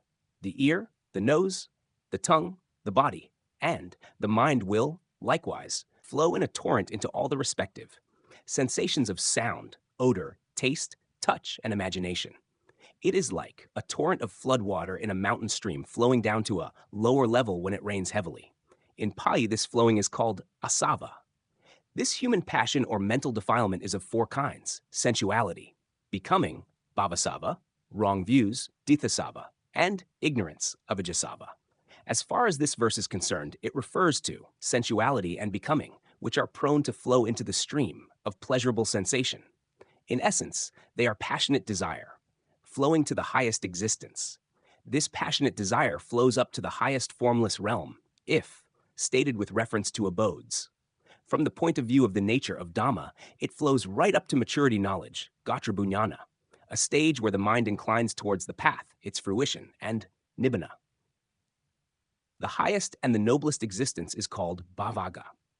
To understand this highest and noblest abode, one must know about the intermediate and lowest forms of existences. Of the 31 realms of existence, the lowest are hell, naraka, hungry ghosts, peta, animals, tirakana, and the world of jealous gods, asura, which together form the 4 lower realms, apaya. The lowest of them all is hell. Of all the hells, the lowest level is known as avici. For this reason, when merits are shared at a libation ceremony, it is usually stated as from the highest existence, bhavaga, to the lowest, avici. The human world is higher in the scale of existences than the 4 lower realms. Above that are the 6 celestial realms, Devaloka, in order of precedence, Kadamaharajika, Tavatim Sayama, Tusita, Nimanarati, and Paranimittavasavati. In the 6 celestial realms, as in the human world, both male and female beings are present. There, all pleasures of sense are enjoyed in abundance. Above the celestial realms, there are 3 abodes of the first jhana. Though it is said to have 3 stages in the world of Brahmas, they are on the same plane. They are called 3 abodes depending upon the 3 types of Brahmas residing in that world. Extending above that, there are 3 abodes of the second jhana. They too are on the same plane, and because of the presence of 3 different kinds of Brahmas, it is stated to be 3 abodes. Beyond that abode come 3 abodes of the third jhana. These are also on the same plane, inhabited by 3 kinds of Brahmas. Above the abodes of third jhana, there exists the world of fourth jhana. The lowest stage in this realm is inhabited by 2 kinds of Brahmas, Vehaphala and Asanyasada. This is also to be called the 2 abodes. Out of these 2 kinds of Brahmas, Vehaphala Brahmas, like other Brahmas, have both mind and matter. Therefore, the Vehaphala, Brahma, and the 9 other kinds of Brahmas belonging to the lower 3 abodes or heavens, altogether 10 kinds of Brahmas, can come down to Devaloka and the human world to listen to the teachings of the Buddha. They also have the ability to teach. What is special about them is that they have no masculine or feminine sexual characteristics. Though their facial features contain the shape or figure of a nose, they have no sense of smell. They can, however, talk for having, possess the figure of a tongue, but have no sense of taste. They have the body but not tactile, without the sense of touch. They possess no parts or limbs of the body which are vile to be able to enjoy the depraved forms of sensuous pleasures, such as the sensations of smell, taste, and touch. This is pretty good. They have eyes and ears, and are therefore capable of developing merits. That is why they can revere and worship the Buddha and listen to the Dhamma. Apart from that, since they possess mind, they can practice the Dhamma. So the majority of these Brahmas attained special Dhamma when they heard the discourse delivered by the Buddha. It is indeed very fine. In the case of Asannyasata Brahmas, they do not have the knowing mind that brings consciousness. They have only material, form. It may be similar to the carved images hewn out of wood or marble. Since they are deprived of mind, they have no consciousness. Neither do they move about, nor have the power of mobility. They cannot even shake. They are like lifeless images. They are therefore not aware of the appearance of Buddhas, nor can they listen to the Dhamma. After the lifespan of 500 aeons is exhausted, they die and return to their original abodes in the human world or the celestial realms.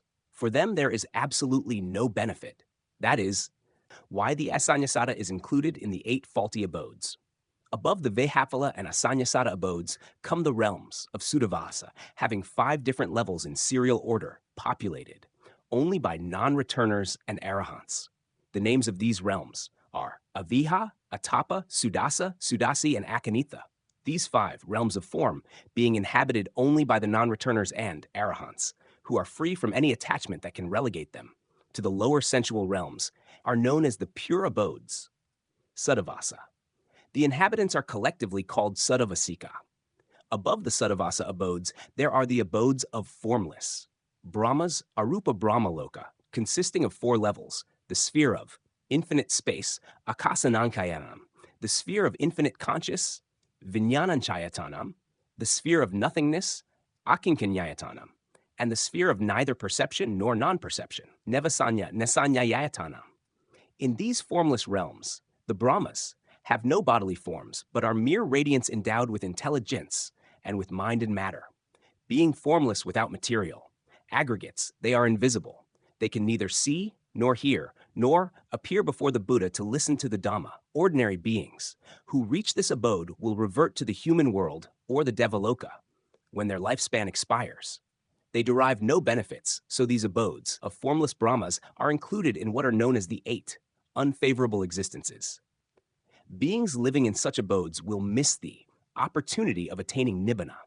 However, the noble ones can progress on the path of the Dhamma while residing in these abodes. Stream winners, once returners, and non-returners who are reborn in such abodes can attain arahantship through the proper method of contemplation and by practicing mindfulness, which they have learnt before, and while living in these abodes, they will eventually attain parinibbana. Of the 4 formless realms, the sphere of neither perception nor non-perception is the highest and noblest existence, bhavaga. The clinging mind flooded with pleasurable sensations is likely to flow into the realm of 31 abodes, beginning from the lowest Avicii hell to the highest abode of neither perception nor non-perception. Because of its tendency to flow into the pool of passionate desires, it is called asava in terms of abode. Since it is expressed as anasavi, according to the verse, it may be stated as asava. Hence, passionate desire called asava, which tends to drift along, should be dispelled. It is therefore essential to practice meditation not to let oneself drift towards any of the 31 abodes with pleasurable attachment. Is hell pleasurable? In this regard, a question may arise. Is it possible for pleasurable attachment to despicable existences to occur, since hell is the worst abode among the 31 different realms of existence, and the worlds of hungry ghosts, jealous gods, and animals are obviously inferior and ignoble? The answer is quite simple. It is true that a person who knows hell and how bad it is will surely have no yearning for it. However, one who is not aware of hell will become attached to it with passionate desire. This is evident if considered in the light of what had happened to Middhavindaka. At one time, a person by the name of Middhavindaka left his home after offending his own mother verbally and disrespectfully. and was roving about like the present-day youngsters playing truant. Thus roaming about aimlessly, he reached a wharf at a seaport and boarded a ship, which later left the port for a distant land. When the ship got into trouble on the high seas, the ship's crew believed there must be a vicious person among them who had committed a serious fault. They devised a method of drawing lots by which the vicious person could be identified. Mittavindaka, having drawn the short straw, was set adrift on a raft. From that moment, the ship began to sail smoothly. While drifting in the ocean, Mittavindaka, by virtue of merits derived from having observed moral precepts in a previous existence, reached a palatial mansion, an abode of 4 female hungry ghosts. Though they were hungry ghosts, their abode was the results of mixed merits and demerits. They enjoyed the pleasures of devas for a period of 7 days, and then for the next 7 days, they had to endure various kinds of severe pain and suffering, similar to those in hell. After arriving at this abode, Mittavindaka was very well looked after during the first 7 days. Then, after the period of warm reception was over, he was asked by the 4 hungry ghosts to continue to stay in that abode and wait for them for 7 days, telling him that after expiry of that duration, they would come back and that in the meantime, they had to leave. The place to undergo torment in hell. Mittavindaka, however, refused to comply with their request and left, floating away on the small raft. With his good fortune still smiling on him for his virtuous karma of the past, he again reached the abode of 8 hungry ghosts. After a period of 7 days' sojourn, as in the former case, he left and like this passed through the abode of 16 hungry ghosts, eventually reaching the abode of 32 hungry ghosts. He put up at that abode for 7 days as previously, and then proceeded from there on his journey. Finally, he landed on an island of hell in the sea for having done wrong, a demeritorious act to his mother. While he was walking about on the island, he found a person whose neck was chopped off by a machine-driven knife. He saw the red blood spilling out profusely from the neck which had been cut, and then the person was found shouting at the top of his voice and crying bitterly in great pain and suffering. Wrong notion of bad as being good. The above subheading in the original Burmese version of the lecture is a well-known proverb which may be literally translated as, "The hell of a fiery flower is wrongly conceived as a heavenly fine flower." Finding the man being subjected to immense suffering in hell, Mittavindaka had a different opinion as to why the person was screaming and yelling, despite the fact that he was adorned with an extremely beautiful flower on his head. He imagined how nice it would be if he were to have this big, pretty flower stuck on his head. Referring to this incident, sages of the past had provided us with a proverb. The hell of a fiery flower was wrongly conceived as a heavenly fine flower. He therefore told the man, "Please give me that full-bloom flower on your neck." Thereupon, the man suffering in hell entreated him truthfully thus, "I could not possibly dodge the terrible knife when it is about to fall right on my neck to slice it off. The thing on the back of my neck is not a golden flower, but a sharp blade of a machine-driven knife. It is really terrible. Please do not wish to suffer that great pain and misery." However, Mittavindaka did not believe the man's words. He therefore retorted, "My friend, I have seen that big flower with my own eyes. Don't tell me lies. Perhaps the way you have just spoken to me was probably because you are unwilling to offer me that flower.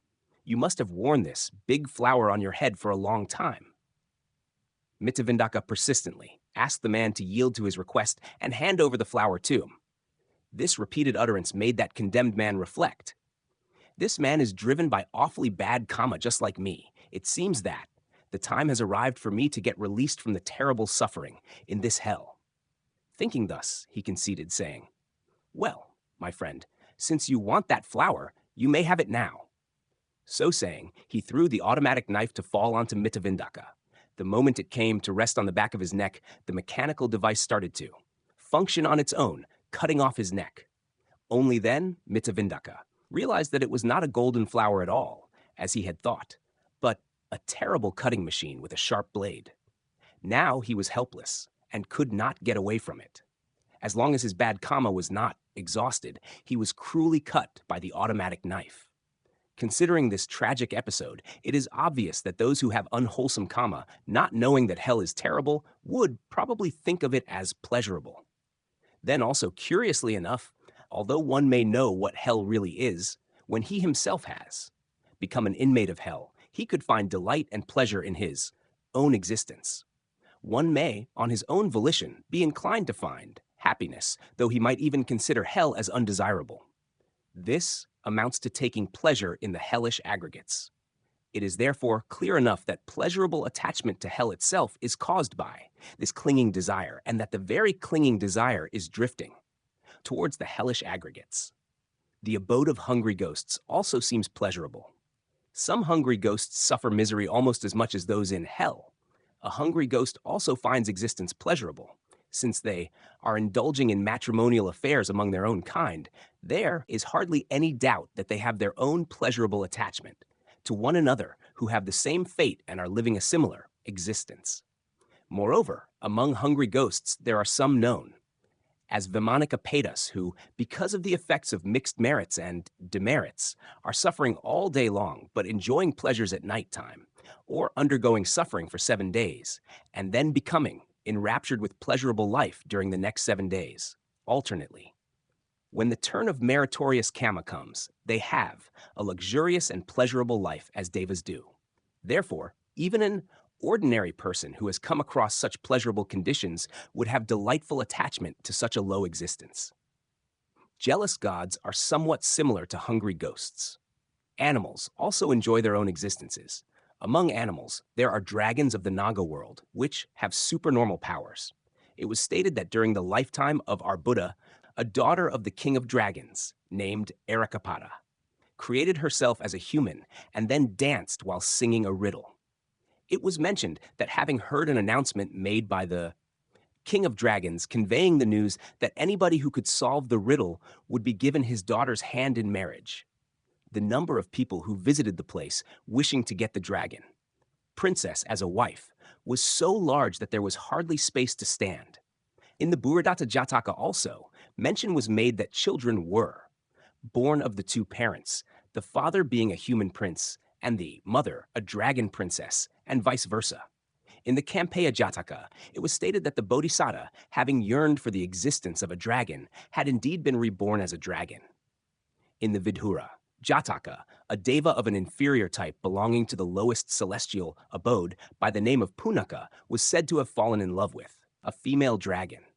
He carried off a renowned sage by the name of Vidhura to the realm of dragons as prompted by his sweetheart, the female dragon, and her parents. Hence, it cannot be disputed that one can be attracted to the animal kingdom with pleasurable attachment impelled by desire. People keep dogs as family pets, caressing them with love and attachment. In the same way, other kinds of animals are brought up with affectionate care and attention. These are all pleasurable attachments. If a person who molds his destiny according to the law of karma by force of unwholesome karma is reborn as an animal, such as a dog, pig, ox, buffalo, horse, or elephant, then pleasurable attachment to the physical self in any kind of existence is bound to take place wherever he may be reborn. Pleasurable attachment with delight also occurs in the company of those belonging to the same worldly existence. This can definitely be known with reference to the Purābheda Sutta. Having seen the remarkably high status and charming appearance of Purābheda, the king of dragons, who had come in the guise of a human with all pomp and splendor to pay reverence to his father, the great hermit, the Bodhisattva was greatly enchanted. Accordingly, he had a longing to become the king of dragons. He was therefore reborn as Purābheda, the king of dragons, after his death. Initially, after his rebirth in the new existence, when he found that he possessed the despicable body of a snake, he was said to be greatly depressed and disappointed. However, no sooner had he become a dragon amidst the pleasant company of a retinue of young female dragons in the guise of charming and sprightly human dancers, singing and dancing to the accompaniment of music, his dejection and sorrow evaporated as he was dominated by pleasurable sensations derived from the pageantry and rejoicing. Hence, the presence of pleasurable attachment or clinging to one's own existence is common to everyone. No further comment is necessary relating to the pleasurable and luxurious life in the abodes of human beings and devas.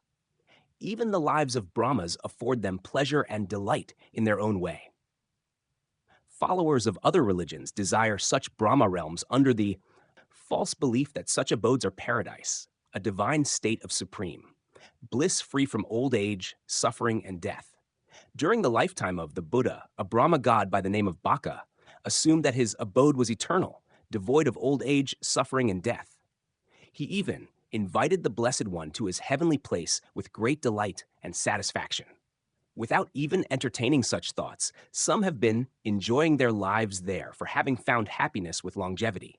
One of the Brahmas, having seen the human beings and devas coming into being and passing away in so short a time with a brief span of life, was said to be teaching with eagerness to practice mental development in order to reach their abode of Brahma and to be able to live long, as one should earnestly endeavor to practice for the attainment of jhana, by which sensual desire can be dispelled, similar to a person who would have tried in emergency to pull out the spear which is pierced through and stuck in the vital part of his body at the mouth of the abdomen, or to extinguish the burning fire on his head. However, a question may arise if pleasurable sensations will occur in the Suddhavasa abode, which is inhabited only by noble persons, whose minds are purified. Even in this abode, non-returners not yet, free from desire for existence, find pleasure in their own existences. Moreover, ordinary people, stream winners, once returners, and non-returners take delight in the formless Brahma realms. In the formless realms, where there is only consciousness without the material body, being fairly comfortable, some people have thought of it as nibbana and crave for it. Ora Kalama and Udaka Ramaputta.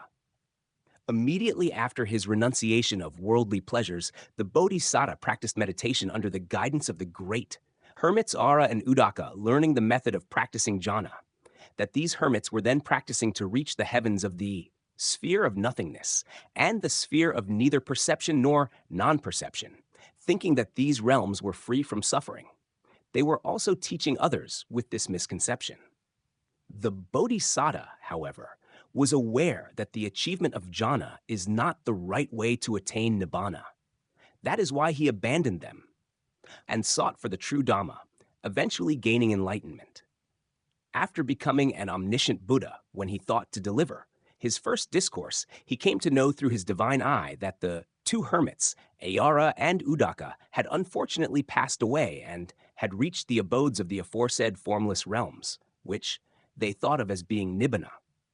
Since these heavenly abodes are formless, the inhabitants residing there cannot listen to discourses. Such abodes have a very long lifespan. The lifespan in the realm of nothingness is 60,000 world cycles, and in the realm of neither perception nor non-perception, it is 80,000 world cycles. After the expiry of the respective lifespan, they will die and revert to the human world. However, by then the Buddha's dispensation will have long since faded out, so the attainment of the path, its fruition, and nibbana is remote from them. The Blessed One therefore said that it was a tremendous loss for them. In view of these facts, if spoken of in terms of abodes, craving with pleasurable desires is likely to drift from the lowest abode of avicii up to the highest existence. Therefore, to prevent drifting in the current of existence, insight meditation must be practiced, likely to drift up to maturity knowledge. This craving, according to the nature of Dham, tends to drift right up until the stage of maturity knowledge. Looking at it from the aspect of phenomena, it clings with delight to all phenomena, within the domain of sensual pleasures. It grasps at realms of form and formless realms with the lofty and virtuous qualities of jhana. That is to say, that craving continues with delight and attachment, right up to maturity knowledge, which occurs close to the attainment of the noble path. It also tends towards and holds on to all pleasurable sensations that arise at every moment of seeing, hearing, contacting, and knowing. One who is practicing to gain form and formless jhanas has a desire for their achievement. Moreover, one continues to find pleasure with clinging attachment in jhana when it is achieved. One who is practicing insight meditation eagerly expects to gain good concentration before concentration becomes strong. Then, when mental tranquility becomes stable, pleasurable sensations associated with concentration occur. Again, while the power of contemplation and noting is still weak, one wishes to strengthen it. When it becomes strengthened, one is happy with joy and attachment to what is good. One who is not yet able to distinguish between mind and matter is eager to know their distinctive features. When it is known, one takes delight and pleasure in the knowing mind. One then inclines to know the characteristics of impermanence, etc., and when appreciated. As such, one is greatly satisfied with this insight knowledge during the continual process of contemplating and noting. At the stage of arising and passing away, udayabhaya jnana, when brilliant light or radiance are found or visualized, one is likely to become extremely satisfied with rapture, tranquility, bliss, and confidence in respect of this insight knowledge, which occurs with great speed. Briefly stated, when reaching the stage of equanimity about doubt formations, all sensations that need be contemplated and noted will appear one after another automatically without making any special effort. Sensations that may occur will be automatically realized with ease and comfort without exertion. This fine realization with awareness will continue for 1 or 2 hours or more at a stretch without losing momentum.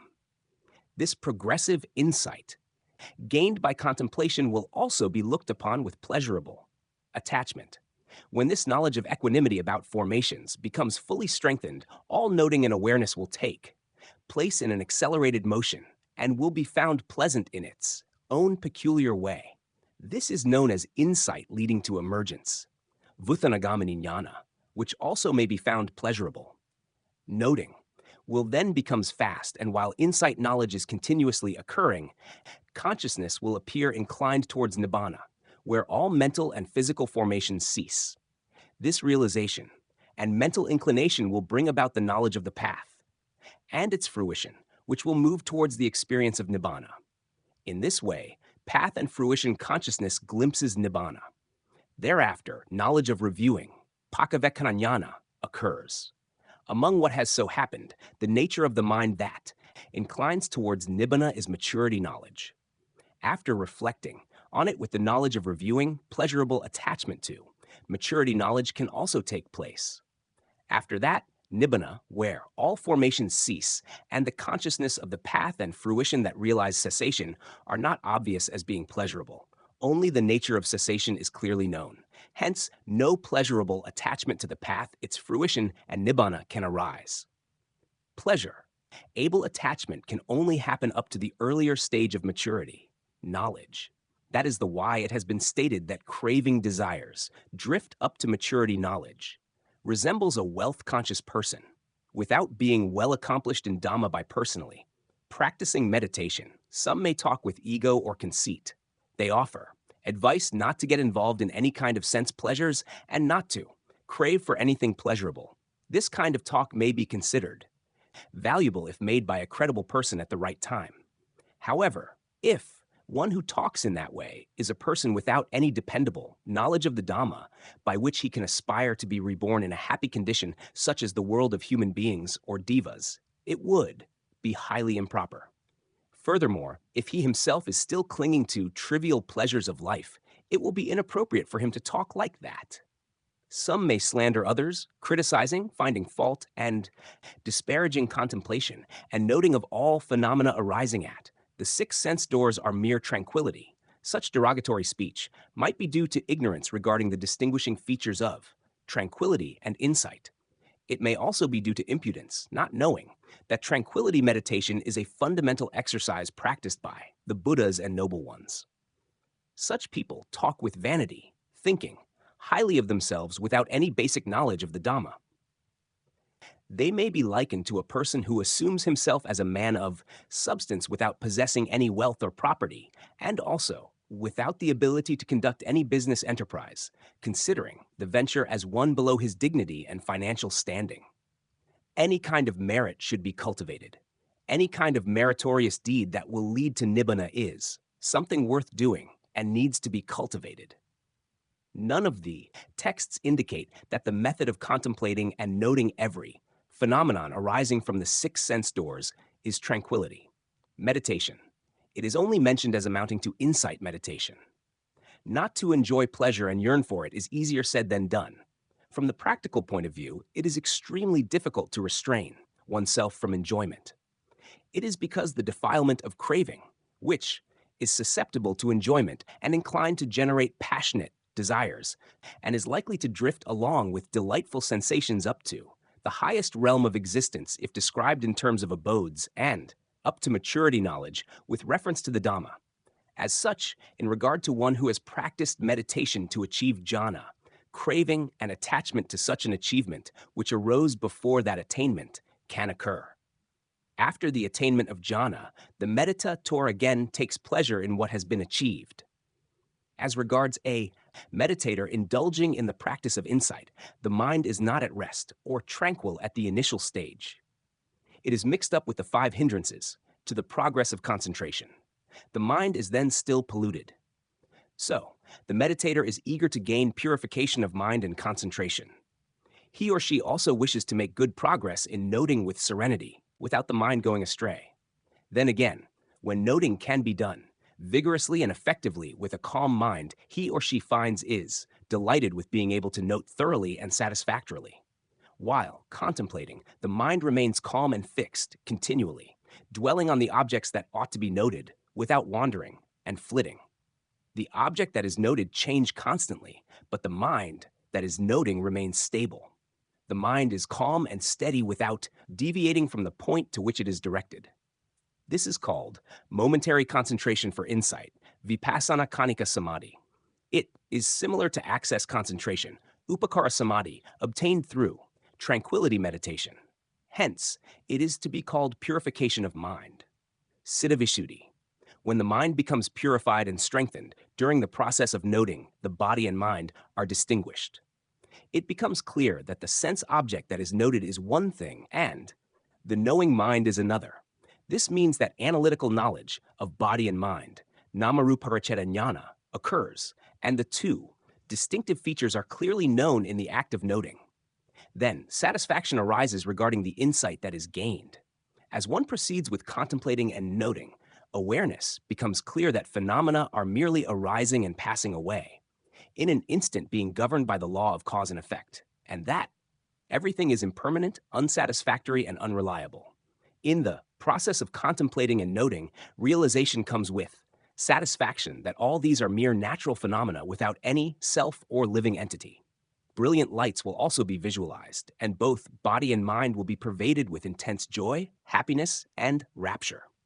These experiences are also regarded as delightful. All such feelings must also be contemplated, noted, and then rejected. After rejecting them, if contemplation and noting is carried on, insight will deepen, leading to the knowledge of dissolution, bhangajnana, regarding every object of awareness and the awareness itself at every moment of noting. In brief, if further contemplation is made, insight will gradually develop right up to knowledge of equanimity about formations, saṅkharupeka jnana. How this knowledge arises will be explained at length later. On reaching this stage, noting becomes very easy, smooth, and gentle without making any special effort, with awareness occurring spontaneously and incessantly. This constant awareness is also appreciated by the meditator with delight. Maturity knowledge can be pleasurable. If the pleasurable sensations that have arisen have been rejected, and if contemplating and noting is continuous, insight will progress to a stage where the noble path can be achieved. On reaching this stage, noting accompanied by awareness will automatically become accelerated. While becoming aware in this way, the insight knowledge inclines towards the sensation of formations. This is the stage of insight called maturity knowledge. The mind inclines in the way stated and flows into the cessation of formations. This realization is the path and its fruition. At that moment, there is no chance for pleasurable attachment or craving to arise.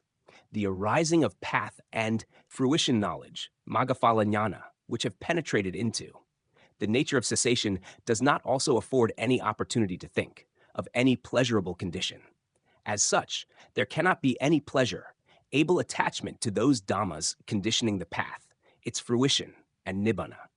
However, the mind that has become very active and has arisen earlier with insight towards the cessation known as maturity knowledge may be regarded as pleasurable if and when reflection is made retrospectively. There can also be expectations, before realization of these insight knowledges. For this reason, it has been stated that, according to Dhamma, this pleasurable attachment of craving can flow right up to maturity knowledge. What has now been taught describes the way in which the flood of craving drifts into the current of pleasurable sensations with delight.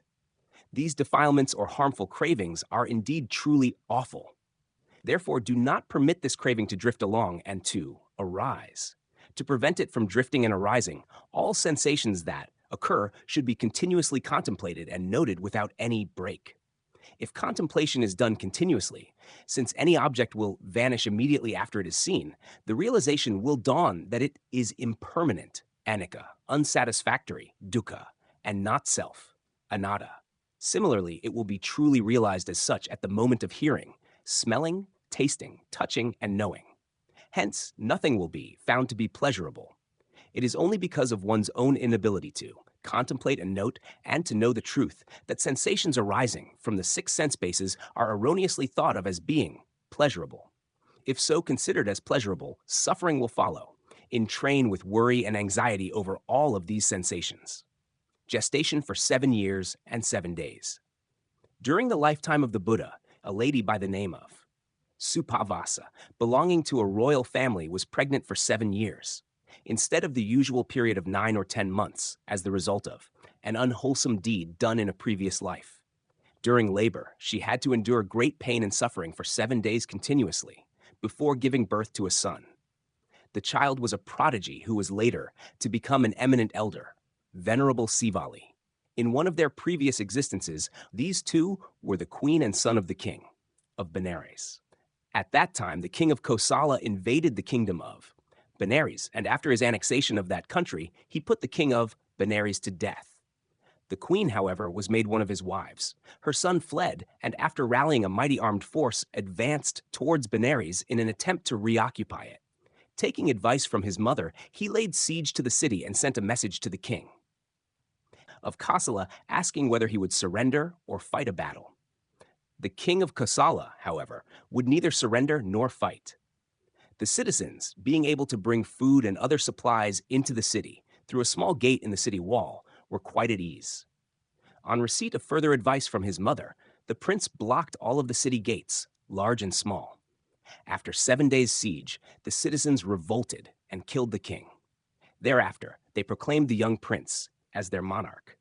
For this evil deed in laying siege to the city, the prince had to suffer in hell for innumerable years. In his final existence, he had to remain in his mother's womb for 7 years. Moreover, for having closed all the gaps in the city wall for 7 days without leaving any loophole, he had to endure immense suffering for 7 days at the time of his birth as a result of his past bad karma. The effect of unwholesome karma is truly terrible. As a mark of honor for having given birth to a healthy son, a ceremony was held by offering alms food to the Buddha and his disciples. On that occasion, Venerable Sariputta beckoned the infant prince to come nearer to him and spoke to him. Although this child was newly born, he was 7 years old. Therefore, he was able to understand what was said. Not only that, he could already speak and walk. Venerable Sariputta asked the young child, "How are you, son? Did you suffer pain and misery staying so long in your mother's womb? Was it not terrible?" Sivali replied, "Yes, Venerable Sir, it was indeed terrible." Having heard her son's reply, Supavasa was overjoyed and thought, "My son is outstanding. Just imagine he can ably answer on the Dhamma even to an eminent elder like Venerable Sariputta." At this point, the Blessed One asked, "My dear daughter, Supavasa, are you willing to have another son like Sivali, if it were possible?" Supavasa replied, "Yes, Venerable Sir. I wish I could have 7 like him." Hearing her reply, the Buddha uttered this verse: Asata satarupena, piyarupena apiyam, dukkam, sukasarupena, pamata matavatati. Anything that is neither good, asata, nor delightful, apiyam, seeming to be good, satarupena, and delight, full, piyarupena, makes a heedless person, pamatam, suffer immensely, atavatati, deceiving by pretending to be pleasant. In this regard, the word heedless does not mean not being conscious of something. It means becoming careless without the mindfulness usually acquired by meditators who are contemplating and noting with awareness. Such a heedless person is said to be preoccupied with trivial matters that seem pleasurable, It is like an imposter practicing deception on a simple person. Do you understand this point? Supavasa had undergone a great deal of suffering for 7 years to get a son and had to suffer pain for 7 days during labor, yet she still wanted such a son for whom she had to suffer so much. This is evidence of the fact that she had found pleasure in what was actually suffering because of her ignorance of the noble Dhamma. This shows that what is unpleasant has been deceiving under the guise of being pleasant. Whom does it ill-treat? The answer is that it ill-treats a heedless person. The question then arises how one should properly reflect or bear in mind. Reflection should be made with mindfulness, bearing in mind that all these unsatisfactory things are, in fact, stressful, painful, and suffering. The cause leading to such suffering should also be reflected upon and fully realized. From the worldly point of view, one who is lazy and negligent in connection with business matters and livelihood and hopes to succeed without effort or taking care is heedless. It may be said that he or she has no wisdom regarding the results to be expected. Such a simple person can easily become a victim to unscrupulous swindlers. From the Dhamma point of view, one is heedless and lacking insight, overwhelmed by the desire to gain prosperity in this present existence without thinking about merits and demerits for future existences in samsara, sensual pleasures which last only for the duration of this lifetime under the guise of having great value will swindle a heedless person. A heedless person will be unaware of the deception until on the threshold of death. To others, realization comes only in the next existence after death. Known after death.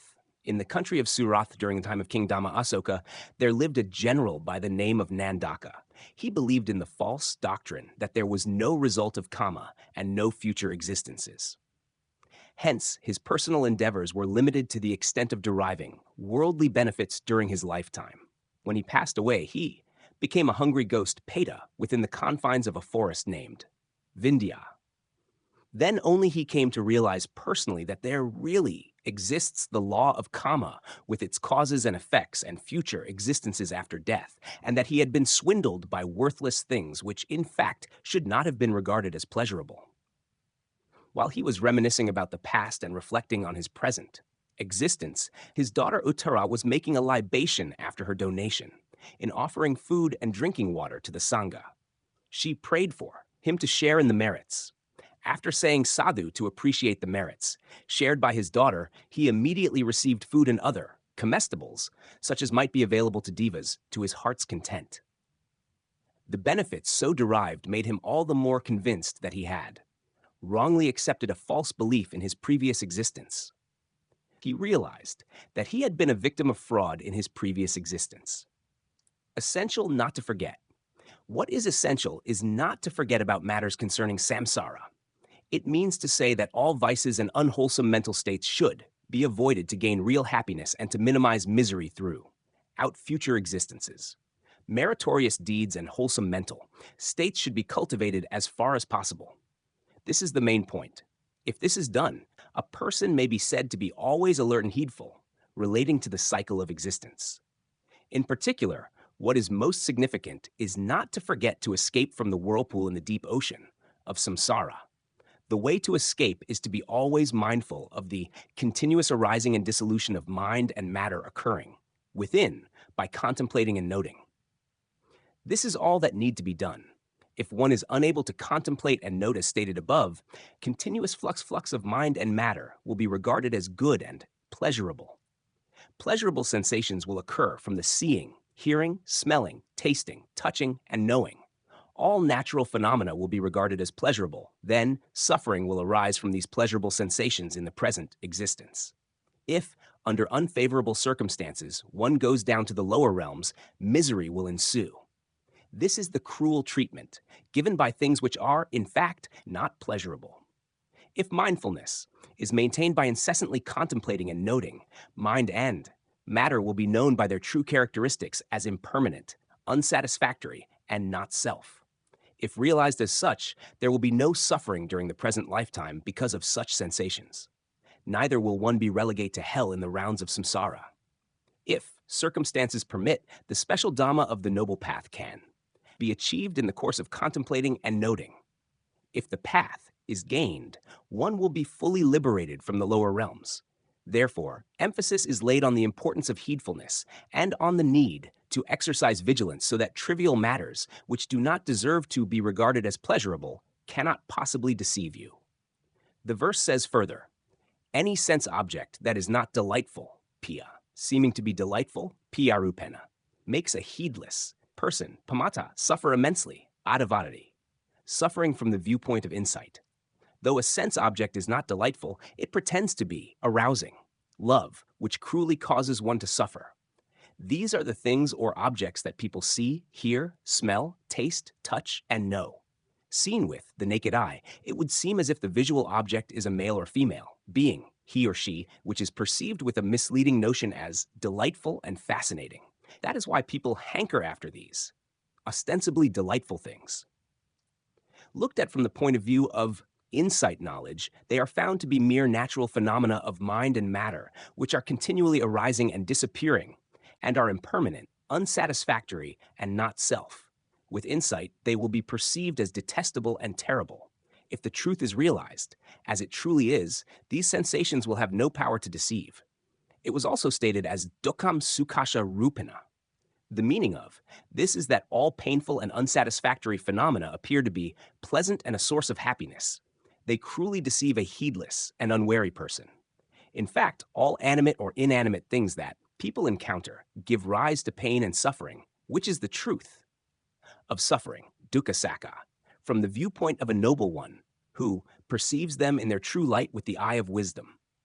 At every moment of seeing with the eye base, all these are found to be ceaselessly arising and vanishing, and are therefore miserable. Similar perceptions occurs at every moment of hearing, smelling, tasting, touching, and knowing. However, to those who are unable to contemplate and note due to being heedless and lacking insight, these miseries seem to be pleasurable and delightful. Due to this deception, worldlings always crave for things, trivial or not so trivial, with pleasure and delight, hoping that they would one day find real happiness. This clearly shows that what is really suffering is cruelly deceiving by pretending to be objects of pleasure and joy. It is, therefore, vital to diligently contemplate and note these unsatisfactory phenomena every time they arise and disappear. On attaining arahantship, one will become always mindful without any heedlessness, so no unsatisfactory phenomenon can deceive him or her. An ordinary worldling who practices insight meditation will be better off to the extent of being able to contemplate and note with mindfulness.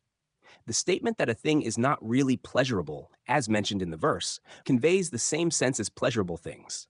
Satyesu, as stated in this Purābheda Sutta. Hence, care should be taken not to allow one's mind to flow into pleasurable sensations. If pleasurable attachment occurs to those who cannot practice insight, meditation, they should take care not to go to extremes. An insight meditator must continuously contemplate and note all occurrences arising out of the 6 sense doors to prevent himself drifting towards pleasurable conditions.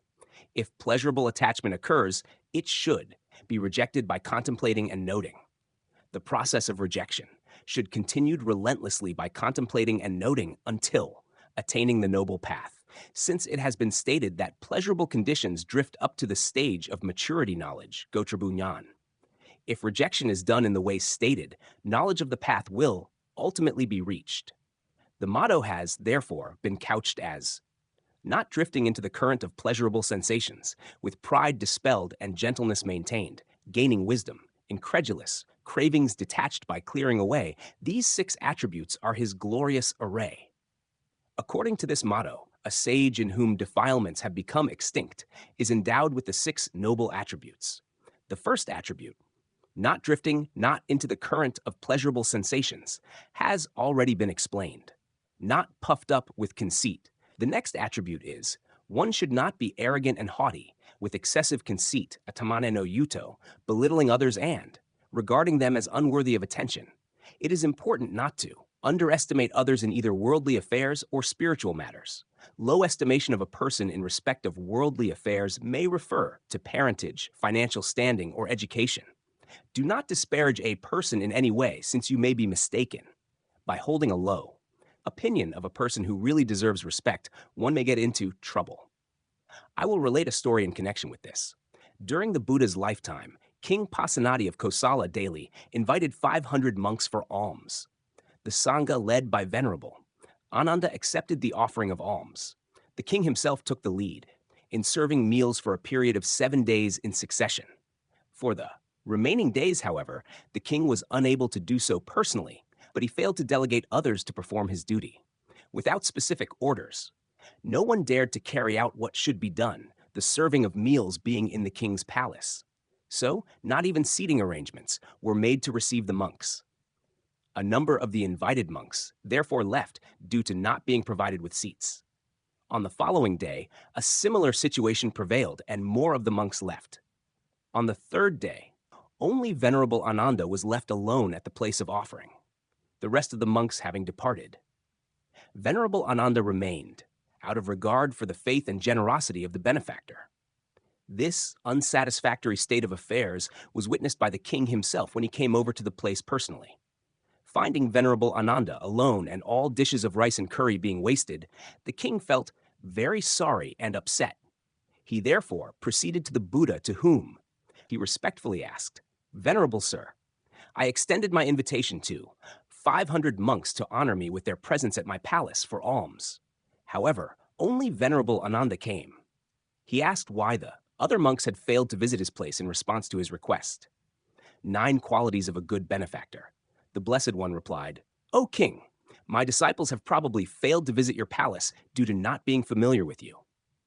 Then the Buddha said, "The monks should not associate with a benefactor who does not possess 9 qualities." The Buddha then taught that monks should only visit a benefactor's house and sit down there if the benefactor is endowed with 9 qualities. 12. 1. He stands up and welcomes him courteously. 2. He is pleased to pay homage. 3. He allocates a suitable seat with reverence. 4. He does not hide things that he owns. 5. He donates generously, according to his means. 6. He donates the best of what he has. 7. He gives the donation respectfully. 8. He sits close to listen to the Dhamma. And 9. He listens attentively to what is said. The Buddha then recounted the story of a hermit named Kesava, 13, who, though fully provided with delicious meals and good medicines by the king of Benares, who was not familiar with him, had become sick to the point of death, but regained his normal health within Amora. A few days after returning to stay with his intimate disciples, both lay supporters and ascetics, having been provided with wild fruits. The pride of the Sakyans. It thus occurred to the king that he should try to get well acquainted with the Sangha. He sought to make himself related by marriage to the Sakyans. He therefore sent his emissaries to ask for a daughter of the Sakyan royal family. The Sakyans lived and ruled one of the semi-independent states in the country of Kosala. It was akin to the Shan state within Burma, under the guardianship of the ancient Burmese kings. On receiving the message, the Sakyan rulers realized that refusal to comply with the express demand made by King Pasenadi would lead to trouble. The Sakyans were extremely proud and conceited. They considered themselves as belonging to the noblest race. Due to their egoism, they held the view that Sakyan women should not, under any circumstances, marry anyone not of their own clan. They were very close-knit and had a strong sense of racial superiority. They convened an emergency meeting to discuss the matter. King Mahanam said that he had a daughter born of one of his maids of honor, a mistress, and suggested that this girl should be offered to King Pasenadi. She was not a real maid-servant, though. Ancient absolute rulers regarded the people as servants. She might have belonged to a rich family, but not to the royal family. This advice given was unanimously accepted by all those present at the meeting, and hence the king's daughter, a commoner, was proposed to be given in marriage. This, of course, amounted to deceiving King Pasenadi, who had asked for a royal princess, a pure descendant of the Sakyan family. A person not knowing that deception has practiced on him is usually pleased, but when the truth is known, can become very angry. Later, when King Mama's half-caste daughter was handed over to King Pasenadi's envoys, they took her away and presented her to their king. The king, believing that the girl was of pure royal blood of the Sakyan family, was delighted and made her his chief queen. Her name was Vasabhakatiya. Later, she gave birth to a son. The name given to the young prince was Vitatuba. The king, being very fond of his young son since his infancy, appointed the prince, though still young, as commander-in-chief of the army. When Vitatuba was about 7 years old, he asked his mother whether she had no relatives on her side, since he had never received gifts from his maternal grandma and aunts, while others among his playmates had received gifts of toy elephants, toy horses, etc. He inquired if the queen mother was still living. The prince's mother, realizing that trouble would brew if the truth were revealed, willfully told a lie that her parents and relatives were of the royal blood of the famous Sakyan clan residing in Kapila, Vatu. She mentioned that King Mahanamam of Kapila Vatu was her royal father and that the said king was, therefore, the prince's grandfather. She further comforted her son that no gifts could be sent to him, as all of them were residing in a far distant land. When the young prince reached the age of 16, he sought his mother's permission to allow him to visit his grandfather, King Mahanam, and his maternal kinsmen. His mother at first refused, but he persisted in asking to go to Kapilavatthu. He asked so often that she was unable to dissuade her son from visiting her relatives, so eventually she had to give in. She sent a message to Kapilavatthu so that there might not be any unpleasantness on her son's arrival. She feared that members of the Sakyan family might not give a fitting welcome to her son and might treat him with disrespect. Vitatuba was slighted. The royal family of the Sakyan clan sent away all princes, younger than Vitatuba, to a remote place before the prince's visit. When Vitatuba arrived, they accorded a very warm reception. He was introduced to the elder members of the royal family, including the king himself, who was his grandfather, and his uncles, and so on. Vitatuba paid his respects to all the elders who were introduced to him. He then remarked that it was surprising to find no younger princes who would have to pay respects to him. They replied that all of the younger princes had gone to a far-off place. Later, they held a ceremonious feast in his honor. When he left after his 2 or 3 days, a servant of the royal family washed and cleaned up the place with cow's milk, uttering, "This is the place where the son of the maidservant, Vasabhatiya, sat." While this ritual cleansing with milk was going on, one of Vitatuba's bodyguards returned to recover a small weapon that was inadvertently left behind. He saw the ritual cleansing being performed and overheard the disparaging remarks. This bodyguard gossiped among his colleagues that Vitatuba's mother was not a genuine princess of the royal family, but the daughter of a maidservant. This news spread and ultimately reached the ears of the young prince, Vitatuba. This shocking news enraged him, and he made a vow swearing vengeance that when he became king, the same places would be cleansed with the blood from the throats of the Sakyan royal family. The Sakyans meet disaster. When Vitatuba succeeded his father and ascended the throne in the kingdom of Kosala, he marched against the state of Kapilavatthu with his armed forces with the intention of killing all the members of the Sakyan royal family. Seeing this unfortunate state of affairs, the Buddha made his way to where the troops were advancing, towards Kapilavatthu, and intervened to prevent bloodshed. 3 times the Blessed One prevented Vitatuba from waging war against his own kinsmen, and 3 times Vitatuba withdrew his armed forces. However, on the 4th occasion, the Buddha remained equanimous, foreseeing that the Sakyan rulers passed unwholesome. Kama would inevitably bear fruit. After entering the city walls with his troops, Vitatuba ordered all members of the Sakyan royal family to be executed except for King Mahanama and those present with his grandfather, the king. The soldiers of Vitatuba killed all those who admitted to being descended from the Sakyan royal family. They did not even spare the lives of babies in their mother's arms. Only a few found in close proximity to King Mahanamam, and those who were not descended from the royal family were left unharmed. The reason for this disaster and misery for the entire Sakyan royal family was simply because of their own pride and racial superiority complex. They treated people other than their own race as low-born, ignoble, and inferior to themselves. When one becomes egoistic, it is natural to look down upon others. They would also speak disparagingly of others. In the present day, too, there are some who are egoistic and conceited. They can face trouble like that. suffered by the Sakyans. They are liable to be deprived of help and assistance when the need arises. There were also instances where people got into trouble and distress for slighting an enemy. What has been stated above concerns mundane affairs.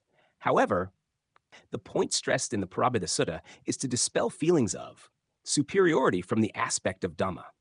To clarify this point, it may be that a person regards others as inferior thinking. This person does not come up to the required standard of morality and is far behind me in the purification of moral conduct. He cannot maintain the Dhamma as I do. He is unable to practice meditation. Neither is he pious. He is uncivilized, worthless, and ignorant. If one considers another as inferior to oneself, one is inevitably conceited. One may take proud as, my moral conduct is more purified than others.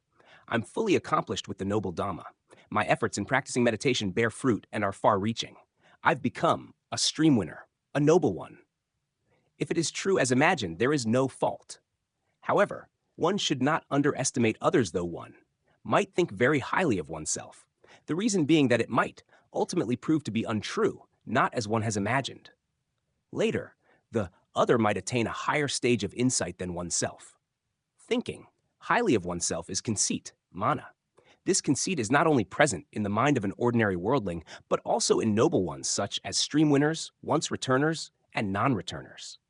Nevertheless, the peculiar feature is that the feeling of pride or conceit that occurs in the minds of the noble ones only arises depending on their own real attainment of those noble attributes. It is not that they think highly of themselves without reason. Hence, this kind of conceit is called yathamana. It means taking pride where it is deserved. Ordinary worldlings may think themselves superior, taking pride in trivial things. Such false pride is called ayathavamana. On becoming a stream winner by practicing insight meditation, this false pride is removed. However, the kind of conceit that occurs in connection with real attributes still remains. It will be eradicated completely on reaching arahantship by practicing insight meditation in serial order. This teaching, therefore, says that efforts should be made to meditate to eradicate conceit and become an arahant. The motto was therefore stated as, not drifting into the current of pleasurable sensations, with pride dispelled and gentleness maintained. Becoming gentle in behavior and speech. To become gentle in bodily behavior, one should avoid all acts detrimental to others and do wholesome deeds as much as possible for their welfare. Therefore, killing, stealing, and adultery, which are immoral physical vices, should be avoided. To be gentle verbally may be explained as abstaining from lies, slander, obscene abuse, and idle chatter, the four vices of speech. Of the two stated above, to be gentle and polite in speech is more important than to be gentle in behaviors. This is because, among those who have a religious inclination, only a few will be found to be coarse in their physical behavior. Concerning speech, anything that has sprung up in the mind will ordinarily find an outlet or expression through the mouth, which makes utterances polite or vulgar, either intentionally or inadvertently. Any perverse or indiscreet utterances should therefore be avoided. Gentle mental character. The meaning of gentleness of the mind is that one should be free from covetousness, abhijja, unlawfully or unfairly wishing to possess others' property, and ill will, vyapad, or vicious thoughts. Wishing others to meet with death or destruction of property should be dispelled. Wrong views, michadithi, such as believing that there is no harmful or beneficial results of karma or no future existences, should be expelled and banished. In short, it means that one should have a virtuous mind devoid of malevolent feelings towards others. Virtuous thoughts comprise the requisites of enlightenment, bodhipakkhya dhamma, such as the four foundations of mindfulness. So mindfulness should always be practiced. The four right efforts, samapadan, should be aroused. If contemplation and noting is done continuously based on the four foundations of mindfulness, cruel thoughts or activities will have no chance to occur. The mind will become very gentle. If the four foundations of mindfulness are practiced, it would embrace the four right efforts, the four bases of success, iddhipad, the five faculties, indriya, the five powers, bala, the seven factors of enlightenment, bojjhanga, and the 8 factors of the path, maganga, otherwise known as the Noble Eightfold. Path, Arya Tangiko Mago. The 37 requisites of enlightenment comprise the constituents of true knowledge. Therefore, if the practice of mindfulness is developed, not only the mind, but also both physical and mental behaviors become gentle. This is to say that if one is developing mindfulness for insight, one will invariably consider carefully before doing anything, and will only do things considered to be proper. One will not perform any act casually or carelessly. When about to speak, one will ponder whether it is sensible and reasonable. While speaking too, one continues to contemplate and note. By so doing, one will undoubtedly restrain oneself from uttering harsh or rude words. Every time any thought or imagination arises, it must be contemplated and noted. So coarse mental behavior will barely occur, and even if it does, it will not last long. Therefore, if mindfulness is well developed, all physical, verbal, and mental behavior will become pure and gentle. Moreover, since the 37 requisites of enlightenment are embraced, as they may be relevant, at every moment of contemplating and noting while practicing and developing mindfulness, meditation, it has been stated in the Mahānidesan as Sanhehi Satapane hi Samanagato, which means accomplishment is achieved with gentle mindfulness. The motto says, not flowing into the stream of pleasurable sensations, with pride dispelled and gentleness maintained, gaining wisdom. Ready wit. After gentleness comes reflective knowledge with which a person should be equipped.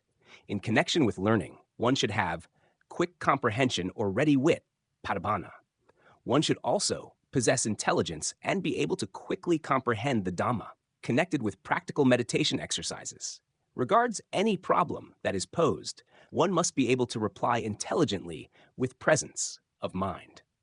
Relating to learning, it would manifest in a person who is knowledgeable in the Pali texts, commentaries, and subcommentar, ease as knowing readily what should be said next when delivering a lecture.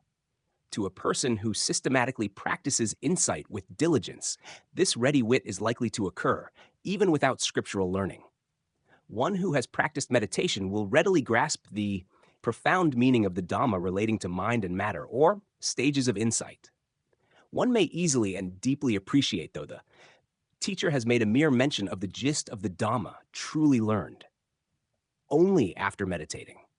Those who have already practiced insight meditation will easily understand the meaning of the scriptural texts just by reading them. Whatever was not properly understood before practicing insight meditation will perhaps be understood clearly. A great teacher once stated that he had passed his examinations on scriptures with credit, and that he had also taught others. He then considered himself as being truly learned. However, it was found to be wrong, simply because the philosophical aspect of the Dhamma, which had not been fully grasped before, was vividly comprehended only after he had practiced meditation. It is true and correct. This comprehension of the deeper meaning of the Dhamma is the knowledge of ready wit, patibbana, which is achieved through insight meditation. This knowledge becomes more obvious to those who have meditated after having studied the Dhamma. This knowledge is distinctive because it is not book knowledge. What has been stated above is how this knowledge occurs in relation to learning. Theoretically easy, but practically difficult. In connection with the practice of insight meditation, the way of gaining ready wit is that it would easily arise in the minds of those meditators what is feasible if they just reflect about the practice. The ability to understand the texts relating to practice is the quality of ready wit connected with practice. As regards practical realization, Purābheda, it will be clearly realized by one who has practiced meditation. This means that the natural phenomena of mind and matter can easily be explained in a theoretical way. However, it is not so easy to appreciate from the practical point of view. In fact, it is extremely difficult. One who has practiced meditation seriously will know the true nature of mind and matter with direct insight, which is hard to perceive and understand. At every moment of noting it will be known that matter, which is the sense object, noted and realized, is quite different from the knowing mind. Analytical knowledge of body and mind. According to the texts, matter, rupa, consists of the elements of earth, pathavi, water, apo, fire, tejo, air, vayo, and so on, a total of 28 forms of primary and derived matter. Common mind, consisting of 81 kinds of consciousness, siddha, together with 52 mental factors, cetasika, is mentality, nama. All of these constitute the body and mind of an individual, an aggregate of material elements and properties, rupa, and mental aggregates, nama. It has to be mentioned arithmetically to emphasize the fact that there are only two categories, namely mind and matter, found in the Buddhist texts. However, not all of these are present in a person. Merely knowing as such is not analytical knowledge of body and mind. This knowledge is only perception, sanya. Consider this. Of the above-mentioned 28 kinds of matter, a man has no element of femininity. A woman has no element of masculinity. Then, of the 81 types of consciousness, one who has not attained jhana will have no consciousness of the formless realms or the realms of form. Only the arahants have functional consciousness, kiriya. Ordinary people have no such mental faculty. Therefore, could this be the real personal knowledge that knows the Dhamma, or conditions which do not abide in one's own personality? No, it cannot possibly be. It is merely the knowledge of perception. Even the illiterate can realize the Dhamma. People who are now meditating, although they may not be learned or unable even to read and write, can know the distinctive features of mind and matter through direct personal insight. Every time it is contemplated and noted, it will be realized that there are only two kinds of phenomena: matter, which is the object to be known, and the mind that knows. A similar realization will occur whenever seeing, hearing, smelling, or tasting occurs. Touching has a very wide scope. All acts of bending, stretching, walking, standing, sitting, lying down, moving, and changing the postures are included. When bending and stretching, the mind that intends to bend or stretch is one thing, the acts of bending and stretching are another, and the noting mind is something else. It can be differentiated and clearly known. The same realization takes place when walking and so on. Imagining and knowing, as well as noting and awareness, are mind, which has the faculty of knowing. Moving and stiffness are matter, which has no consciousness. The arising phenomena of mind and matter in pairs, combined together, are vividly known by personal realization. How to know arising and dissolution. Some teachers say to contemplate on arising and dissolution, without having had any personal experience of the realization of the transient nature of matter and mind. They are simply contemplating, by uttering verbally or mentally without the faculty of perception. This is quite unnatural. A meditator who is continually contemplating and noting will perceive mind and matter at every moment of their arising, and will become aware of them both at the beginning of their arising, and when concentration becomes mature, will be aware that their dissolution follows immediately. For instance, when painful sensation occurs, while noting painful with fixed concentration, the painful sensations will clearly be found to arise and disappear, falling away at each moment. Such occurrences will be revealed to the mind's eye as if they are known and felt by one's hands without needing to utter a word. Similarly, joy and tranquility, passaddhi, are rarely appreciated by mere book knowledge. However, on reaching the knowledge of arising and passing away, udayabhayan, a meditator will definitely realize joy and tranquility since they occur conspicuously. Moreover, the mental state of even-mindedness, tattramajjhattara, can hardly be known by mere book knowledge. This will, however, be known automatically when the stages of arising and passing away and knowledge of equanimity about formations, sankharopeka jnana, are reached. On reaching those stages, these will be clearly found equally, balanced, and on attaining the knowledge of equanimity, all sensations will be known and realized without special effort as they occur spontaneously, and that awareness of noting becomes obvious on its own as it occurs automatically. At that moment, the sensation that is known and the knowing mind, while in the process of knowing and disappearing, will be found to be incessantly arising and vanishing. Hence, their inherent nature of impermanence, anicca, is extremely obvious. Similarly, it will be clearly manifested that they are inherently unsatisfactory, dukkha, and not self, anatta. Having personally realized with clarity and without ambiguity in the course of contemplating and noting, the three characteristics of phenomena will be clearly perceived through knowledge when reflected upon, even while taking a brief respite from meditation. Also, if contemplated and noted, the usual insight knowledge will be gained. One who has reach the stage of the cessation of formations, would recall such cessation while contemplating and noting. If later reflecting on what has already been achieved, realization will take place as before. This quick and easy revival of his comprehension of the nature of Dhamma every time he reflects is the attribute of the ready wit relating to realization, Purābheda. The knowledge of ready wit regarding questions on scriptures will readily come into the mind of a person who has taken a course of lessons to be able to tackle the questions relating to learning. In the same way, one who is accomplished with the knowledge of insight meditation will have a ready wit to deal with the questions relating to practice. These are the qualities of ready wit insofar as questions are concerned.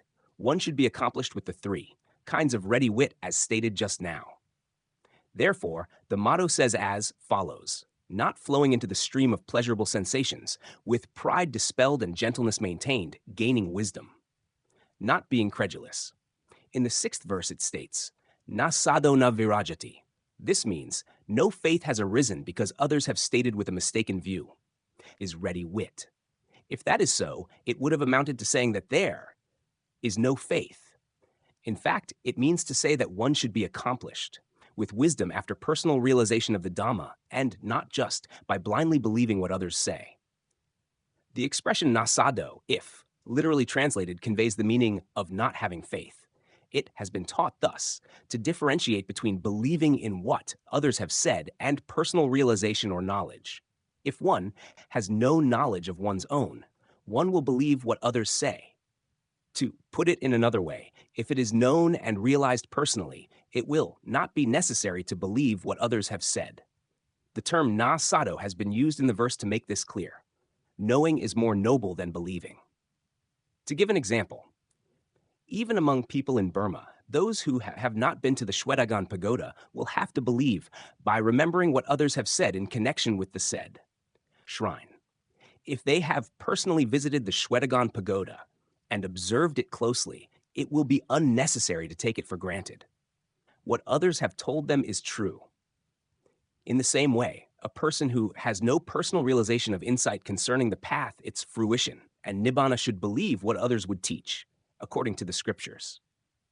It is similar to the case of people who believe in the existence of satellites launched into space by rockets, though they have not personally seen them with their own eyes.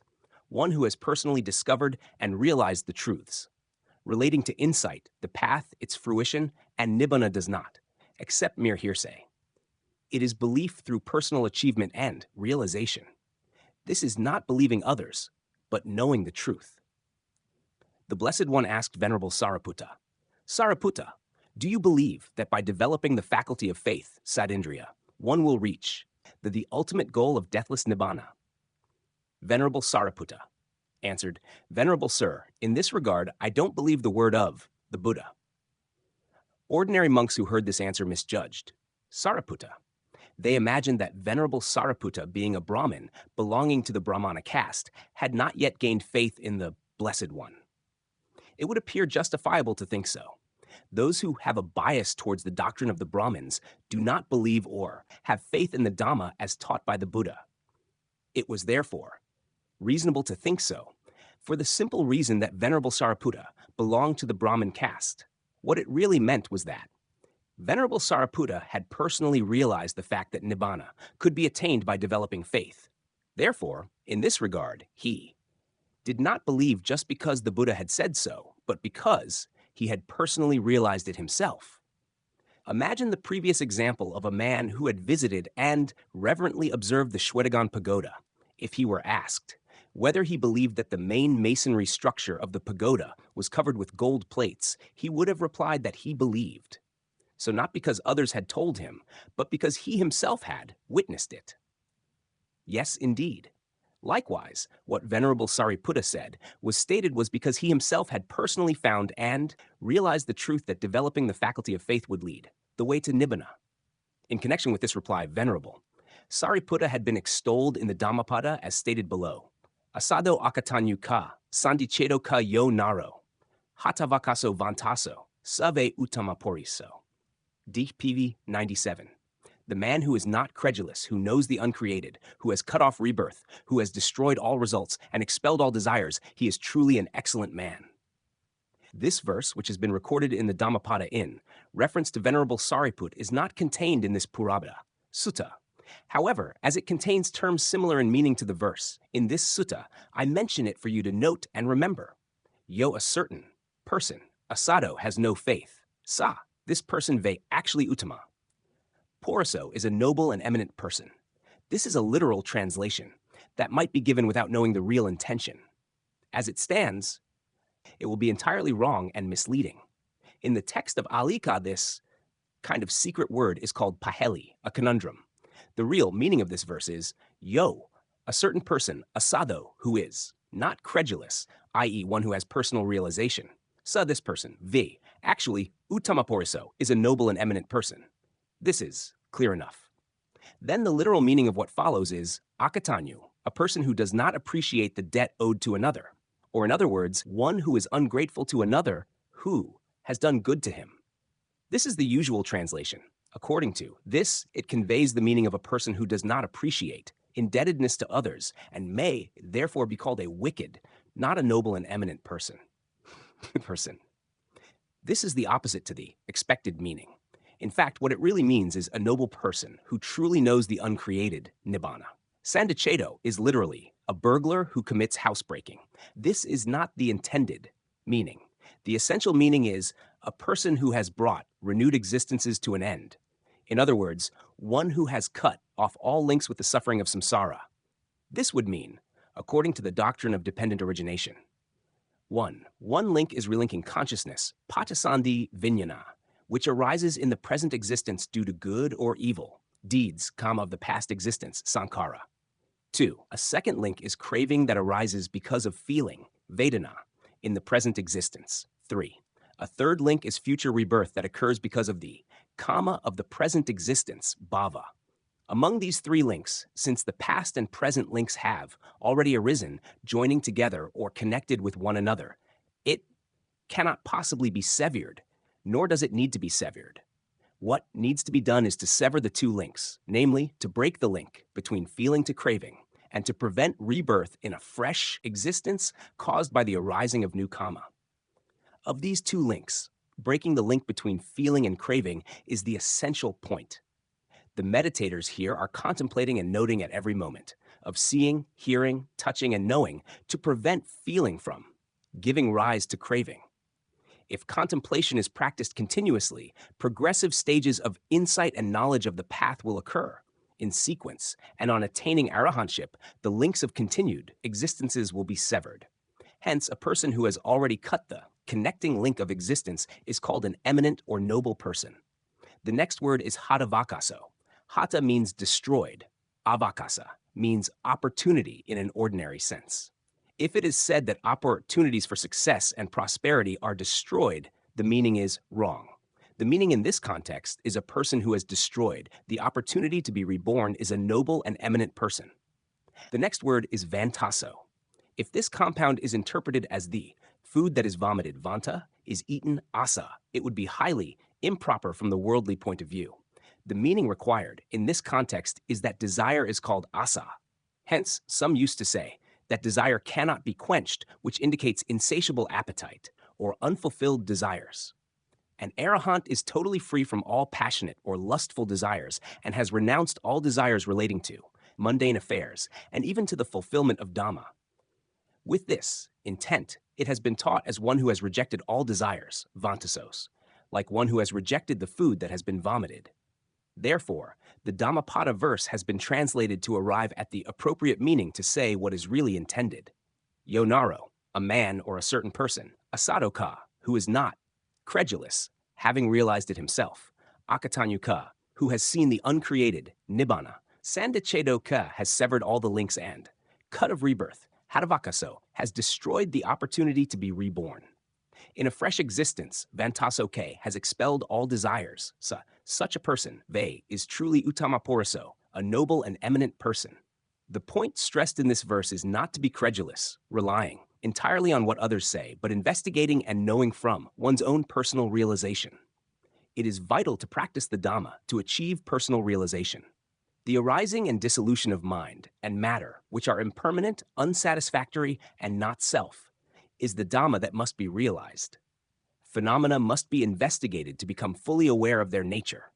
Insight knowledge, the path, and its fruition are Dhammas that must be practiced to be clearly known and acquired. A person who has realized these Dhammas need not rely on or believe others. Neither should one depend on and believe in the scriptural texts of Dhamma. One need not even depend on the Buddha because one has gained personal realization with one's own awareness. The statement regarding practicing meditation to know for oneself, without depending upon others, refers only to matters which could be known and realized personally. In respect of other things that one cannot know on one's own, one should believe others who are learned. Even Venerable Sariputta had to depend on the Buddha in matters beyond his comprehension and believed what the Buddha had taught. Some with meager knowledge might refuse to believe even trivial things on the grounds that they have had no personal experience in the matter concerned. This is unrealistic. If an experienced traveler gives an account of a place that he has alley visited, others who have not been there should believe him, leaving aside people who have visited and seen certain places personally. Even what is learned from newspapers or brochures, though these may be secondhand information, will have to be regarded as probably true by those who have read it.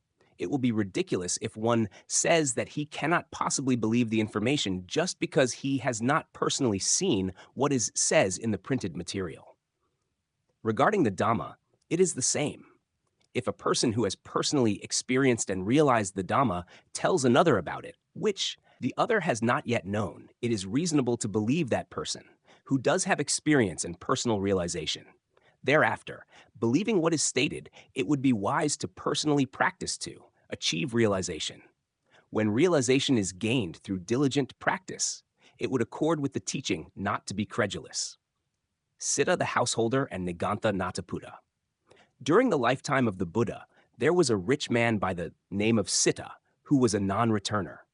One day, Siddha paid a visit to Nigantha Nataputta, the leader of a sect of naked ascetics called Nigantha. This great teacher Nataputta was regarded as a Jinna, a Buddha, with great reverence by the Jains. He had gained popularity well before our Buddha became an enlightened one.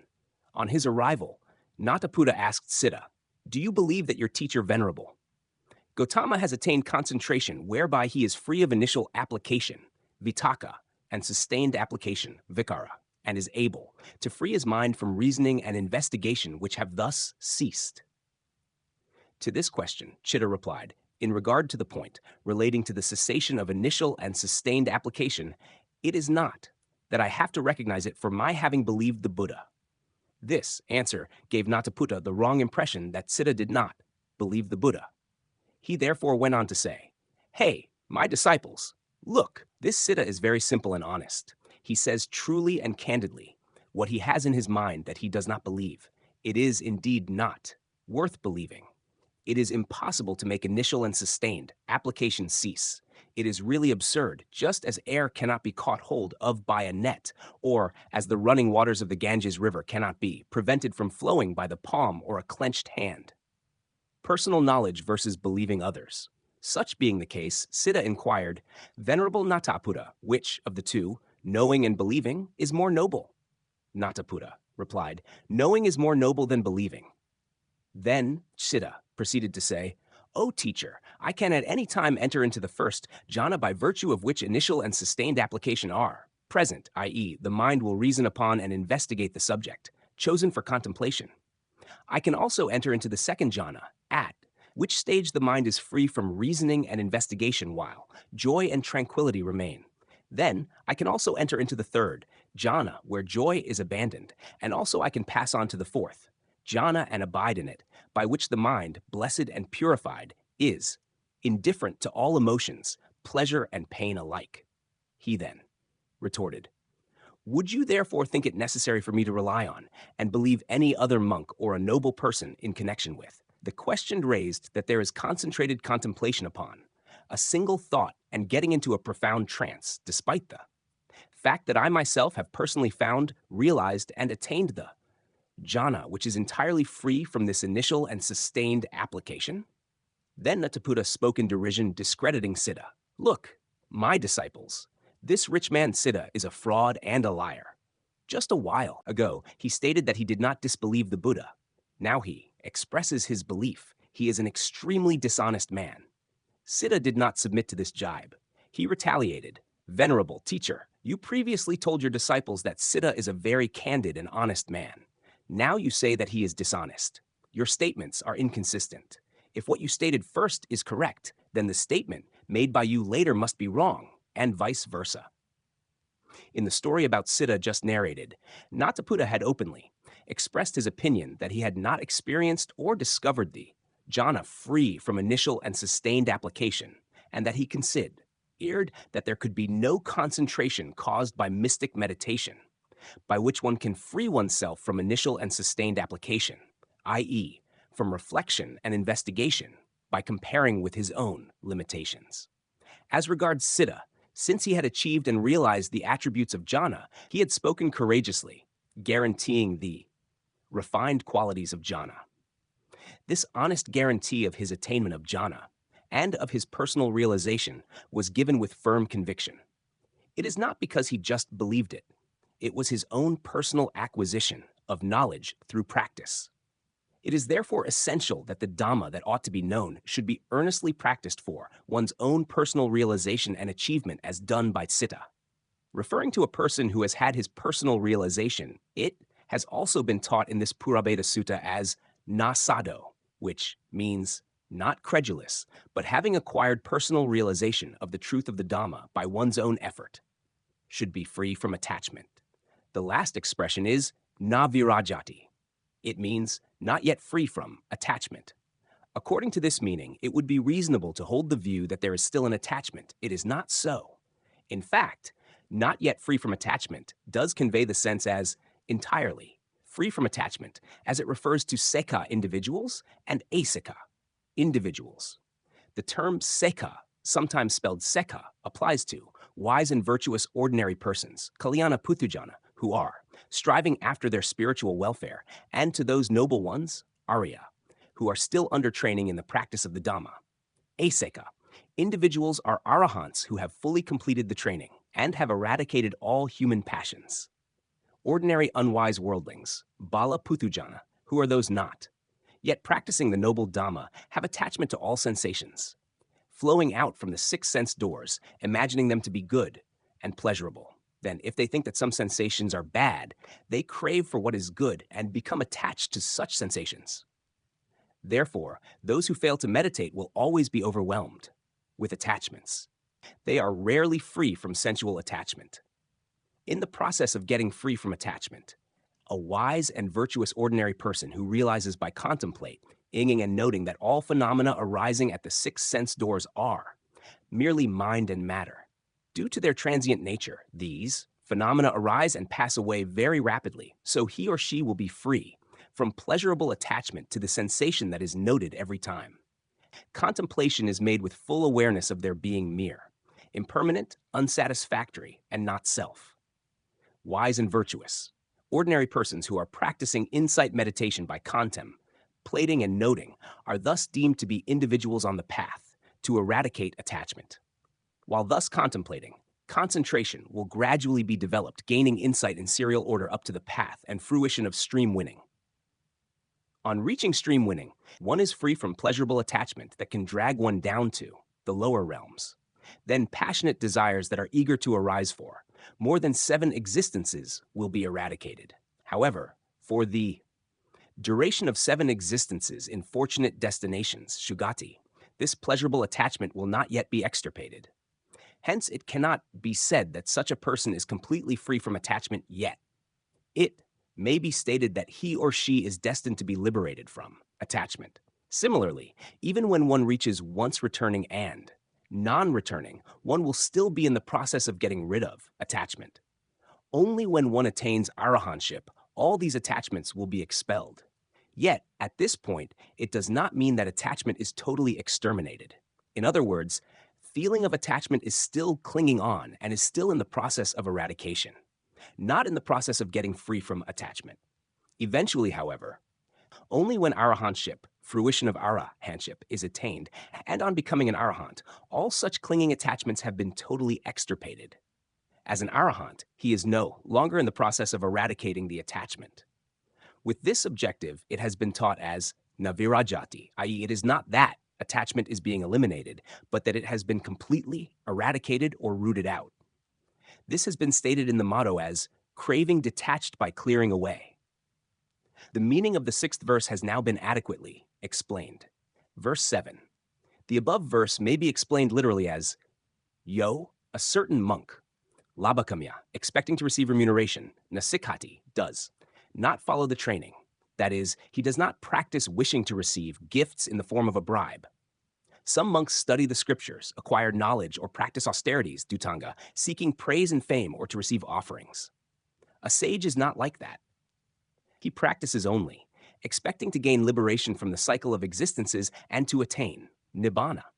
This is one of the attributes of a sage. Alabika, for not achieving his objective, nakupati, he does not feel angry. Some monks, on not having devotees and benefactors, may get disappointed and resentful. They may also feel dejected and frustrated for not having adherents belonging to the same sect, or for not receiving approval or admiration, or for not receiving gifts of robes and so forth. A sage, as mentioned earlier, is neither disappointed nor resentful. This is also one of the attributes of a sage. Aviruddhoka, some individuals may be angry or irritated for having seen or heard or met with what is undesirable. Those living together may be at loggerheads. Some are inclined to bear a grudge against or quarrel with a stranger. An arahant does not contradict anyone or come into conflict with anybody. He is tolerant and gentle without anger or hatred. This is a very noble attribute. Tanhaya rasesuna anugijati, not greedy or craving for any tasty food. Some have a great fondness for delicious food and so plan and imagine how to get what is delicious. They will reminisce about and long for delicious food which they have once relished. A sage is not like this. Wholesome or nourishing food that is taken is not for enjoyment or avarice. Neither is it taken to have a fair complexion, nor to become plump, nor to have good appearance and looks. In fact, nourishment is for the preservation of one's own body, to appease hunger, and to be able to practice the holy life. While eating, he reflects, wisely, contemplating and noting with mindfulness. He does not yearn for the taste which he has not yet tasted, and does not find delight or become infatuated with what has been tasted. Such a holy monk is said to be a sage who possesses the attributes as stated in the foregoing. Verse 8. Upekako sara sato, na loke manyate sama, navisisi nanitseo, tasa no santi usada. The above Pachi phrase means that a person who is constantly mindful views things with equanimity. It implies that one should always be mindful and capable of viewing things with a state of mind that is evenly balanced. One does not think of oneself as being equal to others, nor does one consider oneself as being extraordinary. Neither does one regard oneself as inferior or lower in status to others. There should be no conceit by comparing oneself with others. One will be free from all defilements that would prolong the cycle of existences. One should have no passion, anger, delusion, or conceit, which are cravings of wholesome and unwholesome states. This kind of a noble person is said by the Buddha to be a sage who has extinguished the fires of defilements. The motto, I composed in my discourse on the Mahāsi Sutta about 10 years ago, carries the sense contained in the present verse. Contemplating and noting systematically, reflecting with equanimity, and rejecting the 3 kinds of conceit makes a person worthy to be called a sage. Being mindful at all times, contemplating and noting systematically, as in the above motto, means always being mindful, day and night, without any break at all. If one goes into meditation for 7 days, a fortnight, or a month, one should carry out the meditation exercises continuously, developing mindfulness without a break, day in and day out, night and day, with the exception of the time set apart for sleeping. In the Mahanidasa, it states that when contemplation of the body is done, one may be said to have gained mindfulness. Similarly, mindfulness will be achieved while practicing the contemplation of feelings, Vedana, of mind, Siddha, or mind objects, Dhamma. Hence, one of the 4 foundations of mindfulness should be chosen to be developed as a fundamental basis. In general, it would be the most feasible to start with the contemplation of the body. So what is obvious in regard to bodily behaviors must first be contemplated and noted. In practicing insight, everything that occurs at the six sense doors should be contemplated. At the initial stage, however, not all such occurrences can be noted, so contemplation should be commenced with bodily behavior, which is the most conspicuous. Contemplation and noting can be done continuously, while sitting with concentrated attention on the sitting posture, noting as sitting, sitting. While inhaling and exhaling, the touch that is felt at the tip of the nostril can be contemplated and noted, with constant attentiveness as touching, touching. Contemplation and noting can be done continuously as touching, touching, with fixed concentration on the point of touch at any place in the body from the head to toe. The best is to contemplate beginning from the movement of the air element, Vayotu, namely, the rising and falling movements of the abdomen, as is done by the meditators at this center. Moreover, when contemplation and noting the rising and falling movements of the abdomen, other imaginations or thoughts that arise should also be noted. Thereafter, the mind should revert to the rising and falling. All feeling or sensations such as stiffness, heat, pain, and itching must be noted. All changes in the bodily postures should be noted, and then one should revert to noting the rising and falling. When walking, every step taken must be noted continually, beginning from the moment of lifting the foot to the moment of dropping it. When sitting after walking, the movements involved in adopting the sitting posture must be noted. In the same way, when lying down, the movements that occur must be noted. In brief, whether shaking, moving, or remaining still, all physical behaviors involved must be noted. Mental behaviors and thoughts that arise must also be noted. All sensations must be noted. Seeing, hearing, etc. must be noted as far as possible. In the absence of anything special that deserves to be noted, the rising and falling of the abdomen must be continuously noted. This is the salient point that serves as a basis in body contemplation in the process of developing the four foundations of mindfulness, satipatthana. By being always mindful, a stage will be reached whereby contemplation is made with indifference to pain and pleasure, the mind being evenly balanced. However, I cannot guarantee that one will reach that stage after only 1 or 2 hours at a stretch, nor even within a few days. A meditator whose wisdom is exceedingly keen and strong might reach the stage of equanimity within about 7 days. It is rare to find such a person, though, not even 1 in 100. We seldom find such a person even among those who have meditated for 15 days.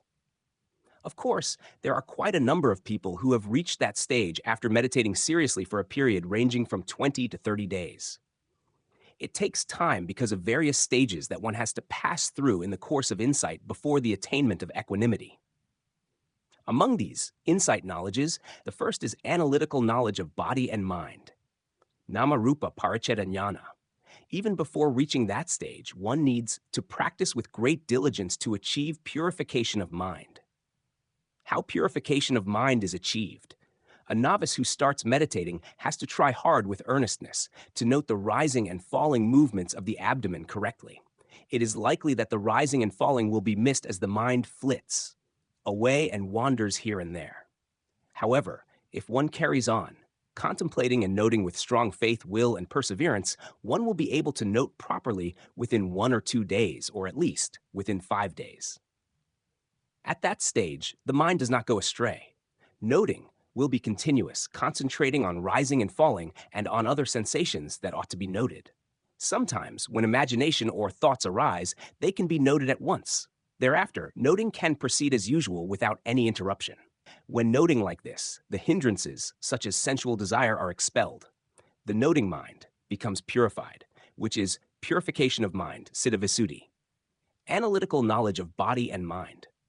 When the mind is thus purified, mind and matter are distinguished even while noting, and at every moment of noting, the sense object is found to be quite distinct from the knowing mind. In other words, mind and matter are found to be clearly distinct from one another, even while noting. This is analytical knowledge of body and mind, nama-rupa paricetta jnana, both of which are merely conditioned states. From that stage, if noting is continued, cause and effect are found to be occurring in conjunction. This is the knowledge by discerning conditionality, pakaya pragan. Thereafter, if continuous contemplation is made, it will be perceived that sense objects are occurring and vanishing. The manner of perception is that when noting as rising of the abdomen, the movements caused by distension will be found to recur repeatedly and then vanish. The same phenomena will also be noticed in noting the falling movement of the abdomen. It is more obvious when noting the mind that is planning and imagining. Sensations such as pain, heat, etc., when noted with concentration as painful, painful, and so on, will be found to dissolve and vanish during the process of noting. The meditator will be satisfied to find these phenomena as imperma, nint, since they are incessantly arising and passing away. Then, realization will come with satisfaction that these are undoubtedly suffering and are ungovernable inasmuch as mind and matter are, appearing and disappearing according to their real characteristic of transience. This is knowledge by comprehension, sammasana jnana. From then onwards, while contemplation is carried on further, the arising and dissolution of phenomena that are contemplated and noted will not only become accelerated, but also vivid. At this stage, brilliant lights may be visualized, extremely rapturous feelings may occur, and calmness of the mind may become obvious. Both body and mind may become buoyant and supple, mudita. Mindfulness with awareness and knowledge will be very keen and penetratingly strong.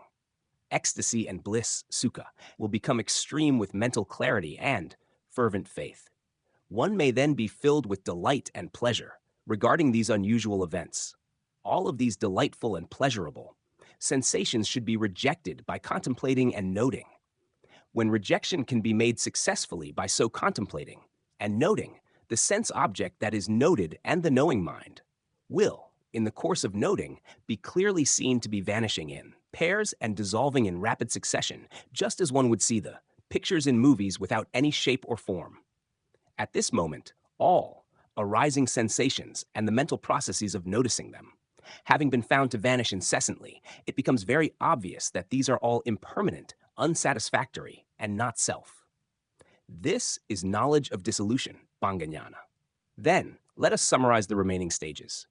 When contemplation and noting is continued further, awareness of fearfulness, bhayajnana, knowledge of misery, adinavajnana, knowledge of disgust, nibbidajnana, knowledge of desire for deliverance, munchitu, kamyajnana, or more precisely, the knowledge that arouses a great sense of urgency to escape from entanglement in the cycle of existence. On proceeding further with contemplation, knowledge of reobservation, patisankhaññana, with further vigorous contemplation and detailed analysis of the three characteristics will arise. Knowledge of equanimity about formations. If persistent and vigorous contemplation and noting is made, one will reach the knowledge of equanimity about formations, sankrupekkhaññana. At this stage, the knowledge that can view psychophysical phenomena with equanimity is accomplished. No, sensations arising from the six sense doors are considered as pleasurable, but neither are they thought of as detestable. They can be viewed with equanimity, with a neutral feeling of neither love nor hatred. For having viewed as such with indifference, one who is accomplished with this knowledge is said to be fully endowed with six-factored equanimity, chanangupekka. It is described in the Mahanesapati text 1 as follows: Kakuna rupam disva neva sumano hodina dumano, upekako viharati sado sampajano. Having seen a form with the eyes, there is neither happiness nor sorrow. Mindful and clearly comprehending, he remains equanimous. The meaning of the above is that there is an absence of happiness and pleasure, no matter how pleasurable the sight may be. Ordinary, worldlings will feel happy to see their loved ones. Parents, wives, husbands, children, friends, and so on. A person who has reached the stage of equanimity, however, finds no enjoyment or pleasure. Even if the worst happens and he or she meets unfavorable conditions, he or she will not be miserable. It is because he or she views things with equanimity and contemplates what has been, seen as transient, arising, and then passing away at once. It has become possible to contemplate thus by reason of having realized the truth. A meditator who has attained that stage feels the same, as stated, and realizes the true nature of the objects of contemplation. Without exertion, and without any inclination towards either good or bad sensations as mentioned above. those who have reached. That stage will certainly know that it really is so, and therefore those who feel dissatisfied with this statement should practice insight. They will then realize the truth of the Dhamma, the ability to view things with equanimity at every moment of seeing, hearing, touching, and knowing is the inherent attribute of an arahant. It is called six-factored equanimity. An ordinary trainees is accomplished with that attribute only at the moment of acquiring this knowledge of equanimity during the course of contemplation. He or she may be said to be endowed with the attributes of an arahant only momentarily when reaching that stage. This is really most encouraging and worthy of respect for oneself as well as for others. After attaining the stage of equanimity, the knowledge of the path, and its fruition is not very far off. It is within easy reach, even within one day. A person who has perfections, parami, will advance towards arahantship, passing through the four progressive stages of the path, serially. It has therefore been taught to practice assiduously to accomplish this. On becoming an arahant, since everything is viewed with equanimity, conceit will be totally eradicated, free from the three kinds of conceit. An arahant will never regard himself or herself as equal to others, and will never mentally or verbally compare himself or herself with anyone. An arahant has no pride, ego, or conceit. Neither will an arahant consider himself or herself as belonging to a higher strata of society than others, nor as being preeminent. Nor will an arahant regard himself or herself as being inferior to others or lower in status. Conceit has the characteristic of haughtiness, unnadi. Conceit sets too high a value on oneself and gives one the idea to become haughty. This is what it really means. The kind of conceit that is stated just now may give an impression that there is no feeling of superiority since one has become humble. However, this conceit does not include the nature of inferiority or humility, nivoti. Humility is one way of taking pride in low or vulgar behavior. It may be put in this way. Someone possessing no self-respect or dignity might boast, I am more reckless than others, a real daredevil. I dare to kill others. I don't care what anyone thinks. I dare to commit crimes and do as I please. This sort of conceit is ignoble. Even among servants, some might babble, I'm a low-born servant or a personal servant to my master, etc. Taking pride in this way is really ignoble and base. That is why it is stated that one who is competing with others by considering himself or herself as inferior to others is a way of being, arrogant, insolent, or presumptuous with a bad attitude. An arahant is devoid of such kind of conceit. Before attaining arahantship, these three forms of conceit abide in the mind of a person as may be appropriate. As such, a person who is practicing. Meditation should reject, by contemplating and noting, any one of the three kinds of conceit which are likely to occur. For instance, one may become conceited as being on the same level in status with another person for having achieved insight knowledge up to a certain stage as acquired by the other, or that he has far surpassed the other in his attainment of insight knowledge. A novice in meditation practice at the inception may, however, have in mind that being just a beginner himself, it will not be necessary for him to exercise with care and attention in contemplating and noting just like others who have made progress in meditation exercises. He might even think, I can be carefree and it won't deter the progress. This dispirited feeling with apparent humility is also one kind of conceit that can occur. Whatever it may be, conceit that arises should be rejected by contemplating and noting. This feeling of pride or conceit is very potent, just like craving. Even a non-returner has some conceit. Conceit is totally rooted out only on attainment of arahantship. It is therefore up to you to get to that highest stage. On reaching that stage of arahantship, when becoming an arahant, all defilements, craving, and kama that proliferates, usada, will be absolutely extinct. Such a person who is capable of viewing all three types of conceit with indifference will have no passionate desire, anger, delusion, conceit, wrong views, or defilements that will perpetuate repeated existences. As long as these conditions remain, the cycle of existences will continue without end. These conditions are therefore called things that proliferate, usada. It has been stated that they are no longer extant. This expression has been omitted in the motto stated earlier because of its nature of causative effect. The meaning of the said motto and the relevant verse is clear enough. Verse 9. Yasa nisayana nati nyatva dhammam anisito, bhavaya vibhavayava, tanha yasana vijati. The gist of this verse is that craving and wrong view, which may be relied upon by a person, no longer exist. Realizing the truth of conditioned mental and physical phenomena, one does not rely on anything. Craving is dependent on any phenomenon that occurs, within or outside the physical body. Wrong view is another thing, on which one may rely assuming something to be I, he, she, or a living being who is eternal or who will totally be annihilated after death. A person who has no craving and wrong view on which reliance can be made in this way is an arahant. An arahant is, therefore, a venerable person who, having truly realized the truth of conditioned mental and physical phenomena as impermanent, unsatisfactory, and not self, will, it is stated, never think of any kind of mind and matter as being permanent, delightful, or as a living being, a living substance, or self, and will have no attachment. Yasa, an arahant will have no attachment to eternalism, sasada dithi, the heresy that mind and matter are eternal for continued existences, or to annihilationism, ucheda dithi, the heresy that existence terminates with death. On the other hand, ordinary worldlings are likely to believe that what is called I or he, a living being, or a self, is everlasting, and that although the crude form of material body may be destroyed, the living soul or self is not subject to destruction. They believe that it is transmitted to another place or existence to reside therein, and that it can never be annihilated. A heretical view of this kind is called a view of existence, bhavaditti, or eternalism, sasataditti. A heresy accepting that one passes into nothingness after death, that believes in non-existence after death, is a view of non-existence, vibhavaditti, otherwise known as annihilationism, uchedaditti. Ordinary worldlings have a liking for one of these two views. An arahant who entertains no such beliefs will not long for any kind of repeated existence.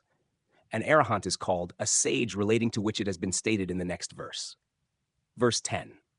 Tam brumi upasantoti kamesu anapekina, gantha tasana vijanti, atari so visatika. It has been taught by the Buddha as an arahant who has reached the final stage of purity and who is fully accomplished with the noble attributes as stated before, without any attachment to sensual desires, is as sage. Such an individual is said to have extinguished all the burning fires of defilements. Tassa, this arahant who is called a sage is not entangled in things that can tie him down. It is something like a string which, if tied its ends with other pieces of string, knotted at the joints, will be linked to, become a continuous chain of string without ends. In the same way, craving and wrong view, which serve as ties that link one existence to another at the end of every life, are known as bonds, gantha.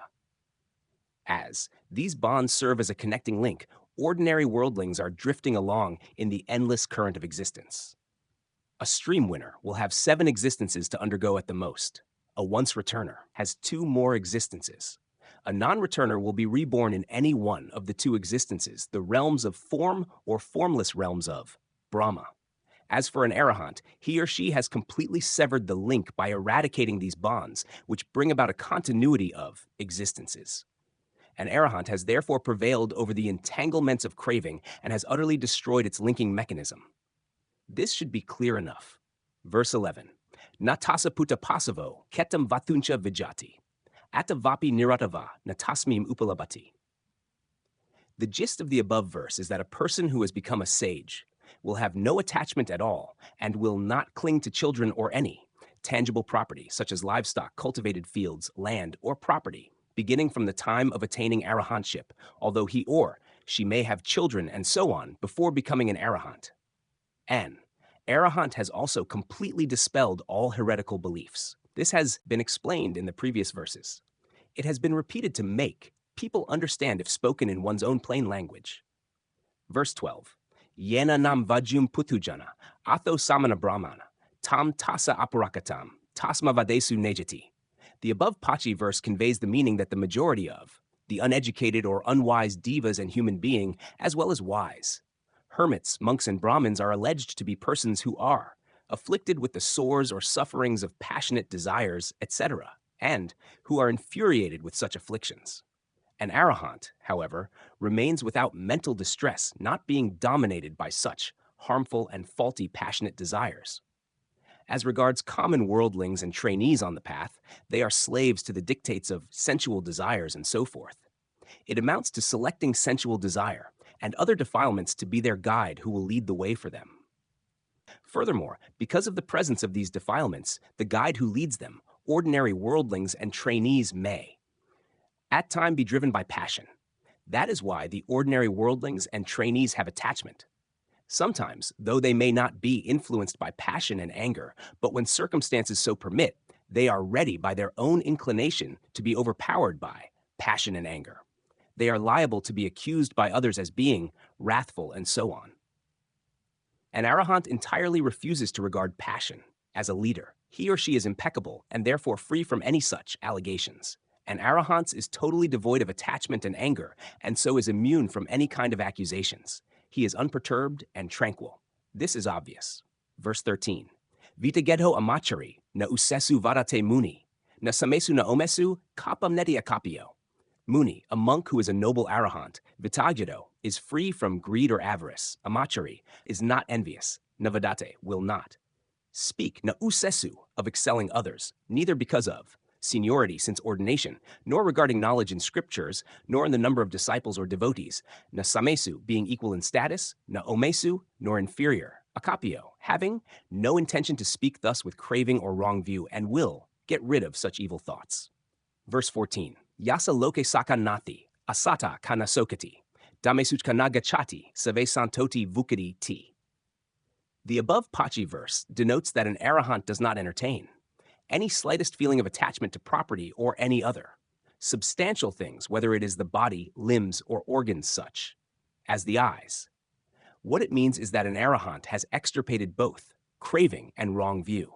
Having been fully released or liberated from such feelings, he or she is free from worry and grief and will not be dejected due to the loss of any limb or organ or any personal property.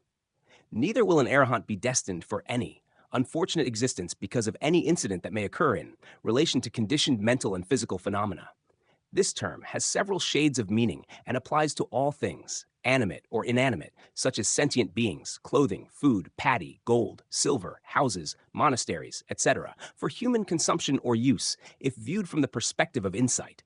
Even then, these conditioned mental and physical phenomena are regarded as I, he, she, self, mine, and so on. These are all included in the term phenomena, tamesu. Having been taught for the benefit of outstanding intellectuals who have profound wisdom, this sutta contains a lot of terminology that is hard to understand properly. Ordinary worldlings do things that should not be done regarding themselves or others, merely for gratification and benefit of physical and mental aggregates that are inherently transient. They may resort to committing evils due to hatred, malice, envy, anger, delusion, or ignorance. An arahant is free from the four wrong courses, agati, acting through desire, hatred, delusion, and fear. He or she will avoid all demeritorious acts, including evil speech and thoughts. An arahant who is preeminent and accomplished with all noble attributes as stated is called a sage, with peace and tranquility of mind, fully emancipated from the burning fires of defilements. Conclusion of the discourse. The Purābheda Sutta Dhamma ends with the 14th verse. It contains one verse in the form of a question and 13 verses in the form of an answer, 14 in all, as catechism. The question put was, what kind of insight and moral conduct should a person possess to be worthy of being called a sage? The answer can be comprehensive with the first of the 13 verses only. However, considering the varying degrees of intellectual accomplishment of the respective devas and brahmas who formed the huge congregation, the Buddha answered in 13 verses with appropriate language in use at that time. By hearing the answers repeatedly, the devas and brahmas gained the awakening to the path and its fruition in groups, having heard the successive verses, suited to each group according to their degree of intellectual attainment. On that auspicious occasion, with this one discourse, it is stated that billions of devas and brahmas attained arahantship, and that those who became stream winners, once returners or non-returners, were innumerable. Estimating the diverse abilities of the audience at this meditation center on every Uposatha day, I suppose that if I were to deliver 5 verses out of 13 as taught by the Buddha, my disciples would probably grasp the essence of the Dhamma. So I have expounded the first 5 verses in detail and briefly summarized the remaining 8 verses. It is my earnest wish that those who have listened to this discourse on the Purābheda Sutta and those who read it will be in a position to achieve the path and its fruition even while listening to the discourse, or after scrutinizing it, if they are endowed with mature perfections. If they failed so achieve the path at once, it could serve as fresh seeds of perfections for future successful germination. By virtue of your goodwill and keen interest for having listened attentively and respectfully to this discourse, may you all find happiness in body and mind, and strive for achievement of the noble attributes of a tranquil sage, attaining the bliss of Nibbana as quickly as possible by making progressive progress on the path of insight up to the coveted knowledge of the path and its fruition. Sadhu. Sadhu.